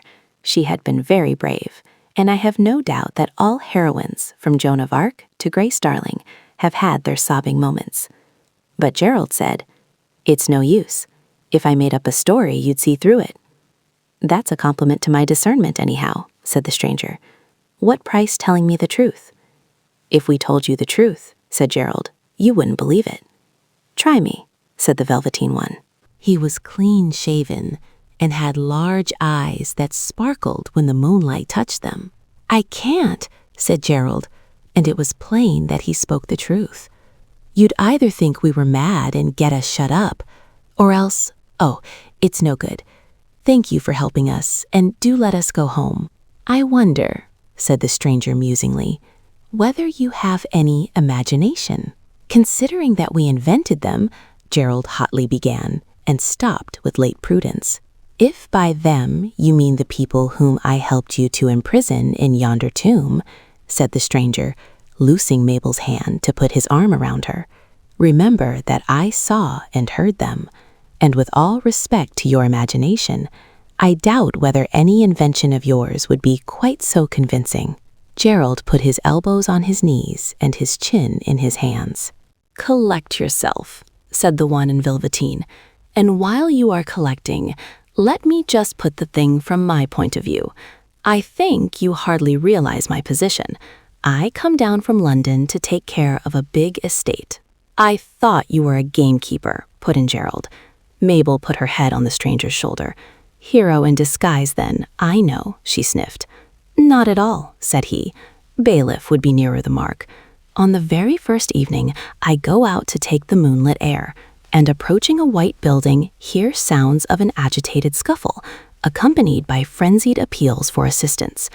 Carried away by the enthusiasm of the moment, I do assist and shut up goodness knows who behind a stone door. Now, is it unreasonable that I should ask who it is that I've shut up? Helped to shut up, I mean, and who it is that I've assisted?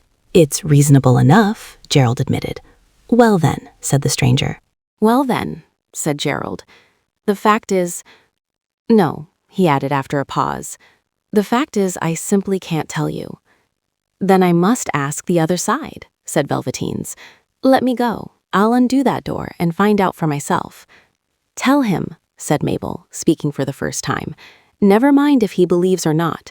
We can't have them let out." "Very well," said Gerald. "I'll tell him.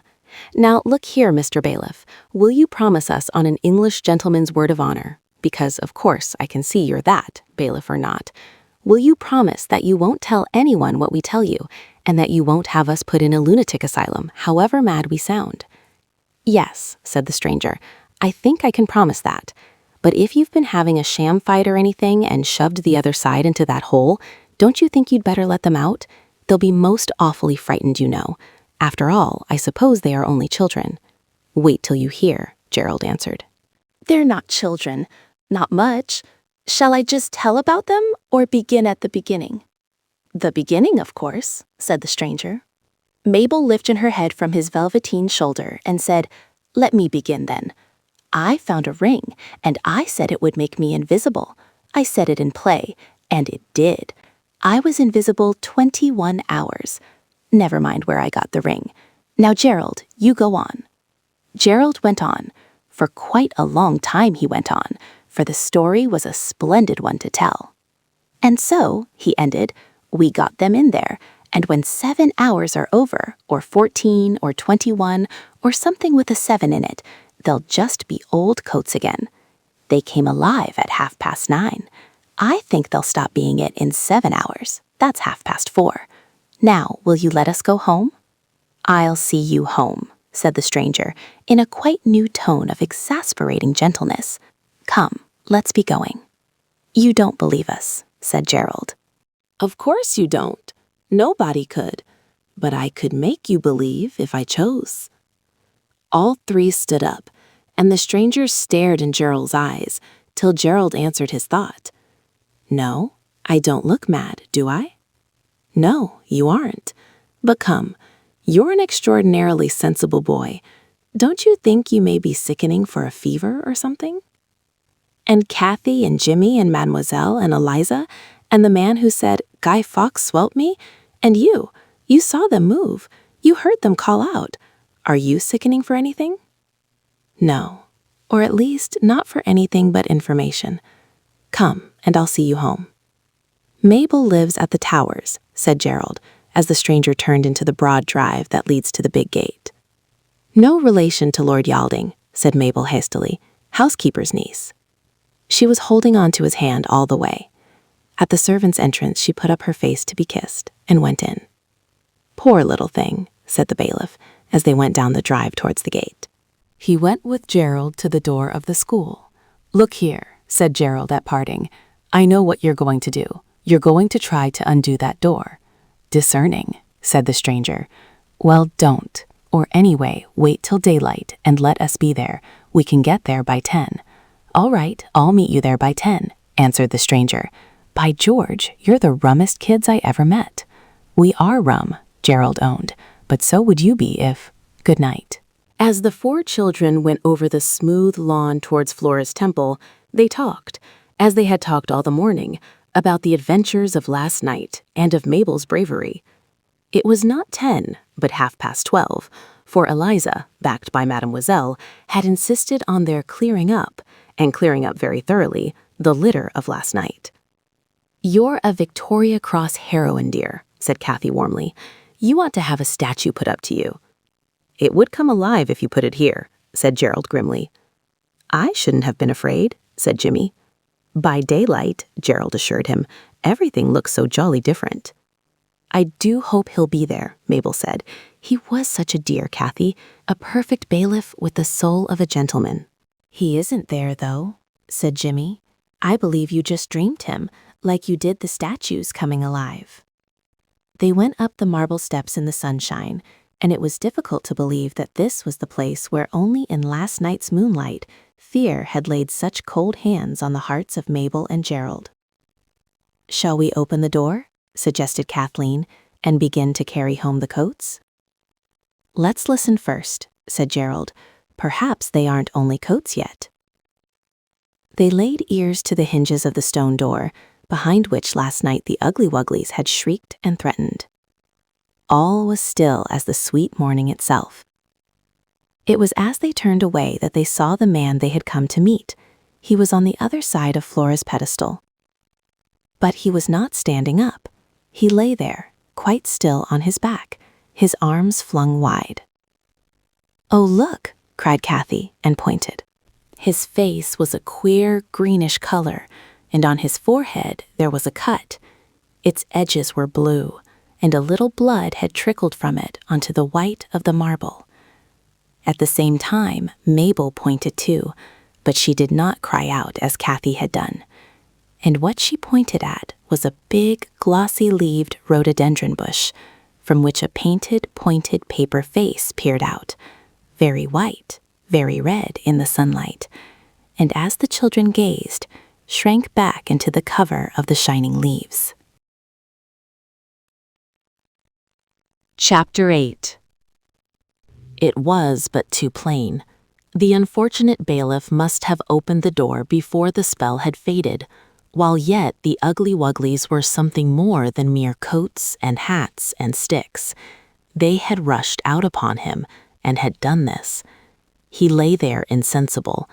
Was it a golf club or a hockey stick that had made that horrible cut on his forehead? Gerald wondered. The girls had rushed to the sufferer. Already his head was in Mabel's lap. Kathleen had tried to get it onto hers, but Mabel was too quick for her. Jimmy and Gerald both knew what was the first thing needed by the unconscious, even before Mabel impatiently said, "Water, water." "What in?" Jimmy asked, looking doubtfully at his hands, and then down the green slope to the marble-bordered pool where the water lilies were. "Your hat, anything," said Mabel. The two boys turned away. "Suppose they come after us," said Jimmy. "What come after us?" Gerald snapped rather than asked. "The Ugly Wugglies," Jimmy whispered. "Who's afraid?" Gerald inquired, but he looked to right and left very carefully and chose the way that did not lead near the bushes. He scooped water up in his straw hat and returned to Flora's temple, carrying it carefully in both hands. When he saw how quickly it ran through the straw, he pulled his handkerchief from his breast pocket with his teeth and dropped it into the hat. It was with this that the girls wiped the blood from the bailiff's brow. "We ought to have smelling salts," said Kathleen, half in tears. "I know we ought."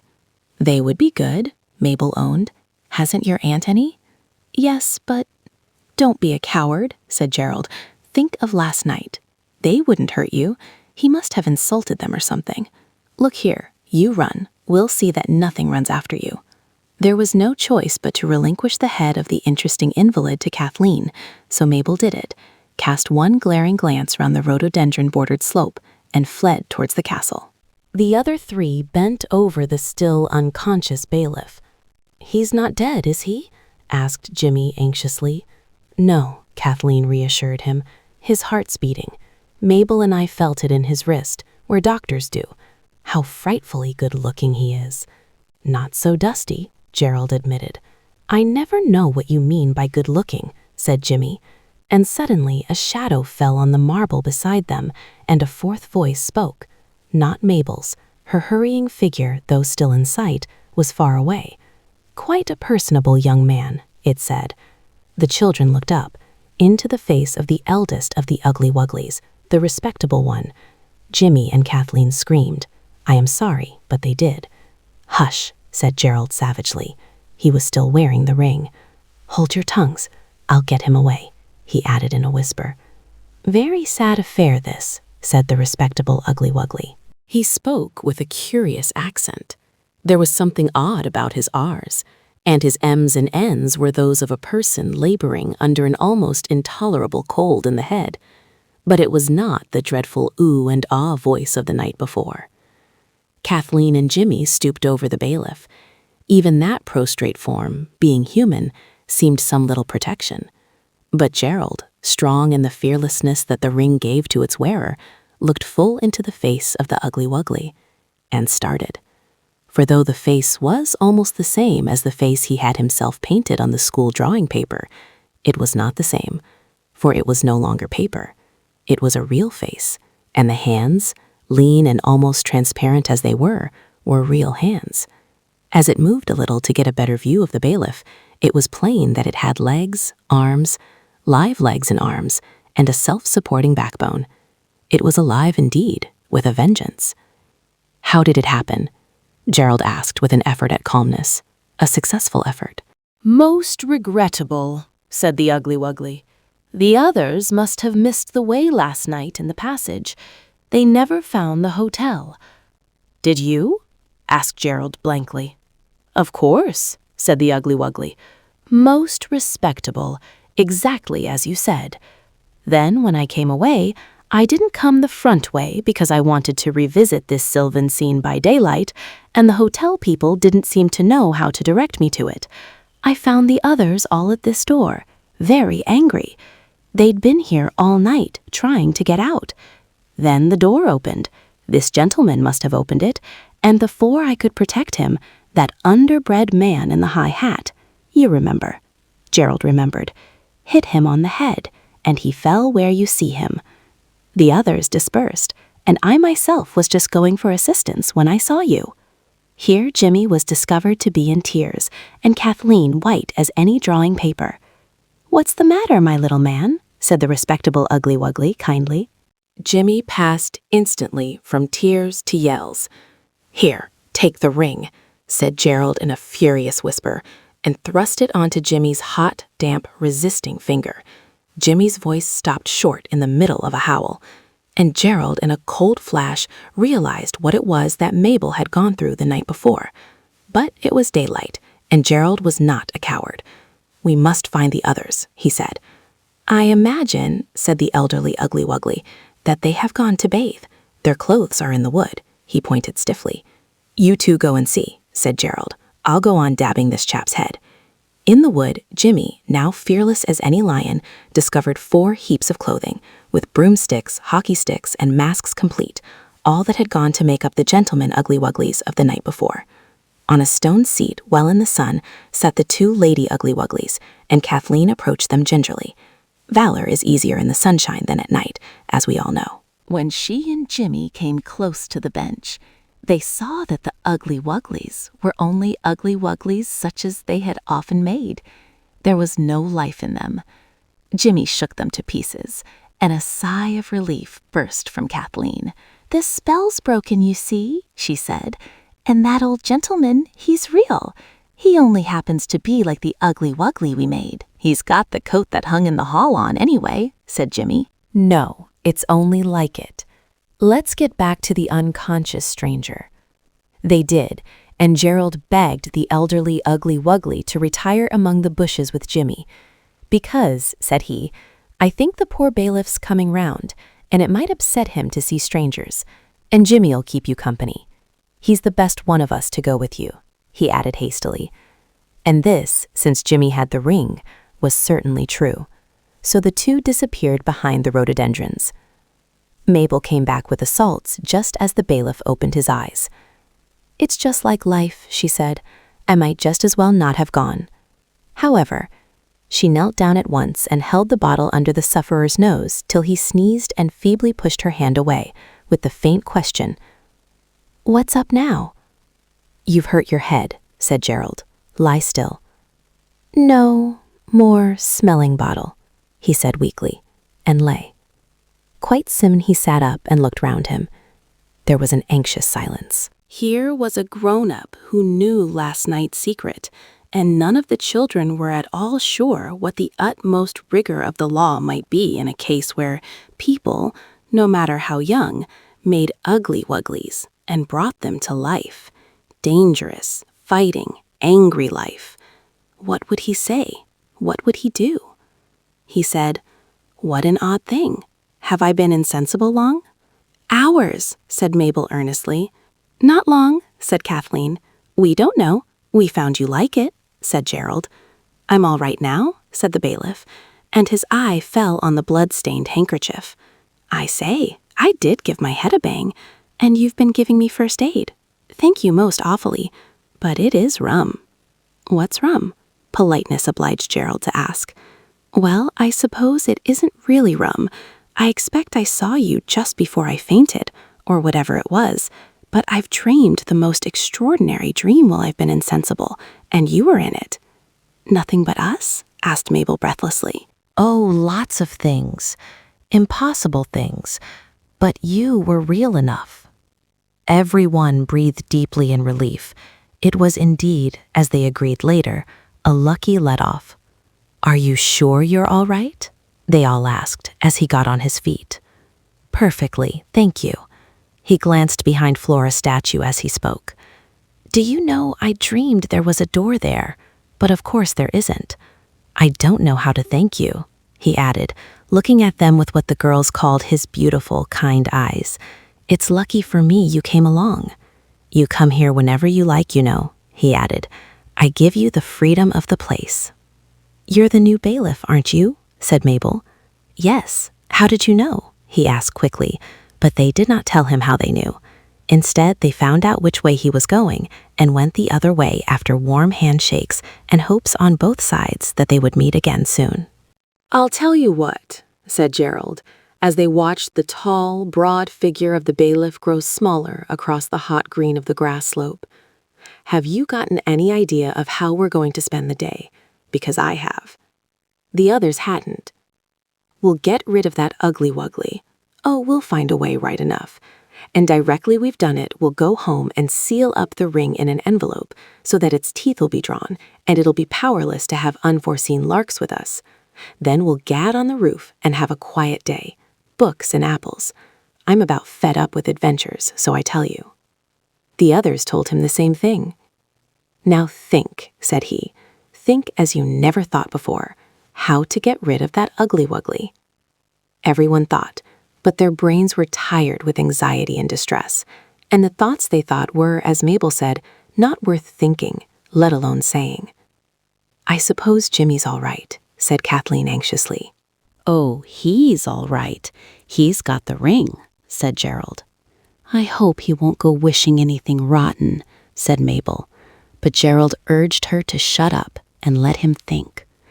I think best sitting down," he said, and sat. "And sometimes you can think best aloud. The ugly-wuggly's real. Don't make any mistake about that. And he got made real inside that passage. If we could get him back there, he might get changed again, and then we could take the coats and things back." "Isn't there any other way?" Kathleen asked, and Mabel, more candid, said bluntly, "I'm not going into that passage, so there." "Afraid? In broad daylight?" Gerald sneered. "It wouldn't be broad daylight in there," said Mabel, and Kathleen shivered.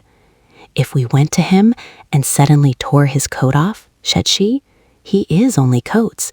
He couldn't go on being real then." "Couldn't he?" said Gerald.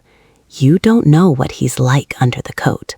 Kathleen shivered again. And all this time, the sun was shining gaily, and the white statues and the green trees and fountains and terraces looked as cheerfully romantic as a scene in a play.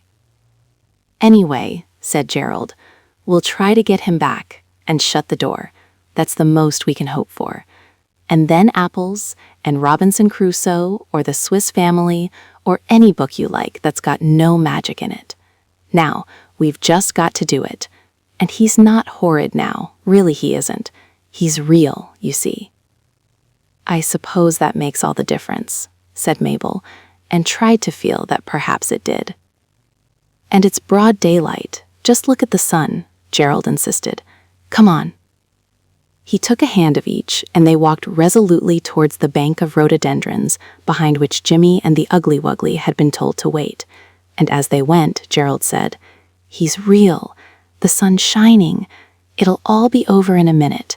And he said these things again and again, so that there should be no mistake about them. As they neared the bushes, the shining leaves rustled, shivered, and parted, and before the girls had time to begin to hang back, Jimmy came blinking out into the sunlight. The boughs closed behind him, and they did not stir or rustle for the appearance of anyone else. Jimmy was alone. "Where is it?" asked the girls in one breath. "Walking up and down in a fur walk," said Jimmy, "doing sums in a book. He says he's most frightfully rich, and he's got to get up to town to the stocks or something, where they change papers into gold if you're clever, he says. I should like to go to the stocks change, wouldn't you?" "I don't seem to care very much about changes," said Gerald. "I've had enough. Show us where he is. We must get rid of him." "He's got a motor car," Jimmy went on, parting the worn, varnished-looking rhododendron leaves, "and a garden with a tennis court and a lake and a carriage and pair. And he goes to Athens for his holiday sometimes, just like other people go to market." "The best thing," said Gerald, following through the bushes, "will be to tell him the shortest way out is through that hotel that he thinks he found last night. Then we get him into the passage, give him a push, fly back, and shut the door." "He'll starve to death in there," said Kathleen, "if he's really real." "I expect it doesn't last long. The magics don't. Anyway, it's the only thing I can think of." "He's frightfully rich," Jimmy went on, unheeding, amid the cracking of the bushes. "He's building a public library for the people where he lives, and having his portrait painted to put in it. He thinks they'll like that. The belt of rhododendrons was past, and the children had reached a smooth grass walk bordered by tall pines and firs of strange different kinds. "He's just round that corner," said Jimmy. He's simply rolling in money. He doesn't know what to do with it. He's been building a horse trough and drinking fountain with a bust of himself on top. Why doesn't he build a private swimming bath close to his bed so that he can just roll off into it of a morning? I wish I was rich. I'd soon show him." "That's a sensible wish," said Gerald. "I wonder we didn't think of doing that. Oh, crikey," he added, and with reason. For there, in the green shadows of the pine walk, in the woodland silence, broken only by rustling leaves and the agitated breathing of the 3 unhappy others, Jimmy got his wish. By quick, but perfectly plain to be seen degrees, Jimmy became rich. And the horrible thing was that though they could see it happening, they did not know what was happening and could not have stopped it if they had. All they could see was Jimmy, their own Jimmy, whom they had larked with and quarreled with and made it up with ever since they could remember. Jimmy continuously and horribly growing old. The whole thing was over in a few seconds. Yet in those few seconds, they saw him grow to a youth, a young man, a middle-aged man, and then, with a sort of shivering shock, unspeakably horrible and definite, he seemed to settle down into an elderly gentleman, handsomely but rather dowdily dressed, who was looking down at them through spectacles and asking them the nearest way to the railway station. If they had not seen the change take place, in all its awful details, they would never have guessed that this stout, prosperous elderly gentleman with the high hat, the frock coat, and the large red seal dangling from the curve of a portly waistcoat was their own Jimmy. But as they had seen it, they knew the dreadful truth. "Oh, Jimmy, don't!" cried Mabel desperately. Gerald said, "This is perfectly beastly," and Kathleen broke into wild weeping. "Don't cry, little girl," said that which had been Jimmy. "And you, boy, can't you give a civil answer to a civil question?" "He doesn't know us," wailed Kathleen. "Who doesn't know you?" said that which had been impatiently. You don't," Kathleen sobbed. "I certainly don't," returned that witch. "But surely that need not distress you so deeply." "Oh, Jimmy, Jimmy, Jimmy," Kathleen sobbed louder than before. "He doesn't know us," Gerald owned. "Or, look here, Jimmy, you aren't kidding, are you? Because if you are, it's simply abject rot." "My name is Mr. said that which had been Jimmy, and gave the name correctly. "By the way, it will perhaps be shorter to call this elderly stout person who was Jimmy grown rich by some simpler name than I have just used. Let us call him that, short for that which had been Jimmy." "What are we to do?" whispered Mabel, awestruck. And aloud she said, "Oh, Mr. James, or whatever you call yourself, do give me the ring." For on That's finger the fatal ring showed plain. "Certainly not," said that firmly. "You appear to be a very grasping child." "But what are you going to do?" Gerald asked in the flat tones of complete hopelessness. "Your interest is very flattering," said that. "Will you tell me, or won't you, the way to the nearest railway station?" "No," said Gerald, "we won't." "Then," said that, still politely, though quite plainly furious, "perhaps you'll tell me the way to the nearest lunatic asylum?" "Oh, no, no, no," cried Kathleen. "You're not so bad as that." "Perhaps not, but you are," that retorted. "If you're not lunatics, you're idiots. However, I see a gentleman ahead who is perhaps sane. In fact, I seem to recognize him." A gentleman indeed was now to be seen approaching. It was the elderly Ugly Wuggly. "Oh, don't you remember, Jerry?" Kathleen cried. "And Kathy, your own Kathy Pusscat? Dear, dear Jimmy, don't be so silly." "Little girl," said that, looking at her crossly through his spectacles, "I am sorry you have not been better brought up." And he walked stiffly towards the Ugly Wuggly. 2 hats were raised, a few words were exchanged, and 2 elderly figures walked side by side down the green pine walk, followed by 3 miserable children, horrified, bewildered, alarmed, and what is really worse than anything, quite at their wits' end. "He wished to be rich, so of course he is," said Gerald. "He'll have money for tickets and everything." And when the spell breaks, it's sure to break, isn't it? He'll find himself somewhere awful, perhaps in a really good hotel, and not know how he got there. "I wonder how long the Ugly Wugglies lasted," said Mabel. "Yes," Gerald answered. "That reminds me, you two must collect the coats and things. Hide them anywhere you like, and we'll carry them home tomorrow, if there is any tomorrow," he added darkly. "Oh, don't," said Kathleen, once more breathing heavily on the verge of tears. "You wouldn't think everything could be so awful, and the sun shining like it does." "Look here," said Gerald. "Of course I must stick to Jimmy. You two must go home to Mademoiselle and tell her Jimmy and I have gone off in the train with a gentleman. Say he looked like an uncle. He does, some kinds of uncle. There'll be a beastly row afterwards, but it's got to be done." "It all seems thick with lies," said Kathleen. "You don't seem to be able to get a word of truth in edgewise hardly." "Don't you worry," said her brother.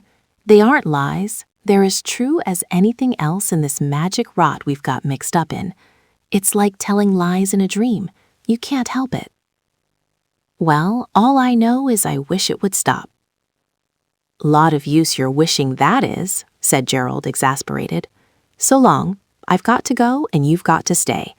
If it's any comfort to you, I don't believe any of it's real. It can't be. It's too thick. Tell Mademoiselle Jimmy and I will be back to tea. If we don't happen to be, I can't help it. I can't help anything, except perhaps Jimmy." He started to run, for the girls had lagged, and the Ugly Wuggly and that, late Jimmy, had quickened their pace. The girls were left looking after them. "We've got to find these clothes," said Mabel. "Simply got to. I used to want to be a heroine. It's different when it really comes to being, isn't it?" "Yes, very," said Kathleen. "Where shall we hide the clothes when we've got them? Not that passage?"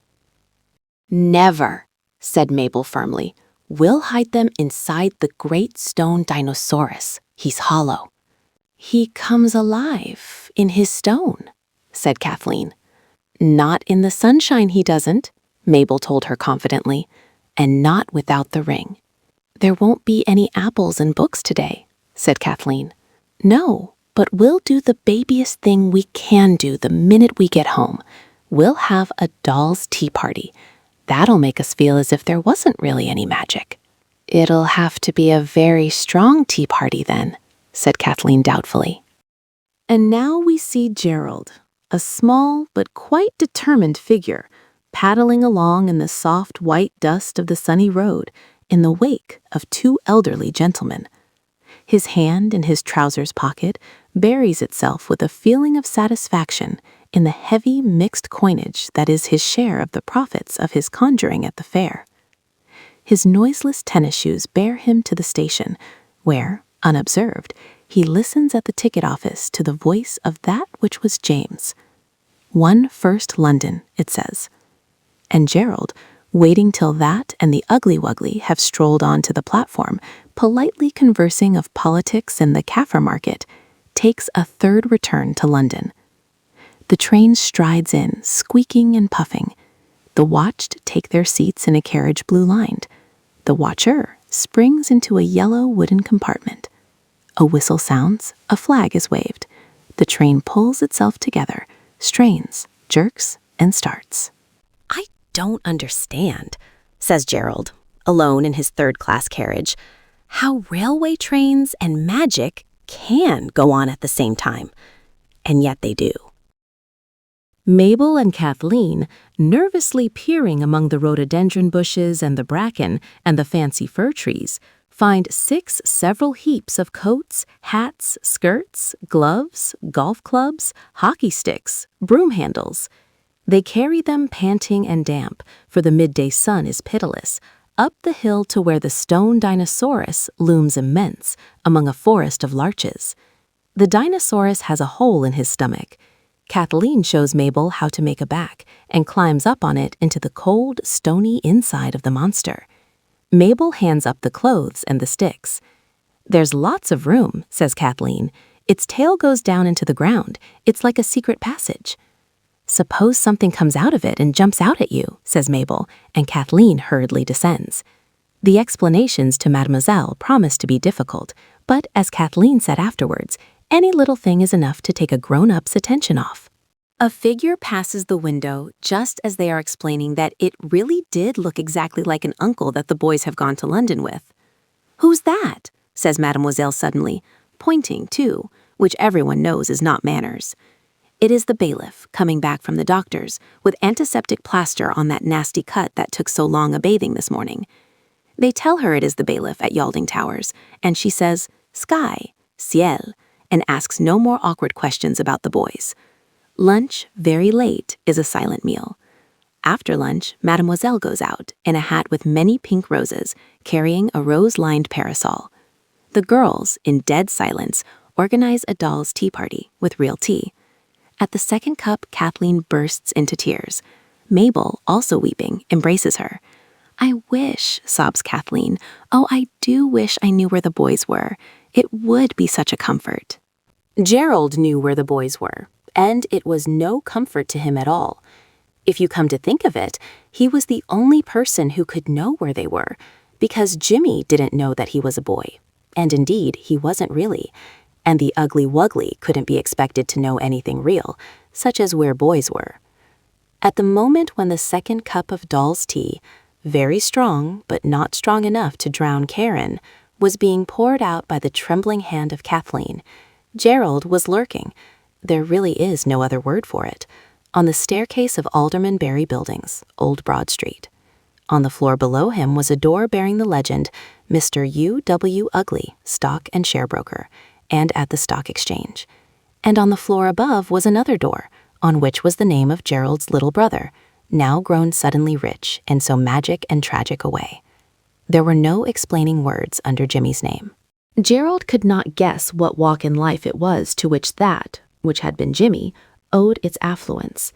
He had seen, when the door opened to admit his brother, a tangle of clerks and mahogany desks. Evidently, that had a large business. What was Gerald to do? What could he do? It is almost impossible, especially for one so young as Gerald, to enter a large London office and explain that the elderly and respected head of it is not what he seems, but is really your little brother, who has been suddenly advanced to age and wealth by a tricky wishing ring. If you think it's a possible thing, try it, that's all.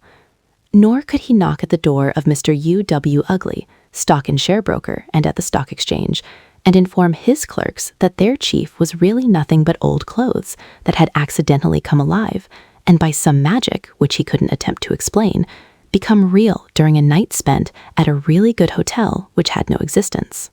The situation bristled, as you see, with difficulties, and it was so long past Gerald's proper dinner time that his increasing hunger was rapidly growing to seem the most important difficulty of all. It is quite possible to starve to death on the staircase of a London building if the people you are watching for only stay long enough in their offices. The truth of this came home to Gerald more and more painfully. A boy with hair like a new front doormat came whistling up the stairs. He had a dark blue bag in his hands. "I'll give you a tanner for yourself if you'll get me a tanner's worth of buns," said Gerald, with that prompt decision common to all great commanders.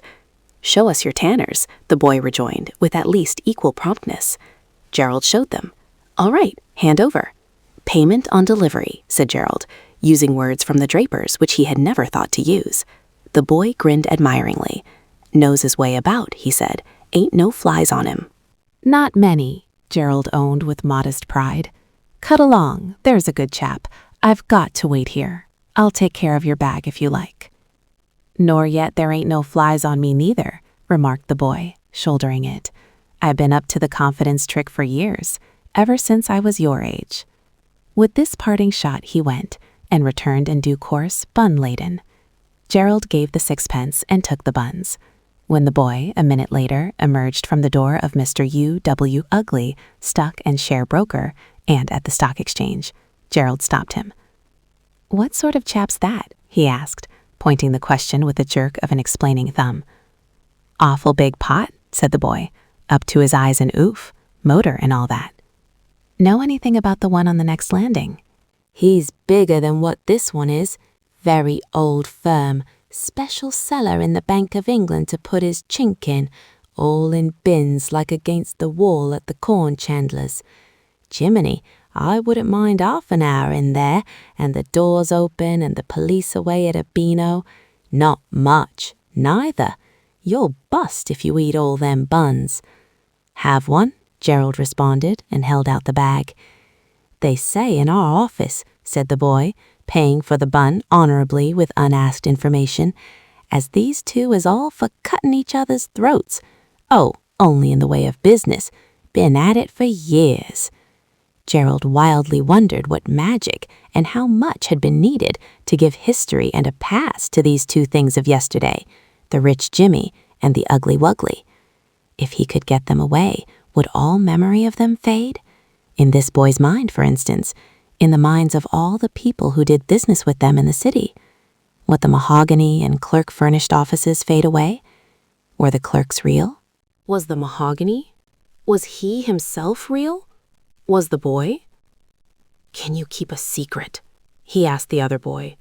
Are you on for a lark? I ought to be getting back to the office, said the boy. Get then, said Gerald. Don't you get stuffy, said the boy. I was just going to say it didn't matter. I know how to make my nose bleed if I'm a bit late. Gerald congratulated him on this accomplishment, at once so useful and so graceful, and then said, Look here, I'll give you 5 bob, honest. What for? Was the boy's natural question. If you'll help me. Fire ahead. I'm a private inquiry, said Gerald. Tech? You don't look it. What's the good of being one if you look it? Gerald asked impatiently, beginning on another bun. That old chap on the floor above, he's wanted. Police? Asked the boy with fine carelessness. No, sorrowing relations. Return to, said the boy. All forgotten and forgiven. I see. And I've got to get him to them somehow. Now, if you could go in and give him a message from someone who wanted to meet him on business. Hold on, said the boy. I know a trick worth 2 of that. You go in and see Old Ugly. He'd give his ears to have the old boy out of the way for a day or 2. They were saying so in our office only this morning. Let me think, said Gerald, laying down the last bun on his knee, expressly to hold his head in his hands. Don't you forget to think about my 5 bob, said the boy. Then there was a silence on the stairs, broken only by the cough of a clerk in that's office and the clickety-clack of a typewriter in the office of Mr. U.W. Ugly. Then Gerald rose up and finished the bun. You're right, he said. I'll chance it. Here's your 5 bob. He brushed the bun crumbs from his front, cleared his throat, and knocked at the door of Mr. U.W. Ugly. It opened, and he entered. The doormat boy lingered, secure in his power to account for his long absence by means of his well-trained nose, and his waiting was rewarded. He went down a few steps, round the bend of the stairs, and heard the voice of Mr. U.W. Ugly, so well known on that staircase, and on the stock exchange, say in soft, cautious accents. Then I'll ask him to let me look at the ring, and I'll drop it. You pick it up. But remember, it's a pure accident, and you don't know me. I can't have my name mixed up in a thing like this. You're sure he's really unhinged? Quite, said Gerald. He's quite mad about that ring. He'll follow it anywhere. I know he will. And think of his sorrowing relations. I do, said Mr. Ugly kindly. That's all I do think of course. He went up the stairs to the other office, and Gerald heard the voice of that telling his clerks that he was going out to lunch. Then the horrible Ugly Wuggly and Jimmy, hardly less horrible in the eyes of Gerald, passed down the stairs where, in the dusk of the lower landing, 2 boys were making themselves as undistinguishable as possible and so out into the street, talking of stocks and shares, bears and bulls. The 2 boys followed. I say, the doormat-headed boy whispered admiringly, whatever are you up to? You'll see, said Gerald recklessly. Come on. You tell me, I must be getting back. Well, I'll tell you, but you won't believe me. That old gentleman's not really old at all. He's my young brother suddenly turned into what you see. The other's not real at all. He's only just old clothes and nothing inside. He looks it, I must say, the boy admitted. But I say, you do stick it on, don't you? Well, my brother was turned like that by a magic ring. There ain't no such thing as magic, said the boy. I learned that at school. All right, said Gerald. Goodbye. I'll go ahead, said the boy. You do stick it on, though. Well, that magic ring. If I can get hold of it, I shall just wish we were all in a certain place, and we shall be. And then I can deal with both of them. Deal? Yes, the ring won't unwish anything you've wished. That undoes itself with time, like a spring uncoiling. But it'll give you a brand new wish. I'm almost certain of it. Anyhow, I'm going to chance it. You are a rotter, aren't you? Said the boy respectfully. You wait and see, Gerald repeated. I say, you aren't going into this swell place. You can't. The boy paused, appalled at the majesty of Pimm's. Yes, I am. They can't turn us out as long as we behave. You come along too. I'll stand lunch. I don't know why Gerald clung so to this boy. He wasn't a very nice boy. Perhaps it was because he was the only person Gerald knew in London to speak to, except that which had been Jimmy and the Ugly Wuggly, and he did not want to talk to either of them.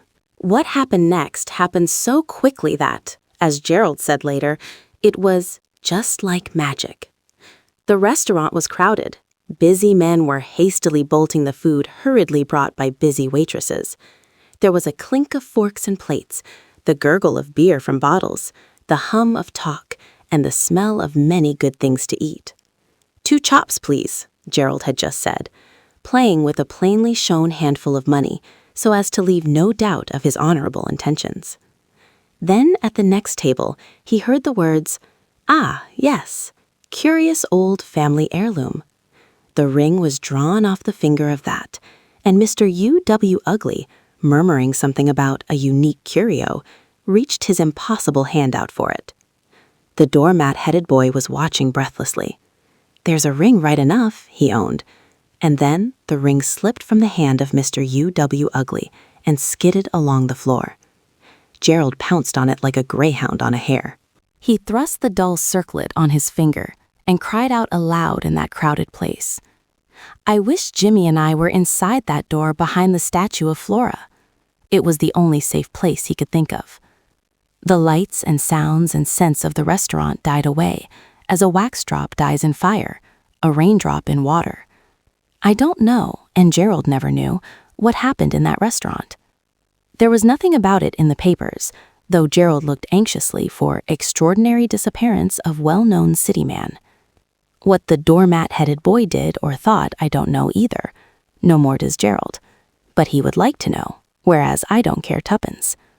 The world went on all right, anyhow, whatever he thought or did. The lights and the sounds and the scents of Pimes died out. In place of the light, there was darkness. In place of the sounds, there was silence. And in place of the scent of beef, pork, mutton, fish, veal, cabbage, onions, carrots, beer, and tobacco, there was the musty, damp scent of a place underground that has been long shut up. Gerald felt sick and giddy, and there was something at the back of his mind that he knew would make him feel sicker and giddier as soon as he should have the sense to remember what it was. Meantime, it was important to think of proper words to soothe the city man that had once been Jimmy, to keep him quiet till time, like a spring uncoiling, should bring the reversal of the spell, make all things as they were and as they ought to be. But he fought in vain for words. There were none, nor were they needed, for through the deep darkness came a voice, and it was not the voice of that city man who had been Jimmy, but the voice of that very Jimmy who was Gerald's little brother, and who had wished that unlucky wish for riches that could only be answered by changing all that was Jimmy, young and poor, to all that Jimmy, rich and old, would have been. Another voice said, Jerry, are you awake? I've had such a rum dream." And then there was a moment when nothing was said or done. Gerald felt through the thick darkness and the thick silence and the thick scent of old earth shut up, and he got hold of Jimmy's hand. "It's all right, Jimmy, old chap," he said. "It's not a dream now. It's that beastly ring again.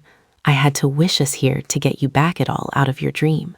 "Wish us where?" Jimmy held on to the hand in a way that in the daylight of life he would have been the first to call babyish. "Inside the passage, behind the Flora statue, said Gerald, adding, "It's all right, really." "Oh, I dare say it's all right," Jimmy answered through the dark, with an irritation not strong enough to make him loosen his hold of his brother's hand. "But how are we going to get out?" Then Gerald knew what it was that was waiting to make him feel more giddy than the lightning flight from Cheapside to Yalding Towers had been able to make him. But he said stoutly, "I'll wish us out, of course," though all the time he knew that the ring would not undo its given wishes. It didn't, Gerald wished. He handed the ring carefully to Jimmy through the thick darkness, and Jimmy wished. And there they still were, in that black passage behind Flora that had led, in the case of one Ugly Wuggly at least, to a good hotel. And the stone door was shut, and they did not know even which way to turn to it. "If I only had some matches," said Gerald. "Why didn't you leave me in the dream?" Jimmy almost whimpered. "It was light there, and I was just going to have salmon and cucumber." "I," rejoined Gerald in gloom, "was just going to have steak and fried potatoes."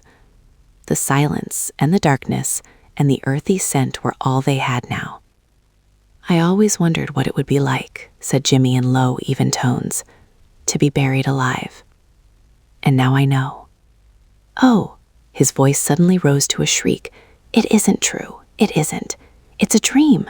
That's what it is." There was a pause, while you could have counted 10. Then, "Yes," said Gerald bravely, through the scent and the silence and the darkness. "It's just a dream, Jimmy, old chap. We'll just hold on and call out now and then just for the lark of the thing. But it's really only a dream, of course." "Of course," said Jimmy in the silence and the darkness and the scent of old earth. Chapter 9. There is a curtain, thin as gossamer, clear as glass, strong as iron, that hangs forever between the world of magic and the world that seems to us to be real. And when once people have found one of the little weak spots in that curtain, which are marked by magic rings and amulets and the like, almost anything may happen. Thus, it is not surprising that Mabel and Kathleen, conscientiously conducting one of the dullest dolls' tea parties at which either had ever assisted, should suddenly, and both at once, have felt a strange, unreasonable, but quite irresistible desire to return instantly to the Temple of Flora, even at the cost of leaving the dolls' tea service in an unwashed state, and only half the raisins eaten. They went, as one has to go when the magic impulse drives one, against their better judgment, against their wills almost. And the nearer they came to the Temple of Flora in the golden hush of the afternoon, the more certain each was that they could not possibly have done otherwise. And this explains exactly how it was that when Gerald and Jimmy, holding hands in the darkness of the passage, uttered their first concerted yell, just for the lark of the thing, that yell was instantly answered from outside. A crack of light showed in that part of the passage where they had least expected the door to be. The stone door itself swung slowly open, and they were out of it, in the Temple of Flora, blinking in the good daylight, an unresisting prey to Kathleen's embraces and the questionings of Mabel. "And you left that Ugly Wuggly loose in London," Mabel pointed out. "You might have wished it to be with you, too." "It's all right where it is," said Gerald. "I couldn't think of everything. And besides, no thank you. Now we'll go home and seal up the ring in an envelope." "I haven't done anything with the ring yet," said Kathleen. "I shouldn't think you'd want to when you see the sort of things it does with you," said Gerald. "It wouldn't do things like that if I was wishing with it," Kathleen protested. "Look here," said Mabel. "Let's just put it back in the treasure room and have done with it. I oughtn't ever to have taken it away, really. It's a sort of stealing. It's quite as bad, really, as Eliza borrowing it to astonish her gentleman friend with." "I don't mind putting it back if you like," said Gerald. "Only if any of us do think of a sensible wish, you'll let us have it out again, of course?" Of course," Mabel agreed.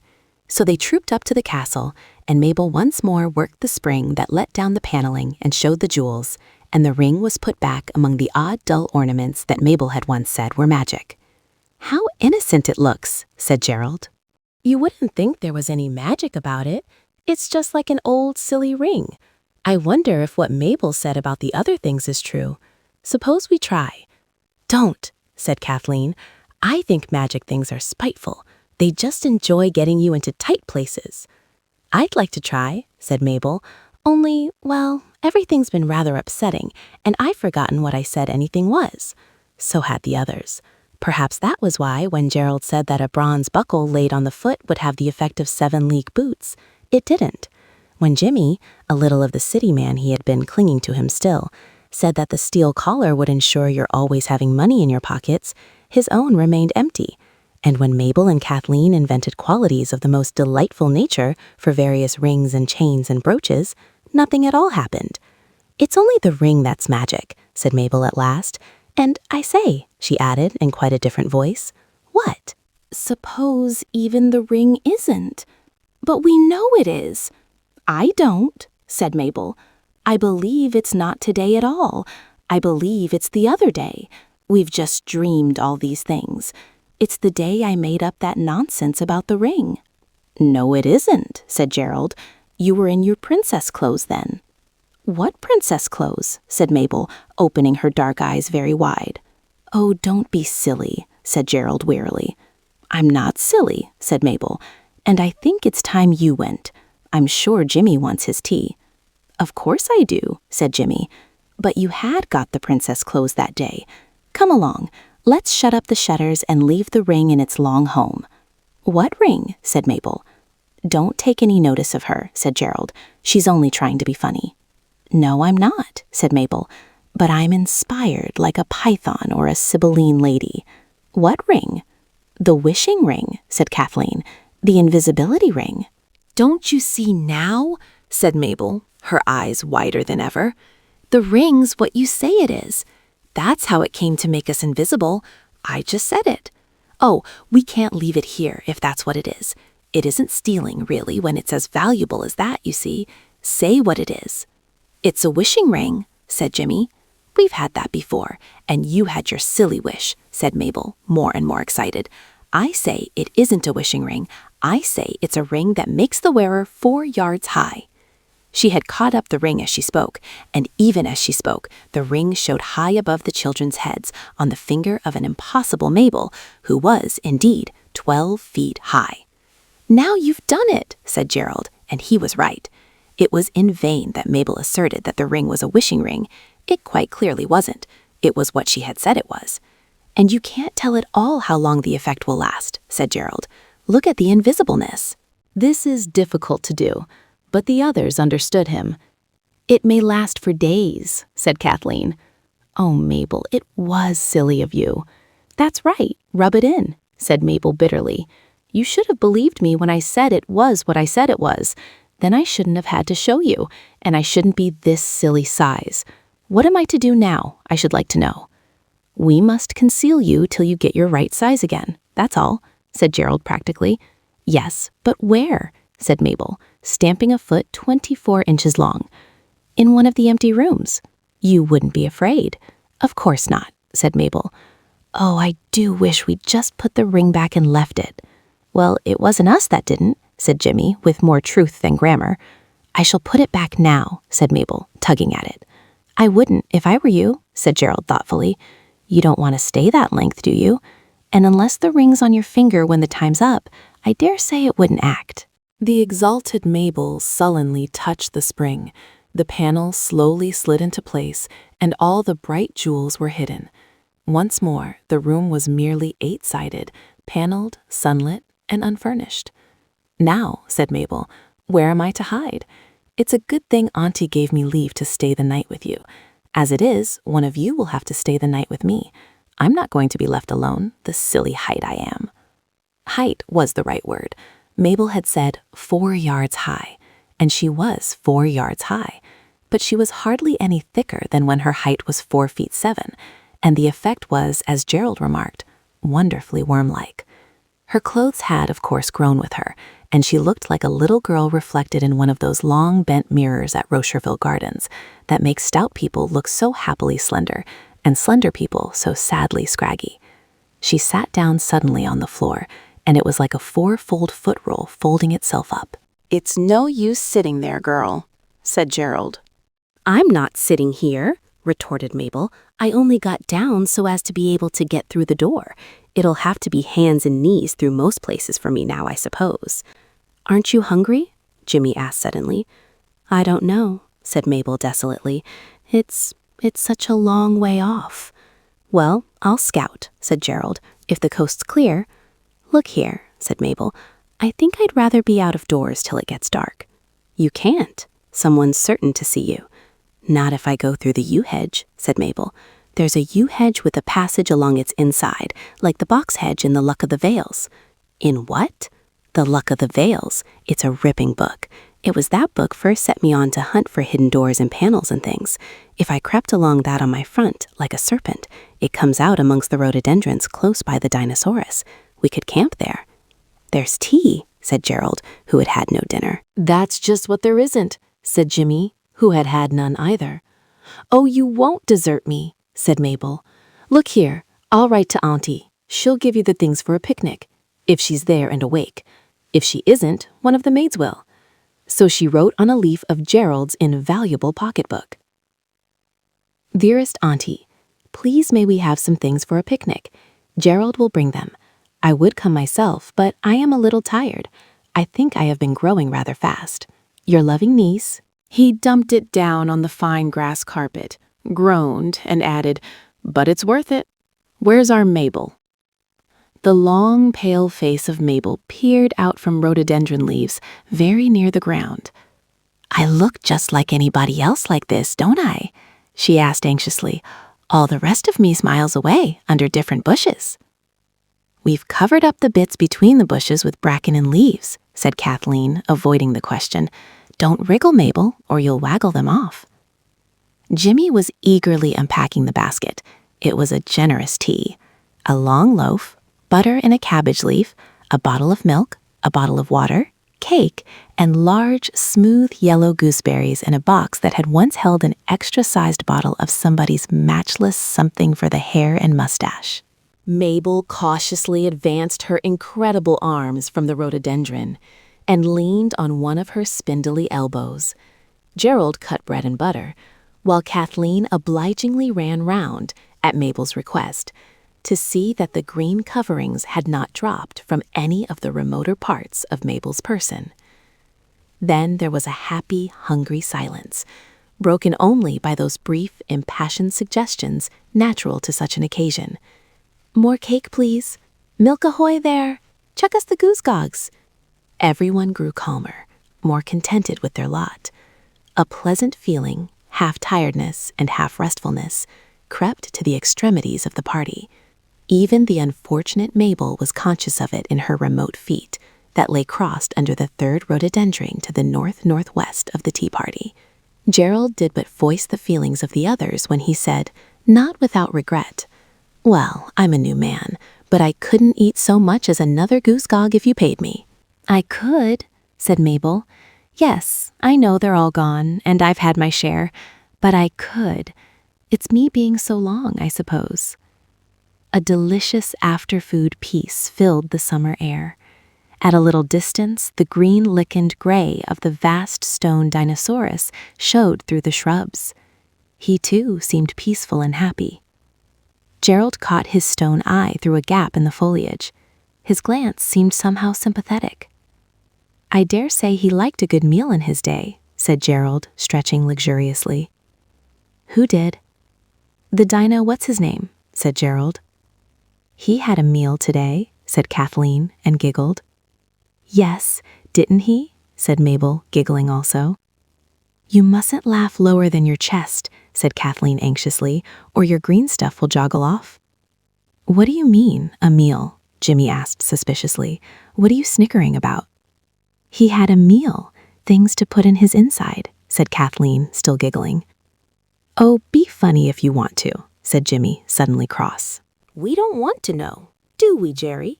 "I do," said Gerald witheringly. "I'm dying to know. Wake me, you girls, when you've finished pretending you're not going to tell."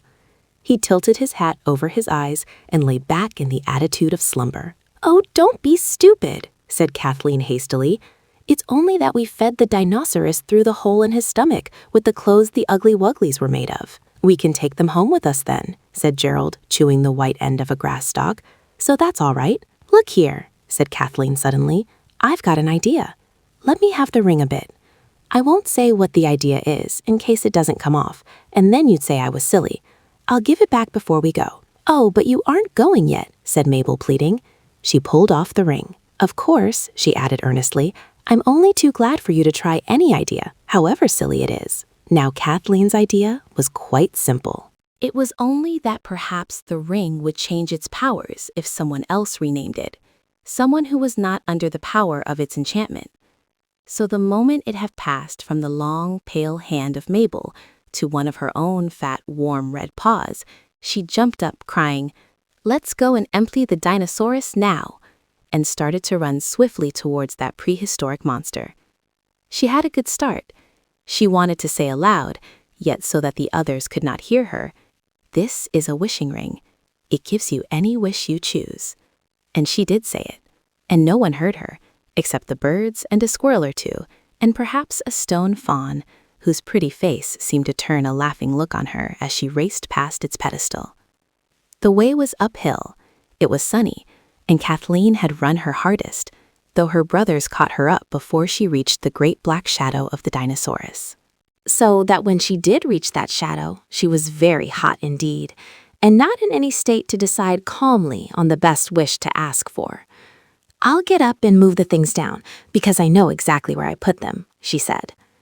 Gerald made it back, Jimmy assisted her to climb up, and she disappeared through the hole into the dark inside of the monster.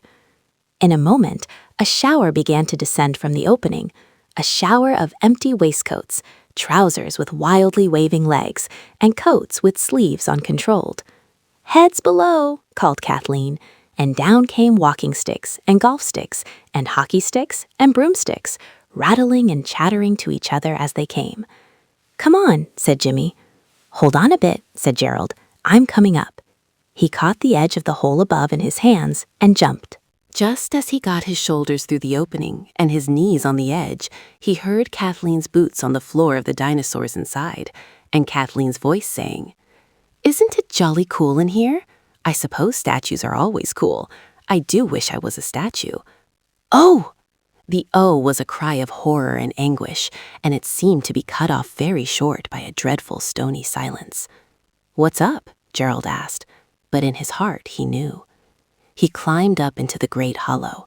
In the little light that came up through the hole, he could see something white against the gray of the creature's sides. He felt in his pockets, still kneeling, struck a match, and when the blue of its flame changed to clear yellow, he looked up to see what he had known he would see, the face of Kathleen, white, stony, and lifeless.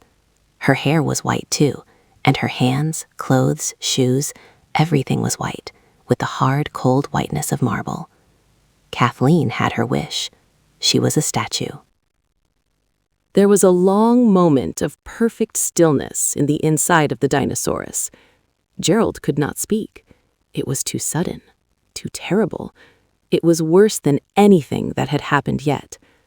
Then he turned and spoke down out of that cold, stony silence to Jimmy, in the green, sunny, rustling live world outside. "Jimmy," he said, in tones perfectly ordinary and matter-of-fact, "Kathleen's gone and said that ring was a wishing ring, and so it was, of course. I see now what she was up to, running like that.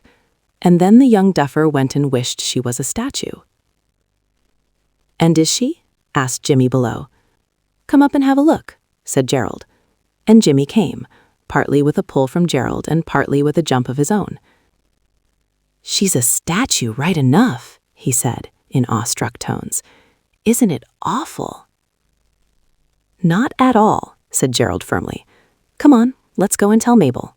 To Mabel, therefore, who had discreetly remained with her long length screened by rhododendrons, the two boys returned and broke the news. They broke it as one breaks a bottle with a pistol shot. "Oh my goodness," said Mabel, and writhed through her long length so that the leaves and fern tumbled off in little showers, and she felt the sun suddenly hot on the backs of her legs. "What next? Oh my goodness." "She'll come all right," said Gerald with outward calm. "Yes, but what about me?" Mabel urged. I haven't got the ring, and my time will be up before hers is. Couldn't you get it back? Can't you get it off her hand? I'd put it back on her hand the very minute I was my right size again. Faithfully I would." "Well, it's nothing to blub about," said Jimmy, answering the sniffs that had served her in this speech for commas and full stops. "Not for you anyway." "Ah, you don't know," said Mabel. "You don't know what it is to be as long as I am. Do try and get the ring. After all, it is my ring more than any of the rest of yours anyhow, because I did find it, and I did say it was magic." The sense of justice always present in the breast of Gerald awoke to this appeal. "I expect the ring's turned to stone, her boots have, and all her clothes. But I'll go and see. Only if I can't, I can't, and it's no use your making a silly fuss." The first match lighted inside the dinosaurs showed the ring dark on the white hand of the statuesque Kathleen. The fingers were stretched straight out. Gerald took hold of the ring, and to his surprise, it slipped easily off the cold, smooth marble finger. "I say, Kathy, old girl, I am sorry," he said, and gave the marble hand a squeeze. Then it came to him that perhaps she could hear him, so he told the statue exactly what he and the others meant to do. This helped to clear up his ideas as to what he and the others did mean to do, so that when, after thumping the statue hearteningly on its marble back, he returned to the rhododendrons, he was able to give his orders with the clear precision of a born leader, as he later said. And since the others had, neither of them thought of any plan, his plan was accepted, as the plans of born leaders are apt to be. "Here's your precious ring," he said to Mabel. "Now you're not frightened of anything, are you?" "No," said Mabel in surprise. "I'd forgotten that. Look here, I'll stay here or farther up in the wood if you'll leave me all the coats so that I shan't be cold in the night. Then I shall be here when Kathleen comes out of the stone again." "Yes," said Gerald. "That was exactly the born leader's idea. You two go home and tell Mademoiselle that Kathleen's staying at the towers. She is." "Yes," said Jimmy. "She certainly is." "The magic goes in 7-hour lots," said Gerald. "Your invisibility was 21 hours, mine 14, Eliza 7.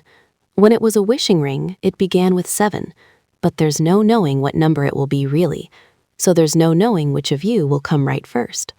Anyhow, we'll sneak out by the cistern window and come down the trellis after we've said goodnight to Mademoiselle, and come and have a look at you before we go to bed.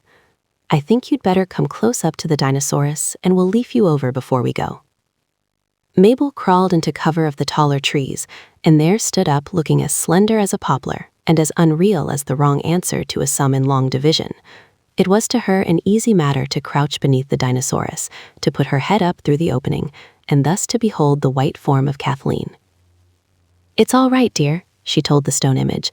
"I shall be quite close to you. You call me as soon as you feel you're coming right again."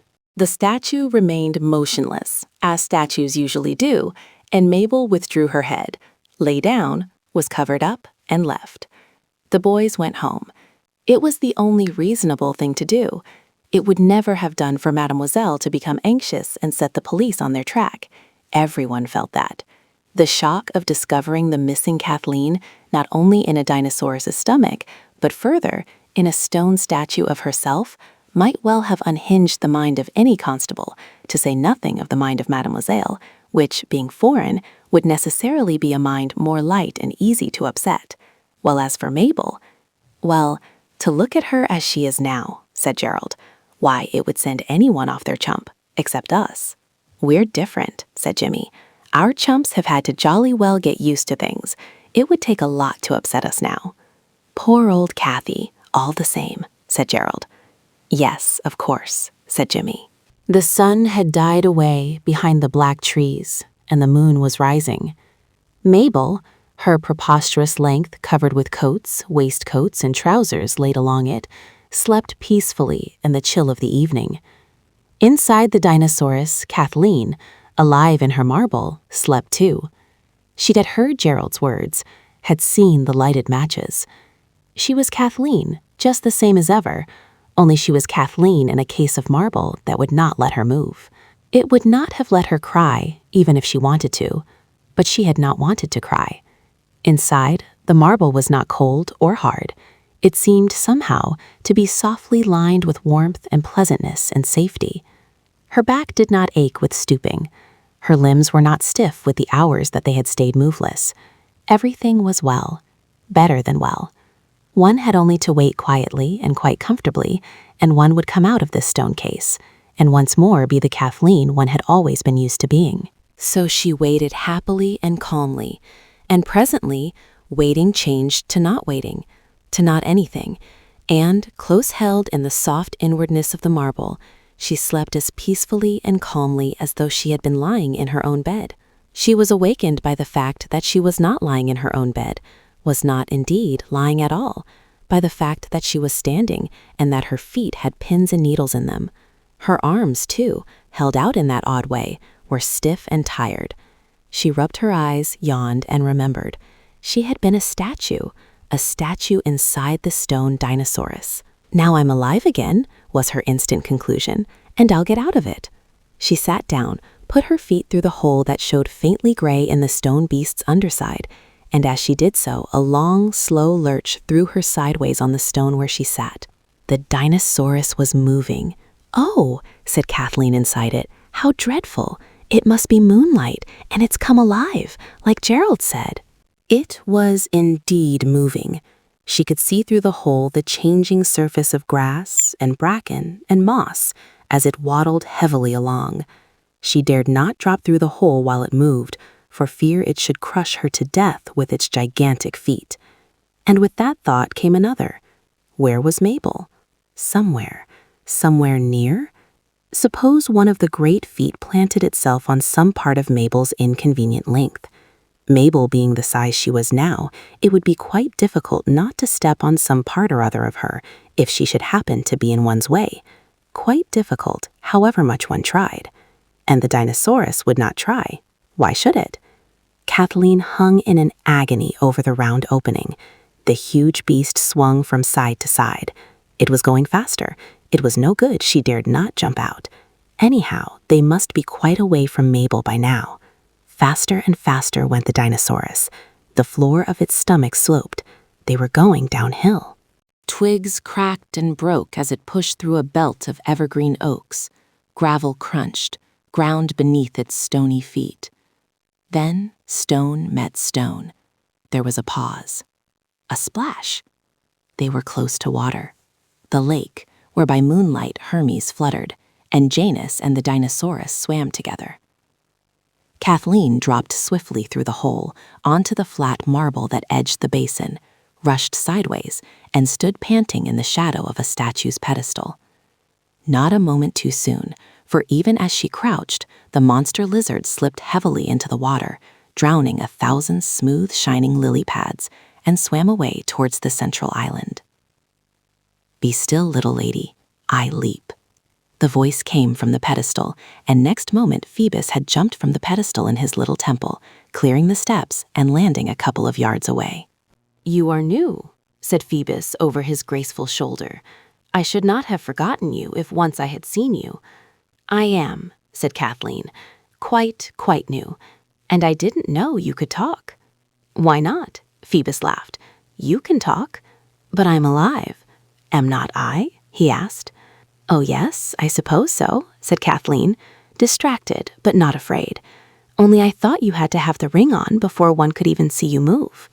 Phoebus seemed to understand her, which was rather to his credit, for she had certainly not expressed herself with clearness. "Ah, that's for mortals," he said. "We can hear and see each other in the few moments when life is ours. That is a part of the beautiful enchantment." "But I am immortal," said Kathleen. "You are as modest as you are charming," said Phoebus Apollo absently. "The white water calls me. I go." And the next moment, rings of liquid silver spread across the lake, widening and widening, from the spot where the white joined hands of the sun god had struck the water as he dived. Kathleen turned and went up the hill towards the rhododendron bushes. She must find Mabel, and they must go home at once. If only Mabel was of the size that one could conveniently take home with one. Most likely, at this hour of enchantments, she was. Kathleen, heartened by the thought, hurried on. She passed through the rhododendron bushes, remembered the pointed painted paper face that had looked out from the glossy leaves, expected to be frightened, and wasn't. She found Mabel easily enough, and much more easily than she would have done had Mabel been as she wished to find her. For quite a long way off, in the moonlight, she could see that long and worm-like form, extended to its full 12 feet, and covered with coats and trousers and waistcoats.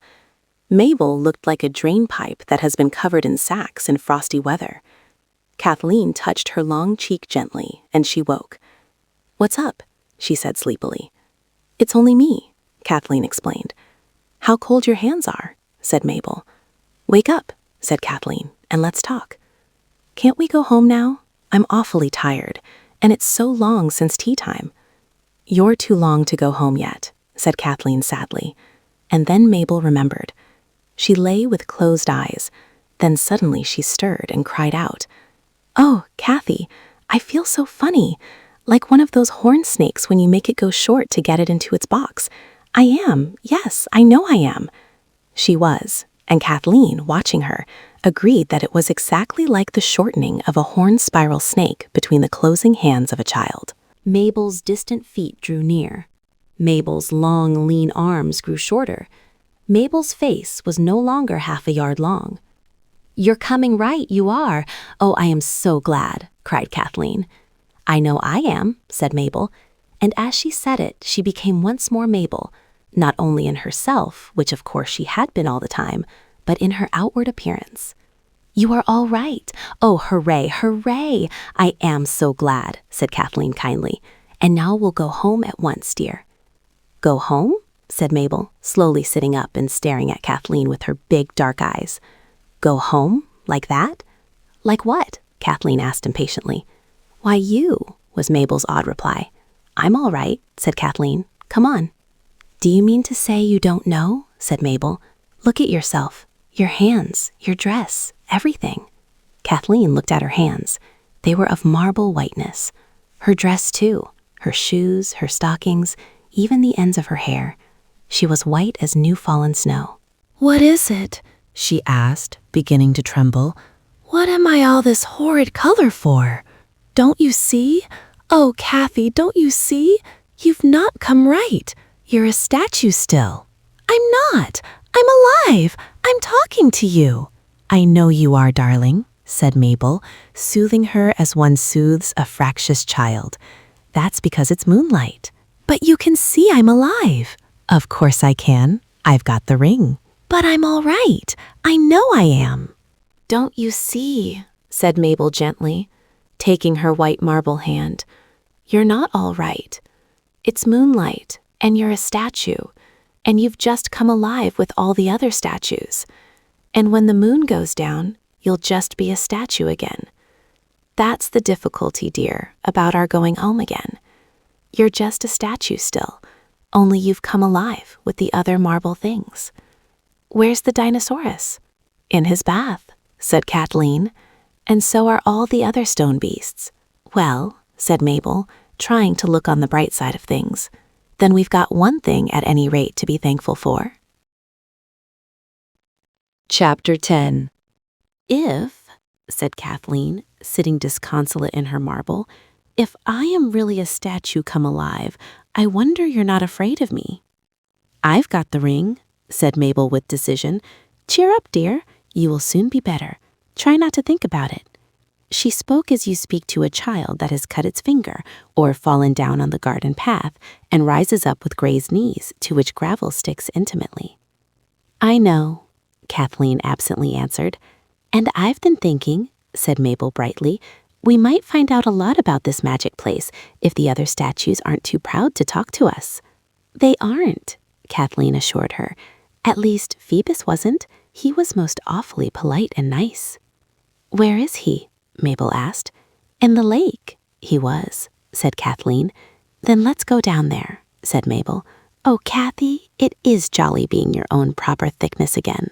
She jumped up, and the withered ferns and branches that had covered her long length and had been gathered closely upon her as she shrank to her proper size, fell as forest leaves do when sudden storms tear them.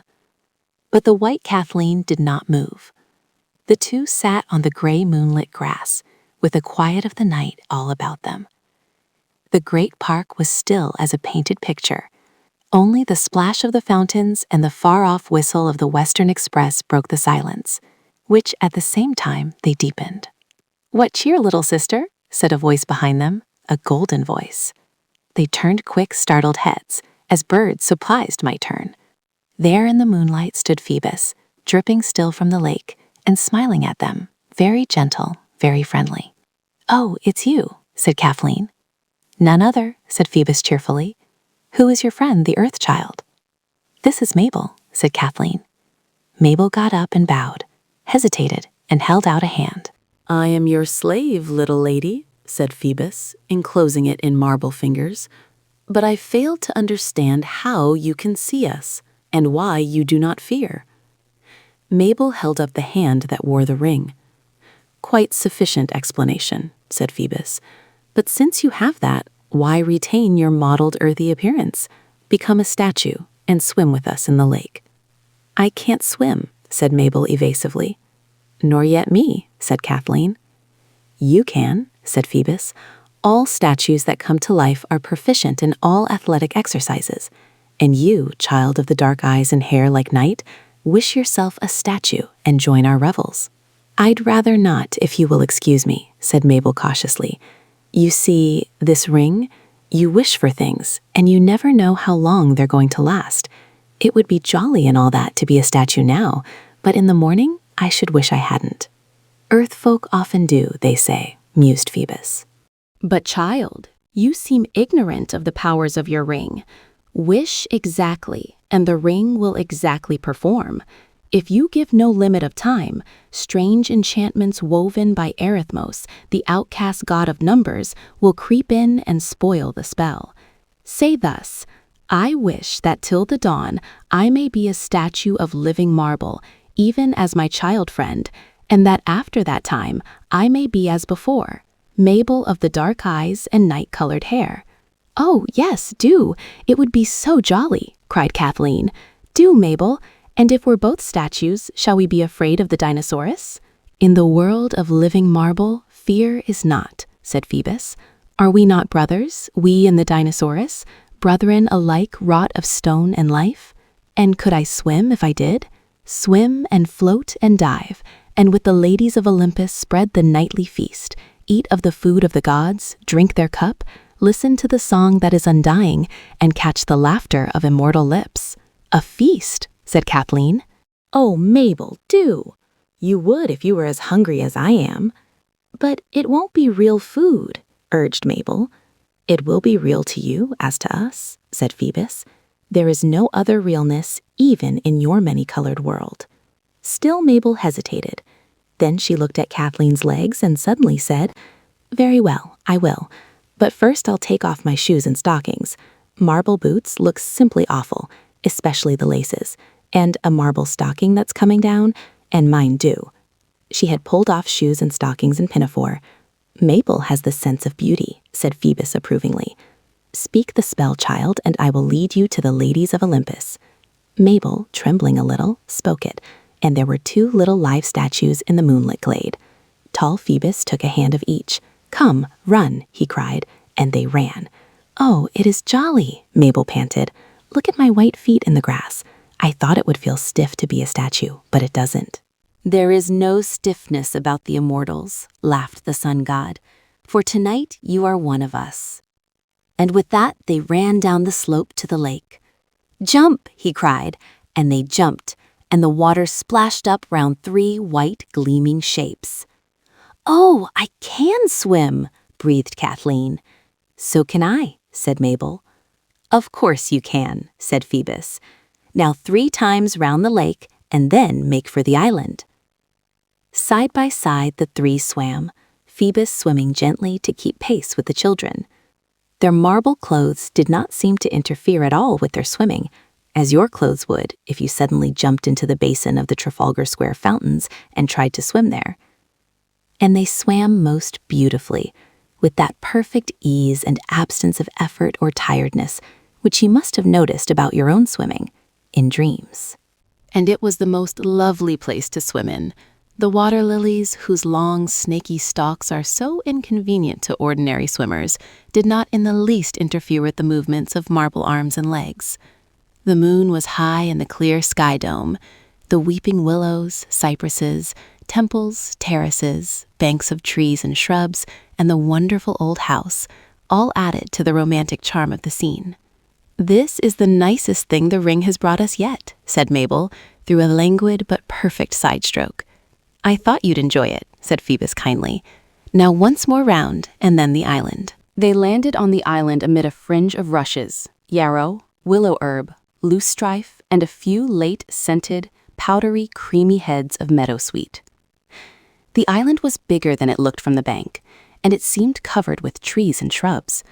But when, Phoebus leading the way, they went into the shadow of these, they perceived that beyond the trees lay a light, much nearer to them than the other side of the island could possibly be. And almost at once they were through the belt of trees and could see where the light came from. The trees they had just passed among made a dark circle round a big cleared space, standing up thick and dark, like a crowd round a football field, as Kathleen remarked. First came a wide, smooth ring of lawn, then marble steps going down to a round pool, where there were no water lilies, only gold and silver fish that darted here and there like flashes of quicksilver and dark flames. And the enclosed space of water and marble and grass was lighted with a clear, white, radiant light, 7 times stronger than the whitest moonlight, and in the still waters of the pool, 7 moons lay reflected. One could see that they were only reflections by the way their shape broke and changed as the gold and silver fish rippled the water with moving fin and tail that steered. The girls looked up at the sky, almost expecting to see 7 moons there. But no, the old moon shone alone, as she had always shone on them. "There are 7 moons," said Mabel blankly, and pointed, which is not manners. "Of course," said Phoebus kindly. "Everything in our world is 7 times as much so as in yours." "But there aren't 7 of you," said Mabel. "No, but I am 7 times as much," said the sun god. "You see, there's numbers and there's quantity, to say nothing of quality. You see that, I'm sure." "Not quite," said Kathleen. "Explanations always weary me," Phoebus interrupted. "Shall we join the ladies?" On the further side of the pool was a large group, so white that it seemed to make a great white hole in the trees. Some 20 or 30 figures there were in the group, all statues and all alive. Some were dipping their white feet among the gold and silver fish and sending ripples across the faces of the 7 moons. Some were pelting each other with roses, roses so sweet that the girls could smell them even across the pool.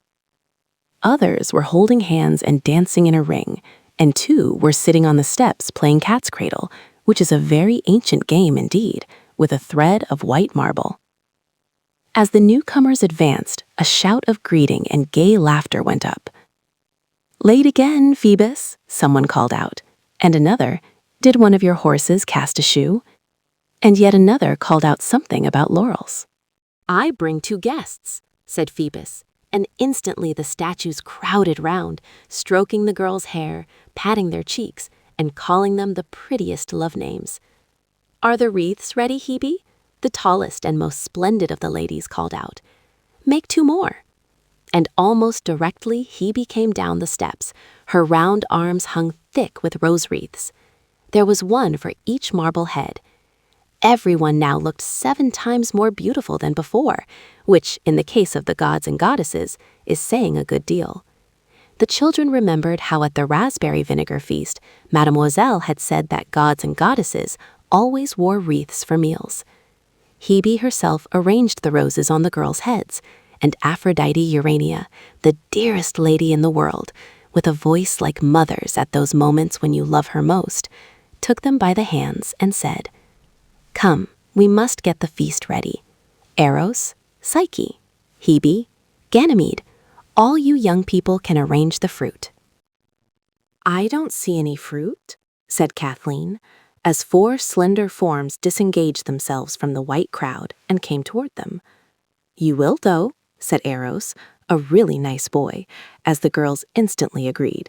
You've only got to pick it.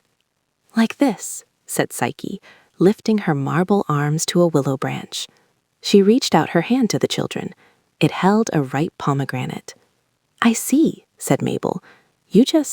She laid her fingers to the willow branch, and the firm softness of a big peach was within them. Yes, just that, laughed Psyche, who was a darling, as anyone could see. After this, Hebe gathered a few silver baskets from a convenient altar, and the four picked fruit industriously. Meanwhile, the elder statues were busy plucking golden goblets and jugs and dishes from the branches of ash trees and young oaks, and filling them with everything nice to eat and drink that anyone could possibly want. And these were spread on the steps. It was a celestial picnic. Then everyone sat or lay down, and the feast began. And oh, the taste of the food served on those dishes, the sweet wonder of the drink that melted from those gold cups on the white lips of the company. And the fruit. There is no fruit like it grown on earth, just as there is no laughter like the laughter of those lips, no songs like the songs that stirred the silence of that night of wonder. Oh, cried Kathleen, and through her fingers the juice of her third peach fell like tears on the marble steps. I do wish the boys were here. I do wonder what they're doing, said Mabel. At this moment, said Hermes, who had just made a wide ring of flight, as a pigeon does, and come back into the circle. At this moment, they are wandering desolately near the home of the Dinosaurus, having escaped from their home by a window, in search of you. They fear that you have perished, and they would weep if they did not know that tears do not become a man, however youthful. Kathleen stood up and brushed the crumbs of ambrosia from her marble lap. Thank you all very much, she said. It was very kind of you to have us, and we've enjoyed ourselves very much, but I think we ought to go now, please. If it is anxiety about your brothers, said Phoebus obligingly, it is the easiest thing in the world for them to join you. Lend me your ring a moment. He took it from Kathleen's half-reluctant hand, dipped it in the reflection of one of the 7 moons, and gave it back. She clutched it. Now, said the sun god, wish for them that which Mabel wished for herself. Say, I know, Kathleen interrupted. I wish that the boys may be statues of living marble like Mabel and me till dawn, and afterwards be like they are now. If you hadn't interrupted, said Phoebus. But there, we can't expect old heads on shoulders of young marble. You should have wished them here, but no matter. Hermes, old chap, cut across and fetch them, and explain things as you come. He dipped the ring again in one of the reflected moons before he gave it back to Kathleen. There, he said, now it's washed clean, ready for the next magic. It is not our custom to question guests, said Hera the queen, turning her great eyes on the children. But that ring excites, I am sure, the interest of us all. It is the ring, said Phoebus. That, of course, said Hera. But if it were not inhospitable to ask questions, I should ask, how came it into the hands of these earth children? That, said Phoebus, is a long tale. After the feast, the story, and after the story, the song. Hermes seemed to have explained everything quite fully, for when Gerald and Jimmy in marble whiteness arrived, each clinging to one of the god's winged feet, and so borne through the air, they were certainly quite at ease.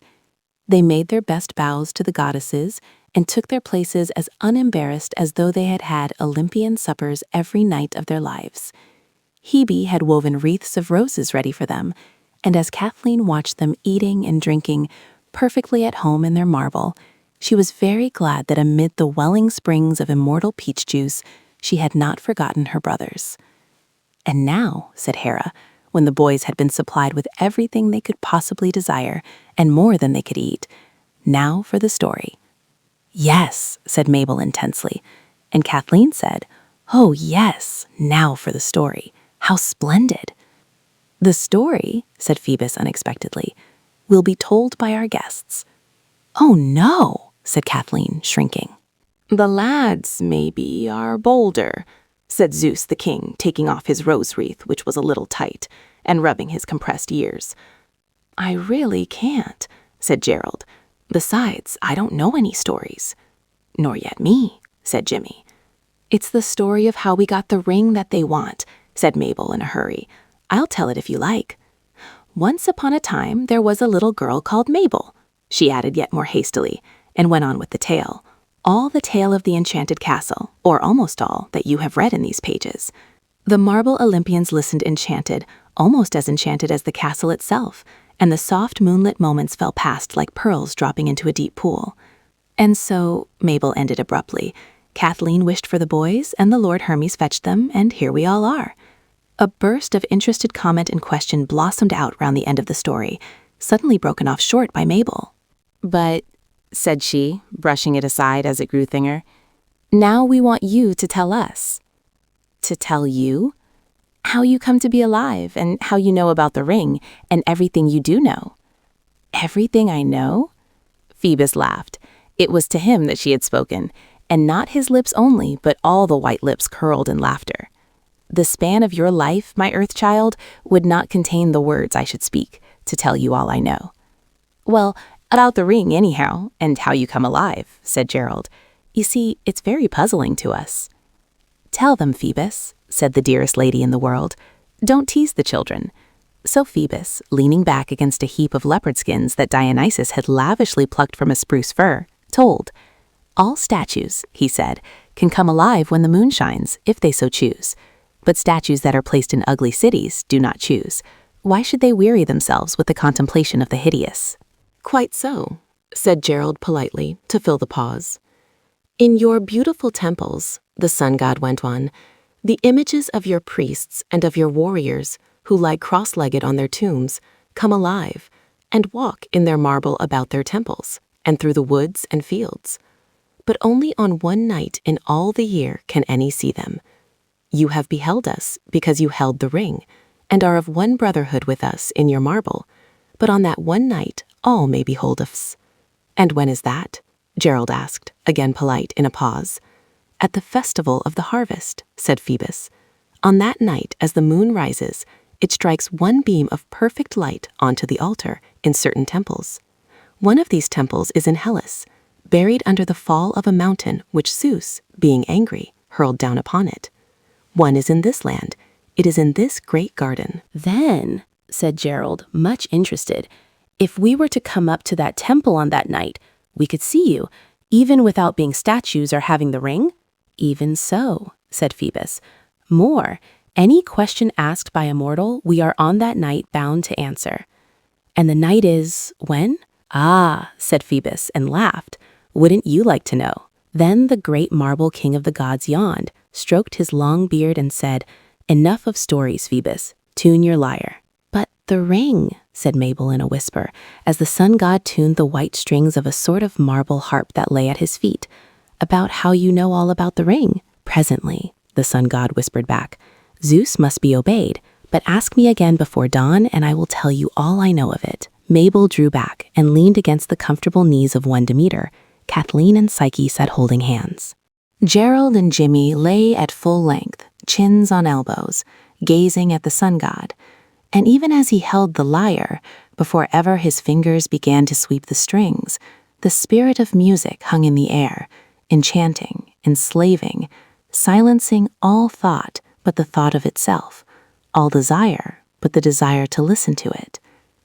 Then Phoebus struck the strings and softly plucked melody from them, and all the beautiful dreams of all the world came fluttering close, with wings like dove's wings, and all the lovely thoughts that sometimes hover near, but not so near that you can catch them, now came home as to their nests in the hearts of those who listened.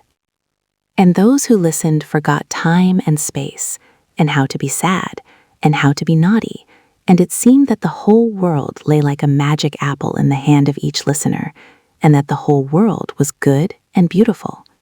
And then suddenly, the spell was shattered.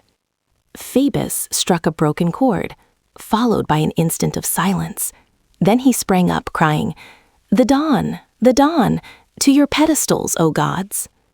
In an instant, the whole crowd of beautiful marble people had leaped to its feet, had rushed through the belt of wood that cracked and rustled as they went, and the children heard them splash in the water beyond. They heard, too, the gurgling breathing of a great beast, and knew that the Dinosaurus, too, was returning to his own place. Only Hermes had time, since one flies more swiftly than one swims, to hover above them for one moment and to whisper with a mischievous laugh. In 14 days from now, at the Temple of Strange Stones. What's the secret of the ring? Gasped Mabel. The ring is the heart of the magic, said Hermes. Ask at the moonrise on the 14th day, and you shall know all.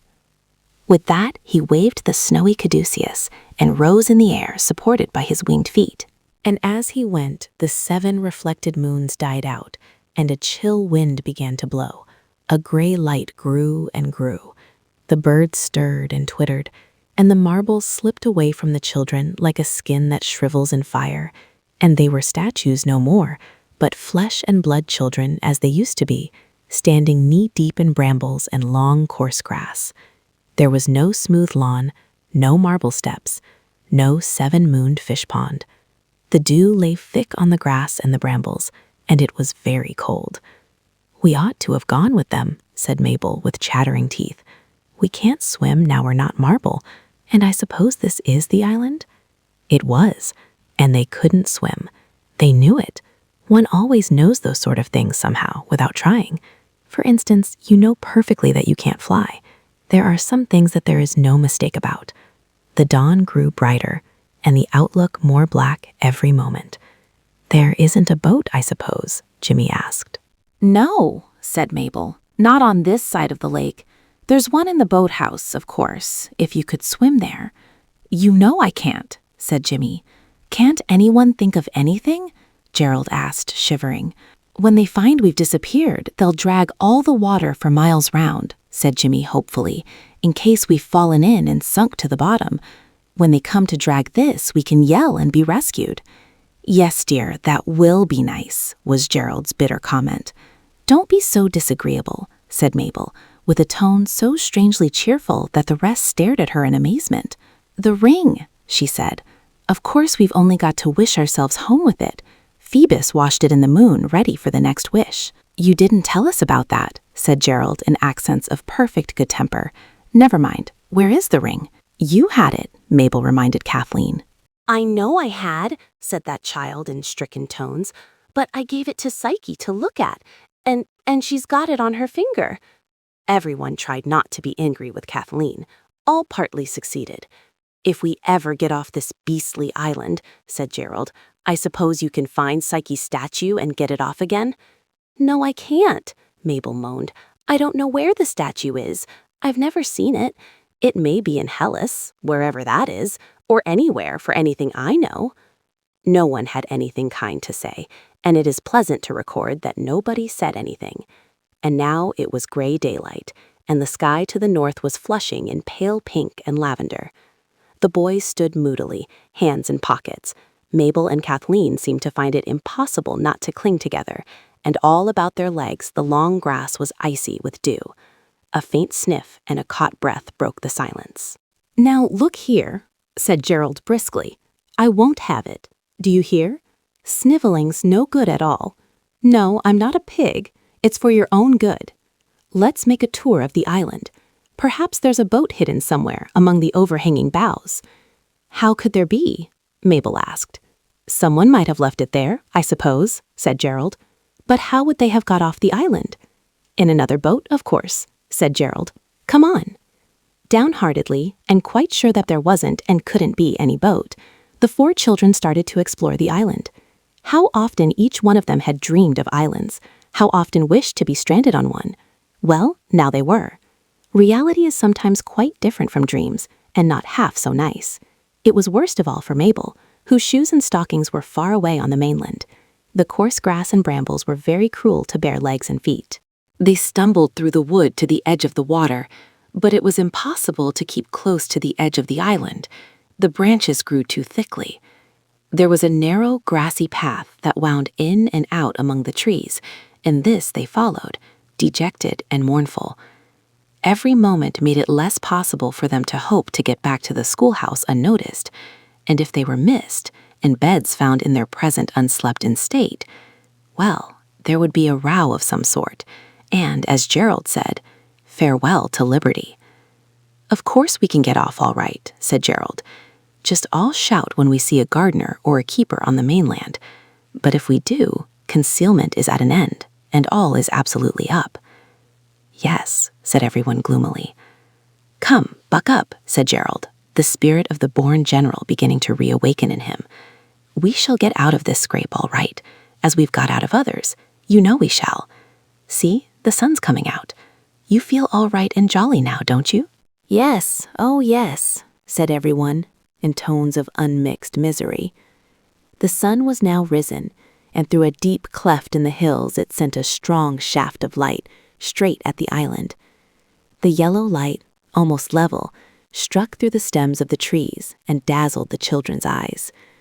This, with the fact that he was not looking where he was going, as Jimmy did not fail to point out later, was enough to account for what now happened to Gerald, who was leading the melancholy little procession. He stumbled, clutched at a tree trunk, missed his clutch, and disappeared, with a yell and a clatter. And Mabel, who came next, only pulled herself up just in time not to fall down a steep flight of moss-grown steps that seemed to open suddenly in the ground at her feet. "Oh, Gerald," she called down the steps. "Are you hurt?"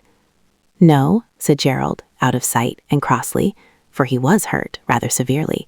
"It's steps, and there's a passage." "There always is," said Jimmy. I knew there was a passage, said Mabel.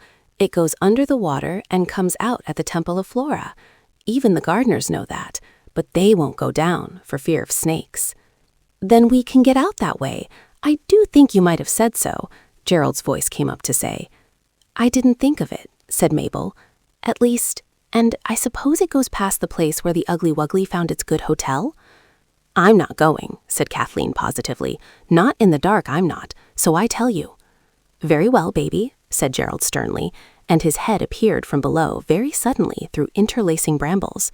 No one asked you to go in the dark. We'll leave you here if you like, and return and rescue you with a boat. Jimmy, the bicycle lamp. He reached up a hand for it. Jimmy produced from his bosom, the place where lamps are always kept in fairy stories, see Aladdin and others, a bicycle lamp. We brought it, he explained, so as not to break our shins over bits of long Mabel among the rhododendrons. Now, said Gerald very firmly, striking a match and opening the thick, rounded glass front of the bicycle lamp, I don't know what the rest of you are going to do, but I'm going down these steps and along this passage. If we find the good hotel, well, a good hotel never hurt anyone yet. It's no good, you know, said Jimmy weakly. You know jolly well you can't get out of that Temple of Flora door, even if you get to it. I don't know, said Gerald, still brisk and commander-like. There's a secret spring inside that door most likely. We hadn't a lamp last time to look for it, remember? If there's one thing I do hate, it's undergroundness, said Mabel. You're not a coward, said Gerald with what is known as diplomacy. You're brave, Mabel. Don't I know it? You hold Jimmy's hand, and I'll hold Kathy's. Now then. I won't have my hand held, said Jimmy, of course. I'm not a kid. Well, Kathy will. Poor little Kathy. Nice brother Jerry'll hold poor Kathy's hand. Gerald's bitter sarcasm missed fire here, for Kathy gratefully caught the hand he held out in mockery. She was too miserable to read his mood, as she mostly did. Oh, thank you, Jerry dear, she said gratefully. You are a dear, and I will try not to be frightened. And for quite a minute Gerald shamedly felt that he had not been quite kind. So now, leaving the growing goldness of the sunrise, the four went down the stone steps that led to the underground and underwater passage, and everything seemed to grow dark, and then to grow into a poor pretense of light again, as the splendor of dawn gave place to the small, dogged lighting of the bicycle lamp.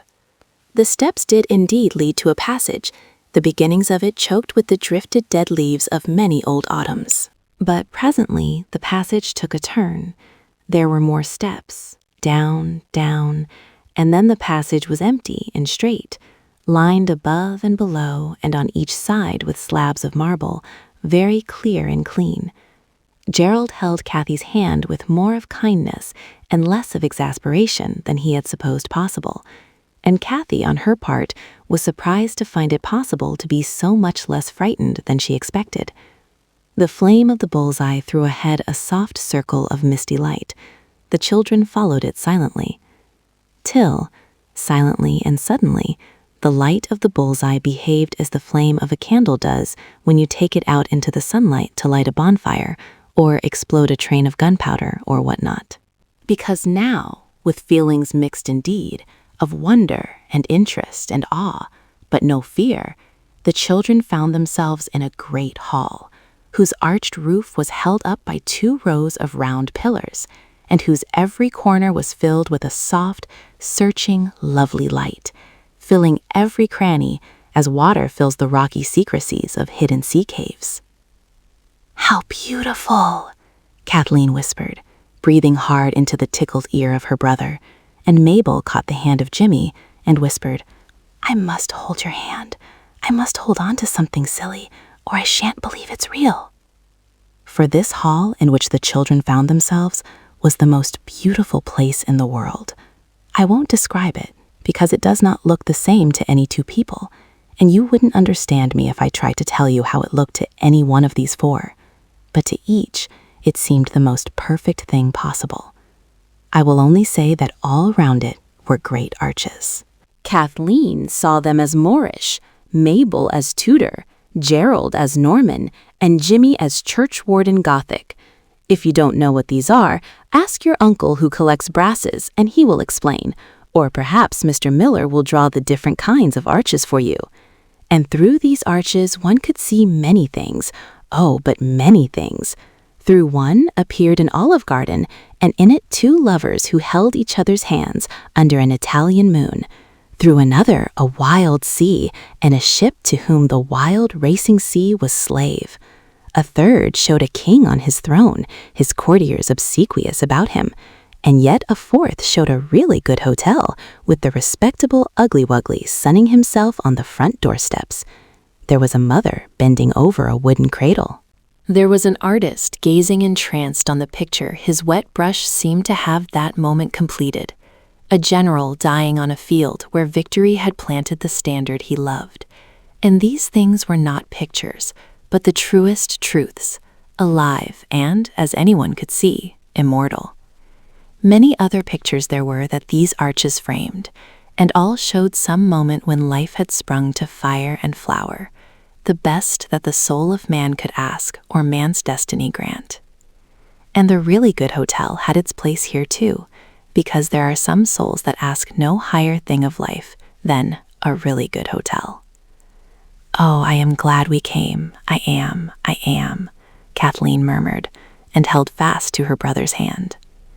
They went slowly up the hall, the ineffectual bullseye held by Jimmy, very crooked indeed, showing almost as a shadow in this big, glorious light.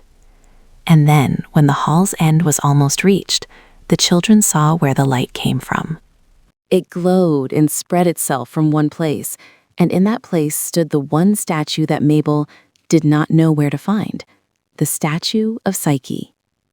They went on, slowly, quite happy, quite bewildered, and when they came close to Psyche, they saw that on her raised hand the ring showed dark. Gerald let go Kathleen's hand, put his foot on the pediment, his knee on the pedestal. He stood up, dark and human, beside the white girl with the butterfly wings. "I do hope you don't mind," he said, and drew the ring off very gently. Then, as he dropped to the ground, "Not here," he said. "I don't know why, but not here." And they all passed behind the white Psyche, and once more the bicycle lamp seemed suddenly to come to life again as Gerald held it in front of him, to be the pioneer in the dark passage that led from the hall of, but they did not know then what it was the hall of. Then, as the twisting passage shut in on them with a darkness that pressed close against the little light of the bicycle lamp, Kathleen said, "Give me the ring. I know exactly what to say." Gerald gave it with not extreme readiness. "I wish," said Kathleen slowly, "that no one at home may know that we've been out tonight, and I wish we were safe in our own beds, undressed and in our nightgowns, and asleep." And the next thing any of them knew, it was good, strong, ordinary daylight. Not just sunrise, but the kind of daylight you are used to being called in, and all were in their own beds. Kathleen had framed the wish most sensibly. The only mistake had been in saying, "in our own beds," because of course, Mabel's own bed was at Yalding Towers, and to this day, Mabel's drab-haired aunt cannot understand how Mabel, who was staying the night with that child in the town she was so taken up with, hadn't come home at 11 when the aunt locked up, and yet she was in her bed in the morning. For though not a clever woman, she was not stupid enough to be able to believe any one of the 11 fancy explanations which the distracted Mabel offered in the course of the morning. The first, which makes 12, of these explanations was the truth, and of course the aunt was far too clever to believe that. Chapter 11. It was show day at Yalding Castle, and it seemed good to the children to go and visit Mabel, and, as Gerald put it, to mingle unsuspected with the proud, to gloat over all the things which they knew and which the crowd didn't know about the castle and the sliding panels, the magic ring, and the statues that came alive. Perhaps one of the pleasantest things about magic happenings is the feeling which they give you of knowing what other people not only don't know, but wouldn't, so to speak, believe if they did. On the white road outside the gates of the castle was a dark spattering of brakes and wagonettes and dog carts.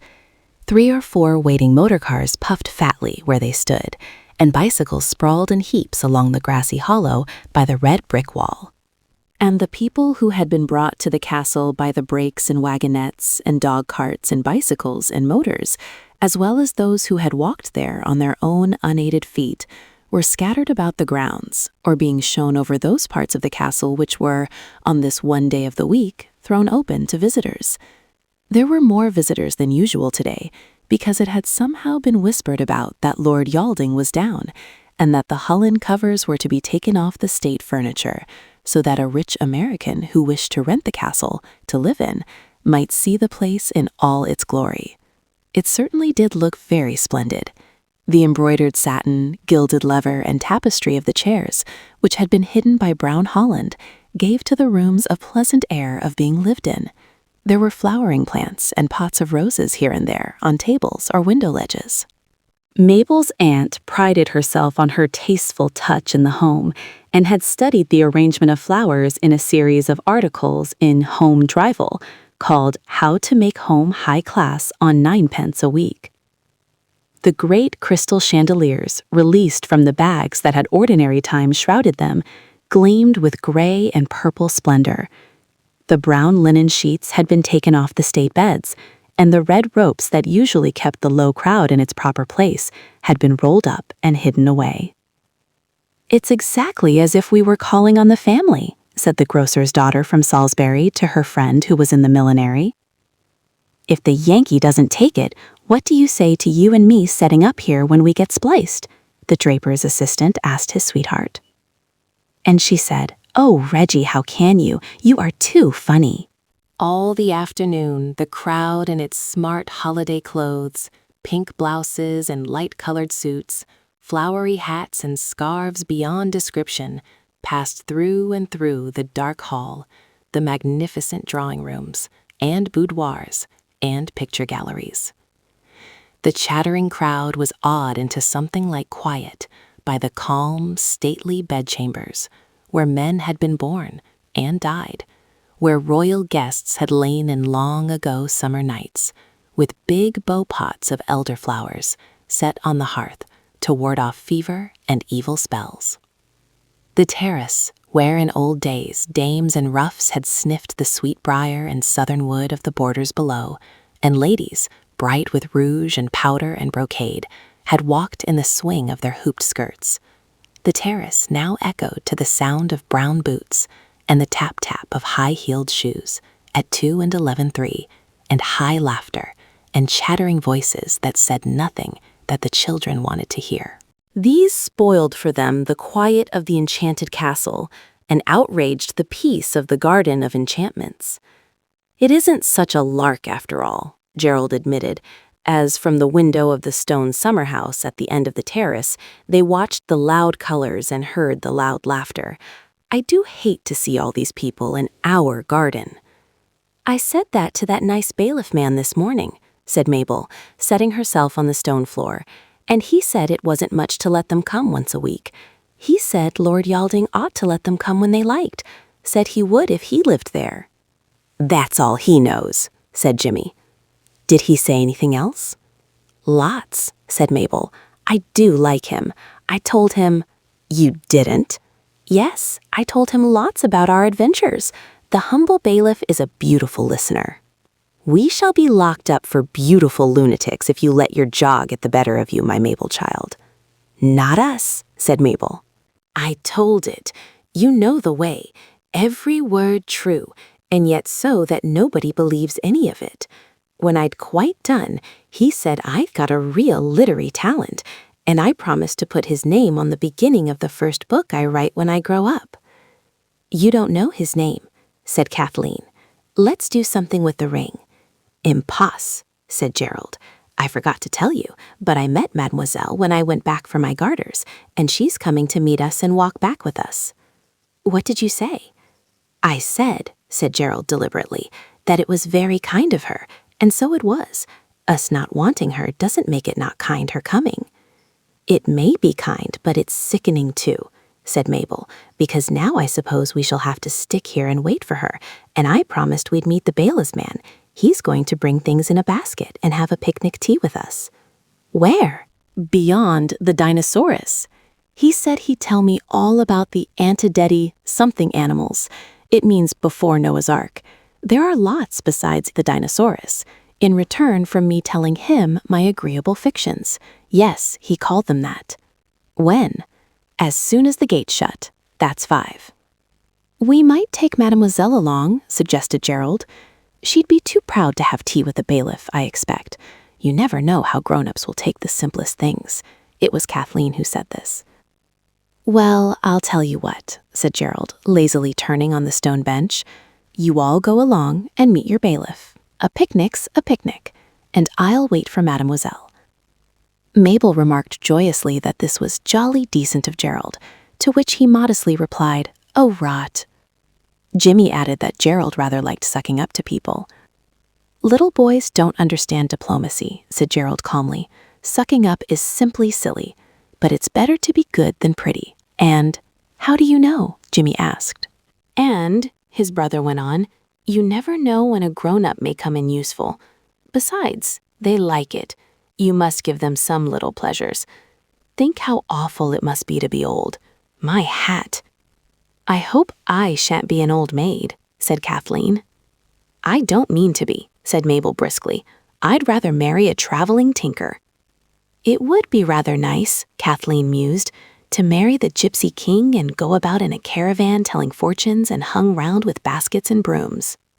Oh, if I could choose, said Mabel, of course I'd marry a brigand and live in his mountain fastnesses and be kind to his captives and help them to escape and... You'll be a real treasure to your husband, said Gerald. Yes, said Kathleen, or a sailor would be nice. You'd watch for his ship coming home and set the lamp in the dormer window to light him home through the storm. And when he was drowned at sea, you'd be most frightfully sorry and go every day to lay flowers on his daisied grave.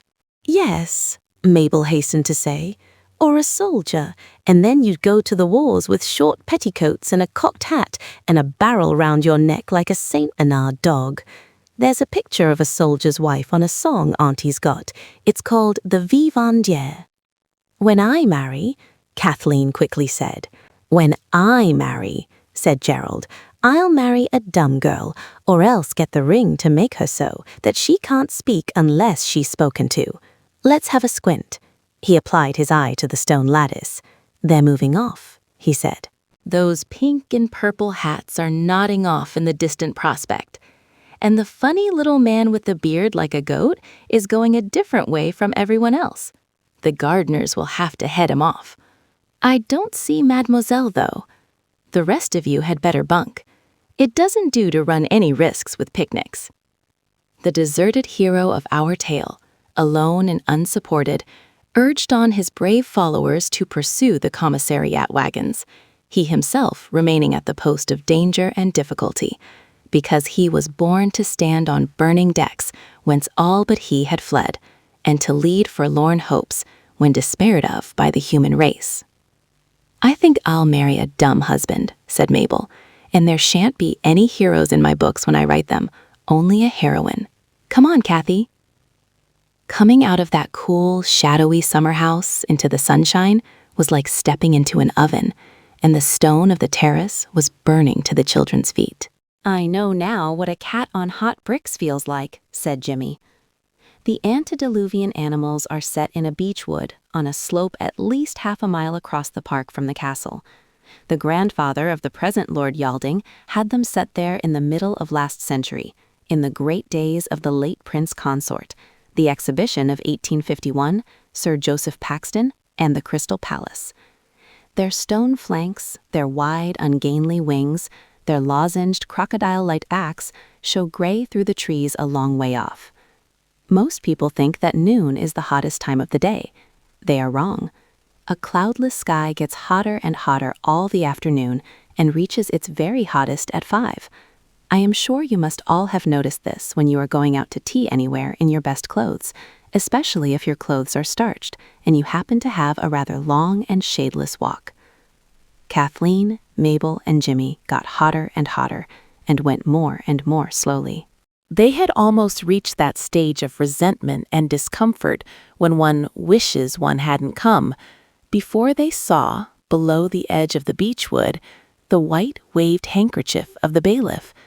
That banner, eloquent of tea, shade, and being able to sit down, put new heart into them.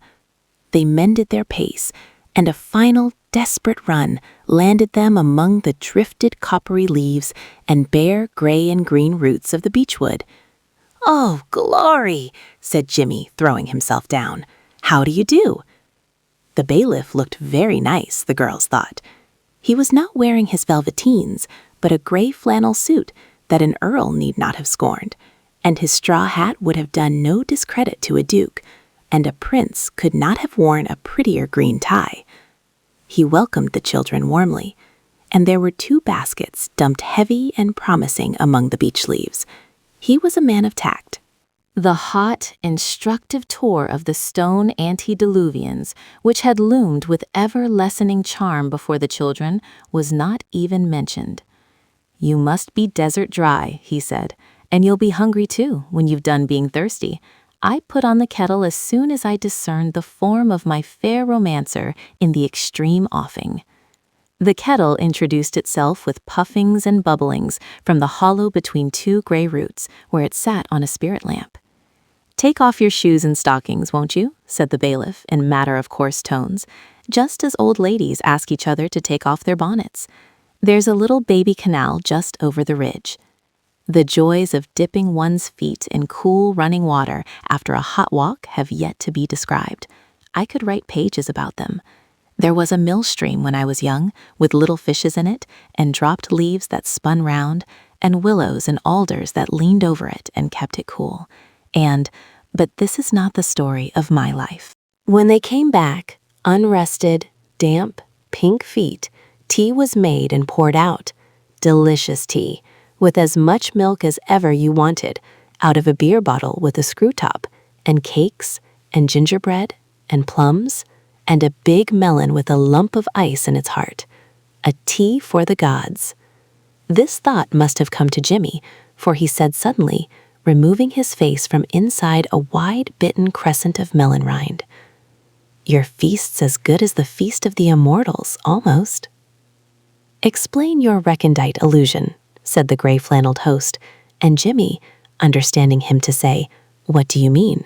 replied with the whole tale of that wonderful night when the statues came alive and a banquet of unearthly splendor and deliciousness was plucked by marble hands from the trees of the lake island.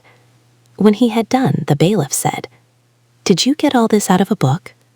"No," said Jimmy. "It happened." "You are an imaginative set of young dreamers, aren't you?" the bailiff asked, handing the plums to Kathleen, who smiled, friendly but embarrassed. Why couldn't Jimmy have held his tongue? "No, we're not," said that indiscreet one obstinately. "Everything I've told you did happen, and so did the things Mabel told you." The bailiff looked a little uncomfortable. "All right, old chap," he said, and there was a short, uneasy silence. "Look here," said Jimmy, who seemed for once to have got the bit between his teeth. Do you believe me or not?" "Don't be silly, Jimmy," Kathleen whispered. "Because if you don't, I'll make you believe." "Don't," said Mabel and Kathleen together. "Do you or don't you?" Jimmy insisted, lying on his front with his chin on his hands, his elbows on a moss cushion, and his bare legs kicking among the beech leaves. "I think you tell adventures awfully well," said the bailiff cautiously. "Very well," said Jimmy, abruptly sitting up. "You don't believe me." "Nonsense, Kathy. He's a gentleman, even if he is a bailiff." "Thank you," said the bailiff with eyes that twinkled. "You won't tell, will you?" Jimmy urged. "Tell what?" "Anything." "Certainly not. I am, as you say, the soul of honor." "Then, Kathy, give me the ring." "Oh, no," said the girls together. Kathleen did not mean to be up the ring. Mabel did not mean that she should. Jimmy certainly used no force. Yet presently, he held it in his hand. It was his hour. There are times like that for all of us, when what we say shall be done is done. "Now," said Jimmy, "this is the ring Mabel told you about. I say it is a wishing ring, and if you will put it on your hand and wish, whatever you wish will happen." "Must I wish out loud?" "Yes, I think so." "Don't wish for anything silly," said Kathleen, making the best of the situation, like it's being fine on Tuesday, or it's being your favorite pudding for dinner tomorrow. Wish for something you really want. "I will," said the bailiff. "I'll wish for the only thing I really want. I wish my friend were here." The three who knew the power of the ring looked round to see the bailiff's friend appear. A surprised man that friend would be, they thought, and perhaps a frightened one. They had all risen and stood ready to soothe and reassure the newcomer. But no startled gentleman appeared in the wood, only, coming quietly through the dappled sun and shadow under the beech trees, Mademoiselle and Gerald. Mademoiselle in a white gown, looking quite nice and like a picture. Gerald hot and polite. "Good afternoon," said that dauntless leader of forlorn hopes. "I persuaded Mademoiselle." That sentence was never finished, for the bailiff and the French governess were looking at each other with the eyes of tired travelers who find, quite without expecting it, the desired end of a very long journey. And the children saw that even if they spoke, it would not make any difference. "You," said the bailiff. "Mais, c'est donc vous," said Mademoiselle in a funny, choky voice. And they stood still and looked at each other, like stuck pigs, as Jimmy said later, for quite a long time. "Is she your friend?" Jimmy asked. "Yes. Oh, yes," said this bailiff. "You are my friend, are you not?" "But yes," Mademoiselle said softly, "I am your friend."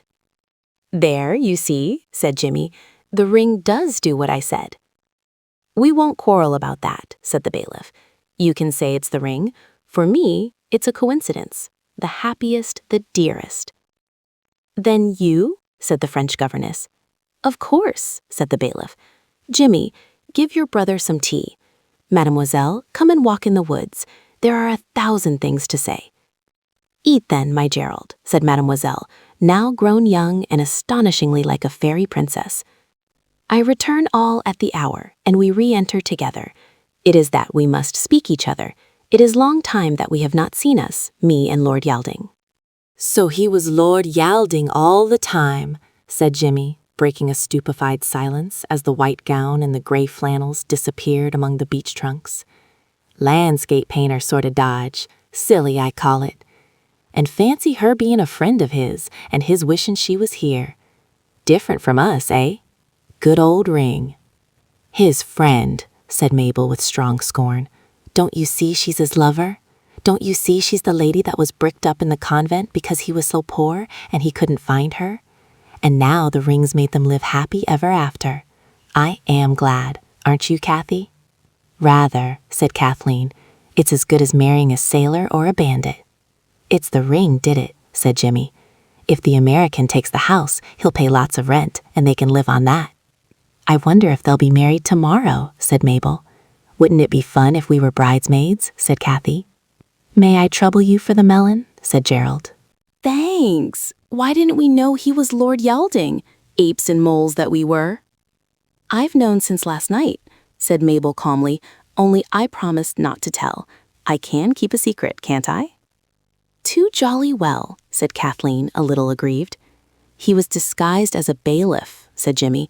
That's why we didn't know. Disguised as a fiddlestick end, said Gerald. Haha, I see something old Sherlock Holmes never saw, nor that idiot Watson either. If you want a really impenetrable disguise, you ought to disguise yourself as what you really are. I'll remember that. It's like Mabel, telling things so that you can't believe them, said Kathy. I think Mademoiselle's jolly lucky, said Mabel. She's not so bad. He might have done worse, said Gerald. Plums, please. There was quite plainly magic at work. Mademoiselle next morning was a changed governess. Her cheeks were pink, her lips were red, her eyes were larger and brighter, and she had done her hair in an entirely new way, rather frivolous and very becoming. Mamselle's coming out, Eliza remarked. Immediately after breakfast, Lord Yalding called with a wagonette that wore a smart blue cloth coat and was drawn by 2 horses whose coats were brown and shining and fitted them even better than the blue cloth coat fitted the wagonette, and the whole party drove in state and splendor to Yalding Towers. Arrived there, the children clamored for permission to explore the castle thoroughly, a thing that had never yet been possible. Lord Yalding, a little absent in manner, but yet quite cordial, consented. Mabel showed the others all the secret doors and unlikely passages and stairs that she had discovered. It was a glorious morning. Lord Yalding and Mademoiselle went through the house, it is true, but in a rather half-hearted way. Quite soon they were tired and went out through the French windows of the drawing-room and through the rose garden to sit on the curved stone seat in the middle of the maze, where once, at the beginning of things, Gerald, Kathleen, and Jimmy had found the sleeping princess who wore pink silk and diamonds. The children felt that their going left to the castle a more spacious freedom and explored with more than Arctic enthusiasm. It was as they emerged from the little rickety secret staircase that led from the powdering room of the state suite to the gallery of the hall that they came suddenly face to face with the odd little man who had a beard like a goat and had taken the wrong turning yesterday. This part of the castle is private, said Mabel with great presence of mind, and shut the door behind her. I am aware of it, said the goat-faced stranger, but I have the permission of the Earl of Yalding to examine the house at my leisure. Oh, said Mabel. I beg your pardon. We all do. We didn't know. You are relatives of his lordship, I should surmise, asked the goat-faced. Not exactly, said Gerald. Friends. The gentleman was thin and very neatly dressed. He had small, merry eyes and a face that was brown and dry-looking. You are playing some game, I should suppose. No, sir, said Gerald. Only exploring. May a stranger propose himself as a member of your exploring expedition? Asked the gentleman, smiling a tight but kind smile. The children looked at each other. You see, said Gerald, it's rather difficult to explain, but you see what I mean, don't you? He means, said Jimmy, that we can't take you into an exploring party without we know what you want to go for. Are you a photographer? Asked Mabel. Or is it some newspaper sent you to write about the towers? I understand your position, said the gentleman. I am not a photographer, nor am I engaged by any journal. I am a man of independent means, traveling in this country with the intention of renting a residence. My name is Jefferson D. Conway. Oh, said Mabel, then you're the American millionaire. I do not like the description, young lady, said Mr. Jefferson D. Conway. I am an American citizen, and I am not without means. This is a fine property, a very fine property. If it were for sale, it isn't, it can't be, Mabel hastened to explain. The lawyers have put it in a tale, so Lord Yalding can't sell it. But you could take it to live in and pay Lord Yalding a good millionaire-ish rent, and then he could marry the French governess. Shh, said Kathleen and Mr. Jefferson D. Conway together, and he added, lead the way, please, and I should suggest that the exploration be complete and exhaustive. Thus encouraged, Mabel led the millionaire through all the castle. He seemed pleased, yet disappointed too. It is a fine mansion, he said at last when they had come back to the point from which they had started. "But I should suppose in a house this size there would mostly be a secret stairway, or a priest's hiding place, or a ghost?" "There are," said Mabel briefly, "but I thought Americans didn't believe in anything but machinery and newspapers." She touched the spring of the panel behind her and displayed the little tottery staircase to the American. The sight of it worked a wonderful transformation in him. He became eager, alert, very keen. "Say," he cried over and over again, standing in the door that led from the powdering room to the state bedchamber. "But this is great, great!" The hopes of everyone ran high. It seemed almost certain that the castle would be let for a millionairish rent, and Lord Yalding be made affluent to the point of marriage. If there were a ghost located in this ancestral pile, I'd close with the Earl of Yalding today, now on the nail, Mr. Jefferson D. Conway went on. "If you were to stay till tomorrow and sleep in this room, I expect you'd see the ghost," said Mabel. "There is a ghost located here, then?" he said joyously. "They say," Mabel answered, "that old Sir Rupert, who lost his head in Henry VIII's time, walks of a night here with his head under his arm. But we've not seen that. What we have seen is the lady in a pink dress with diamonds in her hair. She carries a lighted taper," Mabel hastily added. The others, now suddenly aware of Mabel's plan, hastened to assure the American in accents of earnest truth that they had all seen the lady with the pink gown. He looked at them with half-closed eyes that twinkled. "Well," he said, "I calculate to ask the Earl of Yalding to permit me to pass a night in his ancestral best chamber, and if I hear so much as a phantom footstep or hear so much as a ghostly sigh, I'll take the place." "I am glad," said Kathy. "You appear to be very certain of your ghost," said the American, still fixing them with little eyes that shone. "Let me tell you, young gentlemen, that I carry a gun, and when I see a ghost, I shoot." He pulled a pistol out of his hip pocket and looked at it lovingly. "And I am a fair average shot," he went on, walking across the shiny floor of the state bedchamber to the open window. "See that big red rose like a tea saucer?" They saw. The next moment, a loud report broke the stillness, and the red petals of the shattered rose strewed balustrade and terrace. The American looked from one child to another. Every face was perfectly white. Jefferson D. Conway made his little pile by strict attention to business and keeping his eyes skinned. He added, "Thank you for all your kindness." "Suppose you'd done it, and he'd shot you," said Jimmy cheerfully. "That would have been an adventure, wouldn't it?" "I'm going to do it still," said Mabel, pale and defiant. "Let's find Lord Yalding and get the ring back." Lord Yalding had had an interview with Mabel's aunt, and lunch for 6 was laid in the great dark hall among the armor and the oak furniture, a beautiful lunch served on silver dishes. Mademoiselle, becoming every moment younger and more like a princess, was moved to tears when Gerald rose, lemonade glass in hand, and proposed the health of Lord and Lady Yalding. When Lord Yalding had returned thanks in a speech full of agreeable jokes, the moment seemed to Gerald propitious, and he said, "The ring, you know. You don't believe in it, but we do. May we have it back?" And got it. Then, after a hasty council held in the paneled jewel room, Mabel said, "This is a wishing ring, and I wish all the Americans' weapons of all sorts were here." Instantly, the room was full, 6 feet up the wall, of a tangle and mass of weapons: swords, spears, arrows, tomahawks, fowling pieces, blunderbusses, pistols, revolvers, scimitars, creases, every kind of weapon you can think of. And the 4 children wedged in among all these weapons of death hardly dared to breathe. "He collects arms, I expect," said Gerald, "and the arrows are poisoned, I shouldn't wonder. Wish them back where they came from, Mabel, for goodness sake, and try again." Mabel wished the weapons away, and at once the 4 children stood safe in a bare paneled room. "But, no," Mabel said, "I can't stand it. We'll work the ghost another way. I wish the American may think he sees a ghost when he goes to bed. Sir Rupert with his head under his arm will do. Is it tonight he sleeps there? I don't know.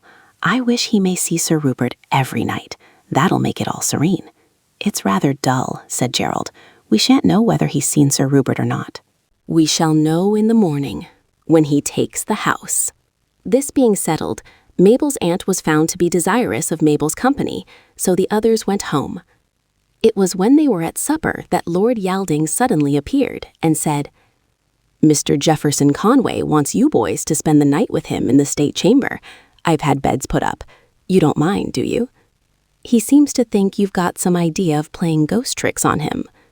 It was difficult to refuse, so difficult that it proved impossible. 10 o'clock found the boys each in a narrow white bed that looked quite absurdly small in that high, dark chamber, and in face of that tall, gaunt four-poster hung with tapestry and ornamented with funerarial-looking plumes. I hope to goodness there isn't a real ghost, Jimmy whispered. Not likely, Gerald whispered back. But I don't want to see Sir Rupert's ghost with its head under its arm, Jimmy insisted. You won't. The most you'll see'll be the millionaire seeing it. Mabel said he was to see it, not us. Very likely you'll sleep all night and not see anything. Shut your eyes and count up to 1,000,000, and don't be a goat. But he was reckoning with Mabel and the ring. As soon as Mabel had learned from her drab-haired aunt that this was indeed the night when Mr. Jefferson D. Conway would sleep at the castle, she had hastened to add a wish, that Sir Rupert and his head may appear tonight in the state bedroom. Jimmy shut his eyes and began to count 1,000,000. Before he had counted it, he fell asleep. So did his brother. They were awakened by the loud, echoing bang of a pistol shot. Each thought of the shot that had been fired that morning, and opened eyes that expected to see a sunshiny terrace and red rose petals strewn upon warm white stone. Instead, there was the dark, lofty state chamber, lighted but little by 6 tall candles.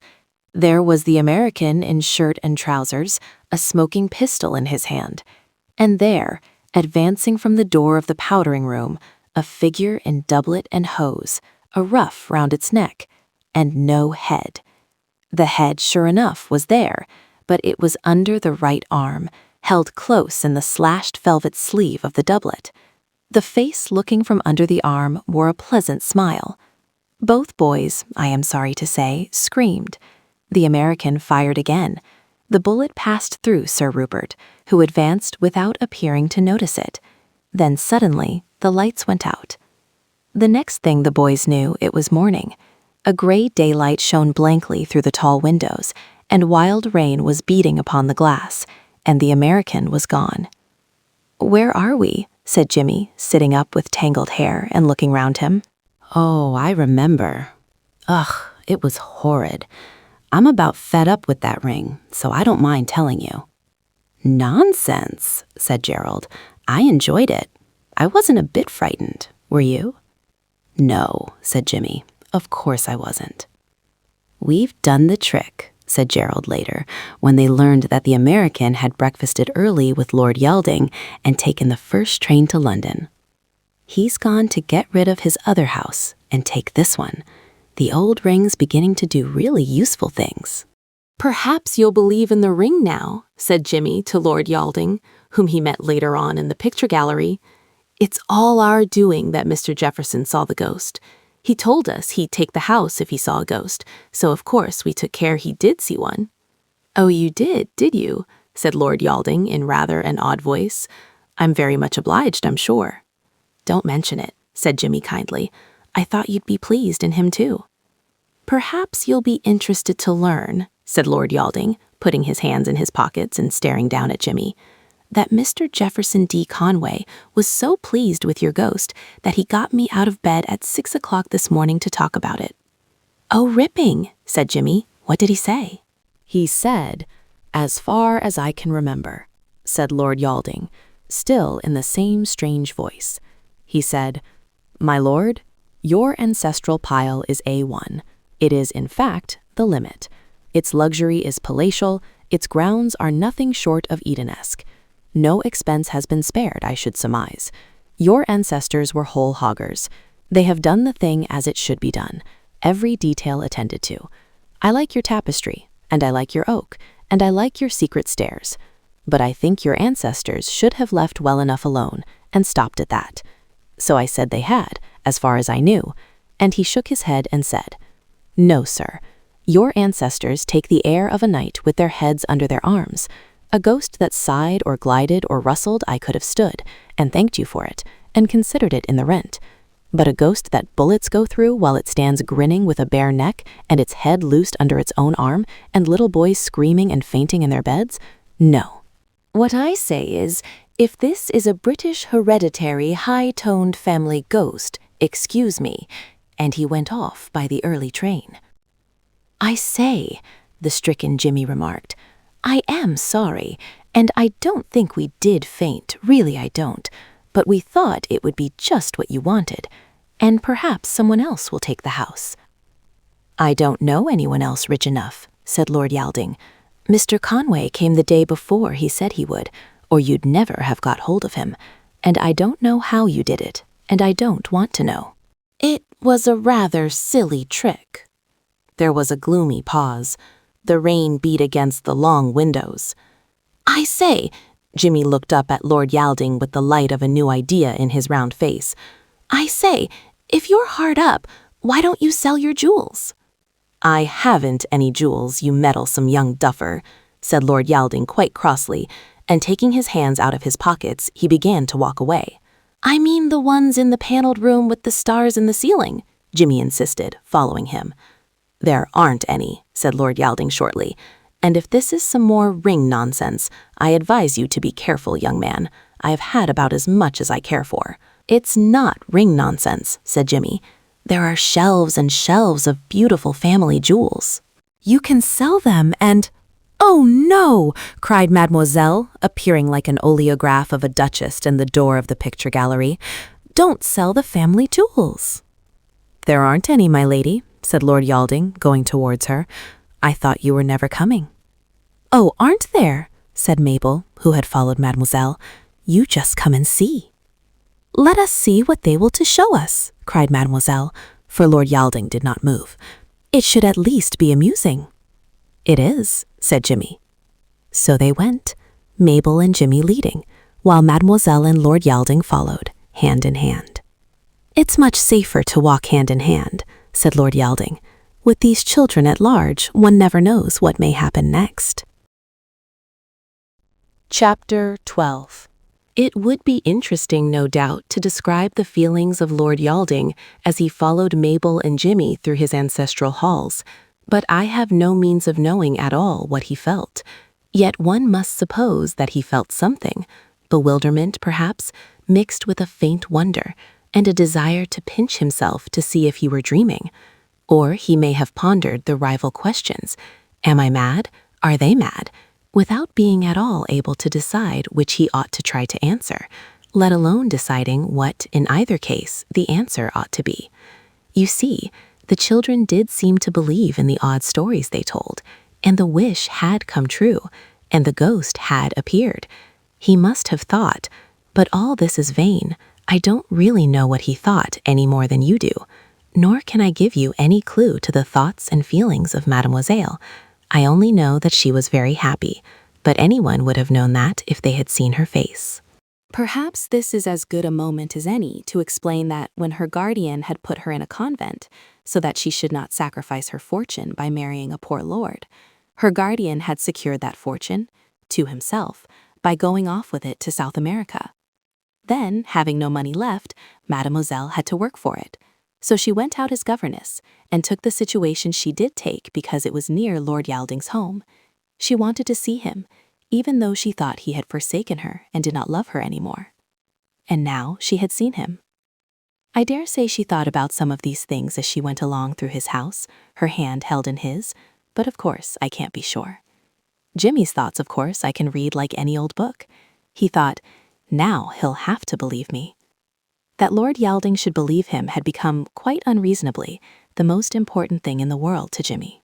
He wished that Gerald and Kathleen were there to share his triumph, but they were helping Mabel's aunt to cover the grand furniture up, and so were out of what followed. Not that they missed much, for when Mabel proudly said, Now you'll see." And the others came close round her in the little paneled room. There was a pause, and then nothing happened at all. "There's a secret spring here somewhere," said Mabel, fumbling with fingers that had suddenly grown hot and damp. "Where?" said Lord Yalding. "Here," said Mabel impatiently, "only I can't find it." And she couldn't.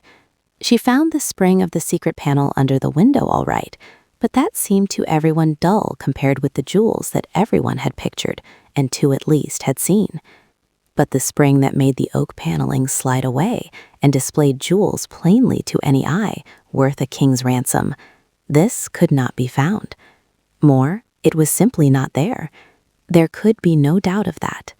Every inch of the paneling was felt by careful fingers. The earnest protests of Mabel and Jimmy died away presently, in a silence made painful by the hotness of one's ears, the discomfort of not liking to meet anyone's eyes, and the resentful feeling that the spring was not behaving in at all a sportsmanlike way, and that, in a word, this was not cricket. "You see," said Lord Yalding severely, "now you've had your joke, if you call it a joke, and I've had enough of the whole silly business. Give me the ring. It's mine, I suppose, since you say you found it somewhere here, and don't let's hear another word about all this rubbish of magic and enchantment." "Gerald's got the ring," said Mabel miserably. "Then go and fetch him," said Lord Yalding, "both of you." The melancholy pair retired, and Lord Yalding spent the time of their absence in explaining to Mademoiselle how very unimportant jewels were compared with other things. The four children came back together. "We've had enough of this ring business," said Lord Yalding. "Give it to me, and we'll say no more about it." I can't get it off," said Gerald. It always did have a will of its own." "I'll soon get it off," said Lord Yalding. But he didn't. "We'll try soap," he said firmly. 4 out of his 5 hearers knew just exactly how much use soap would be. "They won't believe about the jewels," wailed Mabel, suddenly dissolved in tears. "And I can't find the spring. I felt all over. We all have. It was just here, and—" Her fingers felt it just as she spoke, and as she ceased to speak, the carved panels slid away, and the blue velvet shelves laden with jewels were disclosed to the unbelieving eyes of Lord Yalding and the lady who was to be his wife. Jove, said Lord Yalding. "Miséricorde," said the lady. "But why now?" gasped Mabel. "Why not before?" "I expect it's magic," said Gerald. "There's no real spring here, and it couldn't act because the ring wasn't here. You know Phoebus told us the ring was the heart of all the magic. Shun it up and take the ring away and see." They did, and Gerald was, as usual, he himself pointed out, proved to be right. When the ring was away, there was no spring. When the ring was in the room, there, as Mabel urged, was the spring all right enough. "So you see," said Mabel to Lord Yalding. "I see that the spring's very artfully concealed," said that dense peer. "I think it was very clever indeed of you to find it. And if those jewels are real—" "Of course they're real," said Mabel indignantly. "Well, anyway," said Lord Yalding, "thank you all very much. I think it's clearing up. I'll send the wagonette home with you after lunch, and if you don't mind, I'll have the ring." Half an hour of soap and water produced no effect whatever, except to make the finger of Gerald very red and very sore. Then Lord Yalding said something very impatient indeed, and then Gerald suddenly became angry and said, "Well, I'm sure I wish it would come off." And of course, instantly, slick as butter, as he later pointed out, off it came. "Thank you," said Lord Yalding. "And I believe now he thinks I kept it on purpose," said Gerald afterwards, when, at ease on the leads at home, they talked the whole thing out over a tin of preserved pineapple and a bottle of ginger beer apiece.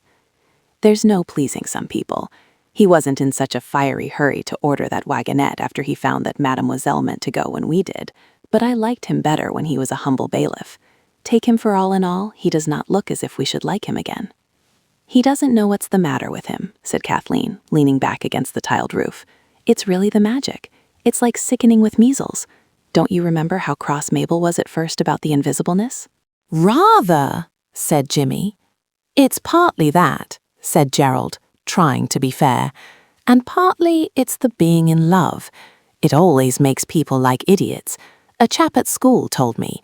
His sister was like that, quite rotten, you know, and she used to be quite a decent sort before she was engaged. At tea and at supper, Mademoiselle was radiant, as attractive as a lady on a Christmas card, as merry as a marmoset, and as kind as you would always be yourself if you could take the trouble. At breakfast, an equal radiance, kindness, attraction, merriment. Then Lord Yalding came to see her. The meeting took place in the drawing room. The children with deep discreetness remained shut in the schoolroom till Gerald, going up to his room for a pencil, surprised Eliza with her ear glued to the drawing room keyhole. After that, Gerald sat on the top stair with a book. He could not hear any of the conversation in the drawing room, but he could command a view of the door, and in this way be certain that no one else heard any of it. Thus it was that when the drawing room door opened, Gerald was in a position to see Lord Yalding come out. Our young hero, as he said later, coughed with infinite tact to show that he was there, but Lord Yalding did not seem to notice. He walked in a blind sort of way to the hat stand, fumbled clumsily with the umbrellas and mackintoshes, found his straw hat and looked at it gloomily, crammed it on his head, and went out, banging the door behind him in the most reckless way. He left the drawing room door open, and Gerald, though he had purposely put himself in a position where one could hear nothing from the drawing room when the door was shut, could hear something quite plainly now that the door was open. That something, he noticed with deep distress and disgust, was the sound of sobs and sniffs. Mademoiselle was quite certainly crying. "Jiminy," he remarked to himself, "they haven't lost much time. Fancy they're beginning to quarrel already. I hope I'll never have to be anybody's lover." But this was no time to brood on the terrors of his own future. Eliza might at any time occur. She would not for a moment hesitate to go through that open door and push herself into the very secret, sacred heart of Mademoiselle's grief. It seemed to Gerald better that he should be the one to do this. So he went softly down the worn green Dutch carpet of the stairs and into the drawing room, shutting the door softly and securely behind him. "It is all over," Mademoiselle was saying, her face buried in the beady arum lilies on a red ground worked for a cushion cover by a former pupil. "He will not marry me." Do not ask me how Gerald had gained the lady's confidence. He had, as I think I said almost at the beginning, very pretty ways with grown-ups when he chose. Anyway, he was holding her hand, almost as affectionately as if she had been his mother with a headache, and saying, "Don't, and don't cry, and it'll be all right, you see if it isn't," in the most comforting way you can imagine, varying the treatment with gentle thumps on the back and entreaties to her to tell him all about it. This wasn't mere curiosity, as you might think. The entreaties were prompted by Gerald's growing certainty that whatever was the matter was somehow the fault of that ring, and in this Gerald was, once more, as he told himself, right. The tale, as told by Mademoiselle, was certainly an unusual one. Lord Yalding, last night after dinner, had walked in the park to think of— "Yes, I know," said Gerald, "and he had the ring on, and he saw—" "He saw the monuments become alive," sobbed Mademoiselle. "His brain was troubled by the ridiculous accounts of fairies that you tell him. He sees Apollon and Aphrodite alive on their marble. He remembers him of your story. He wish himself a statue. Then he becomes mad, imagines to himself that your story of the island is true, plunges in the lake, swims among the beasts of the Ark of Noé, feeds with gods on an island.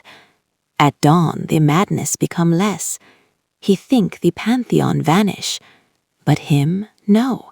He thinks himself statue, hiding from gardeners in his garden till 9 less a quarter.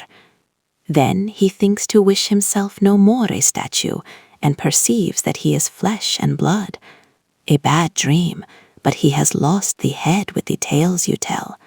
He say it is no dream, but he is fool, mad, how you say? And a mad man must not marry.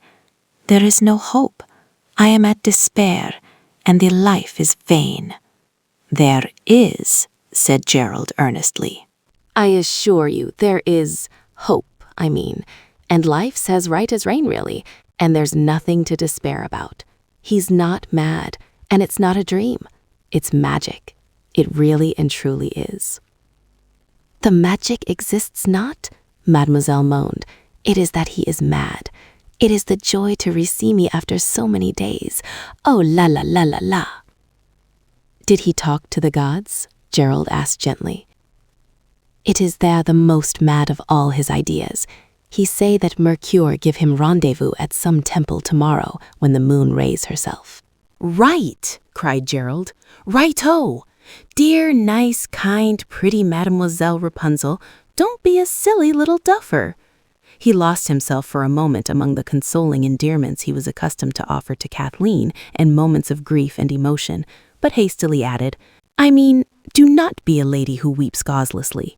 Tomorrow he will go to that temple. I will go, thou shalt go, he will go, we will go, you will go, let 'em all go. And you see, it's going to be absolutely all right. He'll see he isn't mad, and you'll understand all about everything. Take my handkerchief. It's quite a clean one as it happens. I haven't even unfolded it. Oh, do stop crying. There's a dear, darling, long-lost lover. This flood of eloquence was not without effect. She took his handkerchief, sobbed, half smiled, dabbed at her eyes and said, Oh, naughty! Is it some trick you play him like the ghost? I can't explain, said Gerald, but I give you my word of honor. You know what an Englishman's word of honor is, don't you, even if you are French, that everything is going to be exactly what you wish. I've never told you a lie. Believe me. It is curious, said she, drying her eyes, but I do. And once again, so suddenly that he could not have resisted, she kissed him. I think, however, that in this her hour of sorrow, he would have thought it mean to resist. It pleases her, and it doesn't hurt me, much, would have been his thought. And now it is near moonrise.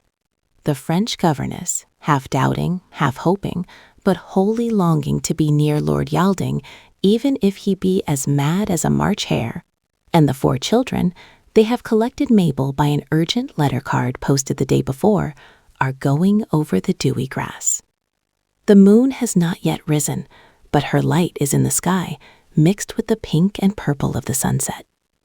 The west is heavy with ink clouds and witch color, but the east, where the moon rises, is clear as a rock pool. They go across the lawn and through the beechwood, and come at last through a tangle of underwood and bramble to a little level tableland that rises out of the flat hilltop, one tableland out of another. Here is the ring of vast rugged stones, one pierced with a curious round hole, worn smooth at its edges. In the middle of the circle is a great flat stone, alone, desolate, full of meaning, a stone that is covered thick with the memory of old faiths and creeds long since forgotten. Something dark moves in the circle. The French girl breaks from the children, goes to it, clings to its arm. It is Lord Yalding, and he is telling her to go. Never of the life, she cries.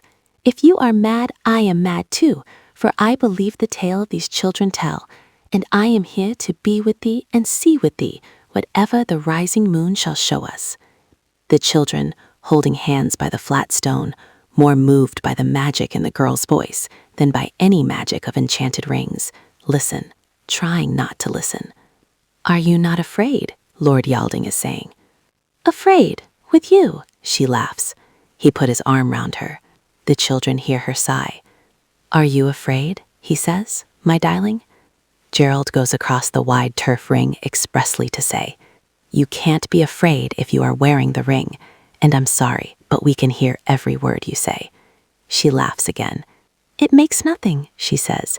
You know already if we love each other. Then he puts the ring on her finger, and they stand together. The white of his flannel coat sleeve marks no line on the white of her dress. They stand as though cut out of one block of marble. Then a faint grayness touches the top of that round hole, creeps up the side. Then the hole is a disk of light. A moonbeam strikes straight through it across the gray-green of the circle that the stones mark, and as the moon rises, the moonbeam slants downward. The children have drawn back till they stand close to the lovers. The moonbeam slants more and more. Now it touches the far end of the stone. Now it draws nearer and nearer to the middle of it. Now, at last, it touches the very heart and center of that central stone. And then it is as though a spring were touched, a fountain of light released. Everything changes. Or rather, everything is revealed. There are no more secrets. The plan of the world seems plain, like an easy sum that one writes in big figures on a child's slate. One wonders how one can ever have wondered about anything. Space is not. Every place that one has seen or dreamed of is here. Time is not. Into this instant is crowded all that one has ever done or dreamed of doing. It is a moment, and it is eternity. It is the center of the universe, and it is the universe itself. The eternal light rests on and illuminates the eternal heart of things. None of the 6 human beings who saw that moon rising were ever able to think about it as having anything to do with time. Only for one instant could that moonray have rested full on the center of that stone, and yet there was time for many happenings. From that height, one could see far out over the quiet park and sleeping gardens, and through the gray green of them, shapes moved, approaching. The great beasts came first, strange forms that were when the world was new, gigantic lizards with wings, dragons they lived as in men's memories, mammoths, strange fast birds. They crawled up the hill and ranged themselves outside the circle. Then, not from the garden, but from very far away, came the stone gods of Egypt and Assyria, bull-bodied, bird-winged, hawk-headed, cat-headed, all in stone, and all alive and alert. Strange, grotesque figures from the towers of cathedrals, figures of angels with folded wings, figures of beasts with wings widespread, sphinxes, uncouth idols from southern palm-fringed islands, and, last of all, the beautiful marble shapes of the gods and goddesses who had held their festival on the lake island and bidden Lord Yalding and the children to this meeting. Not a word was spoken. Each stone shape came gladly and quietly into the circle of light and understanding, as children, tired with a long ramble, creep quietly through the open door into the firelit welcome of home. The children had thought to ask many questions, and it had been promised that the questions should be answered. Yet now no one spoke a word, because all had come into the circle of the real magic, where all things are understood without speech. Afterwards, none of them could ever remember at all what had happened, but they never forgot that they had been somewhere where everything was easy and beautiful. And people who can remember even that much are never quite the same again. And when they came to talk of it next day, they found that to each some little part of that night's great enlightenment was left. All the stone creatures drew closer round the stone. The light where the moonbeam struck it seemed to break away in spray, such as water makes when it falls from a height. All the crowd was bathed in whiteness. A deep hush lay over the vast assembly. Then a wave of intention swept over the mighty crowd. All the faces, bird, beast, Greek statue, Babylonian monster, human child, and human lover, turned upward. The radiant light illumined them, and one word broke from all. "The light," they cried, and the sound of their voice was like the sound of a great wave. "The light! The light!" And then the light was not anymore, and soft as floating thistledown, sleep was laid on the eyes of all but the immortals. The grass was chill and dewy, and the clouds had veiled the moon. The lovers and the children were standing together, all clinging close, not for fear, but for love. "I want," said the French girl softly, "to go to the cave on the island." Very quietly, through the gentle brooding night, they went down to the boathouse, loosed the clanking chain, and dipped oars among the drowned stars and lilies. They came to the island and found the steps. "I brought candles," said Gerald, "in case." So, lighted by Gerald's candles, they went down into the Hall of Psyche, and there glowed the light spread from her statue, and all was as the children had seen it before. "It is the Hall of Granted Wishes." "The ring," said Lord Yalding. "The ring," said his lover, "is the magic ring given long ago to a mortal, and it is what you say it is. It was given to your ancestor by a lady of my house, that he might build her a garden and a house like her own palace and garden in her own land, so that this place is built partly by his love and partly by that magic. She never lived to see it. That was the price of the magic." It must have been English that she spoke, for otherwise how could the children have understood her? Yet the words were not like Mademoiselle's way of speaking. "Except from children," her voice went on, "the ring exacts a payment. You paid for me when I came by your wish, by this terror of madness that you have since known. Only one wish is free. And that wish is—" "The last," she said. "Shall I wish?" "Yes, wish," they said, all of them. "I wish, then," said Lord Yalding's lover, "that all the magic this ring has wrought may be undone, and that the ring itself may be no more and no less than a charm to bind thee and me together forevermore." She ceased, and as she ceased, the enchanted light died away. The windows of granted wishes went out, like magic lantern pictures. Gerald's candle faintly lighted a rudely arched cave, and where Psyche's statue had been was a stone with something carved on it. Gerald held the light low. "It is her grave," the girl said. Next day, no one could remember anything at all exactly, but a good many things were changed. There was no ring, but the plain gold ring that Mademoiselle found clasped in her hand when she woke in her own bed in the morning. More than half the jewels in the paneled room were gone, and those that remained had no paneling to cover them. They just lay bare on the velvet-covered shelves. There was no passage at the back of the Temple of Flora. Quite a lot of the secret passages and hidden rooms had disappeared, and there were not nearly so many statues in the garden as everyone had supposed. And large pieces of the castle were missing and had to be replaced at great expense. From which we may conclude that Lord Yalding's ancestor had used the ring a good deal to help him in his building. However, the jewels that were left were quite enough to pay for everything. The suddenness with which all the ring magic was undone was such a shock to everyone concerned that they now almost doubt that any magic ever happened. But it is certain that Lord Yalding married the French governess, and that a plain gold ring was used in the ceremony, and this, if you come to think of it, could be no other than the magic ring, turned by that last wish into a charm to keep him and his wife together forever. Also, if all this story is nonsense and a make-up, if Gerald and Jimmy and Kathleen and Mabel have merely imposed on my trusting nature by a pack of unlikely inventions, how do you account for the paragraph which appeared in the evening papers the day after the magic of the moon rising?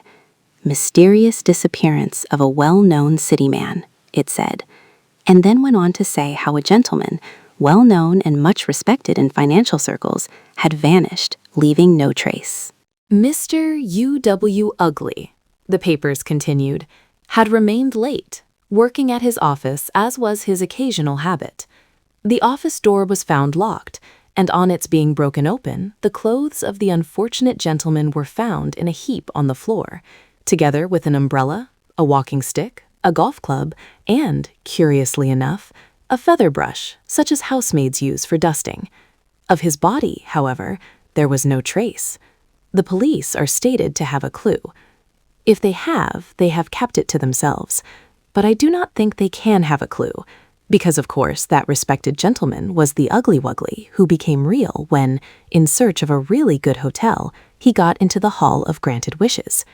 And if none of this story ever happened, how is it that those 4 children are such friends with Lord and Lady Yalding and stay at the Towers almost every holidays? It is all very well for all of them to pretend that the whole of this story is my own invention. Facts are facts, and you can't explain them away. The end.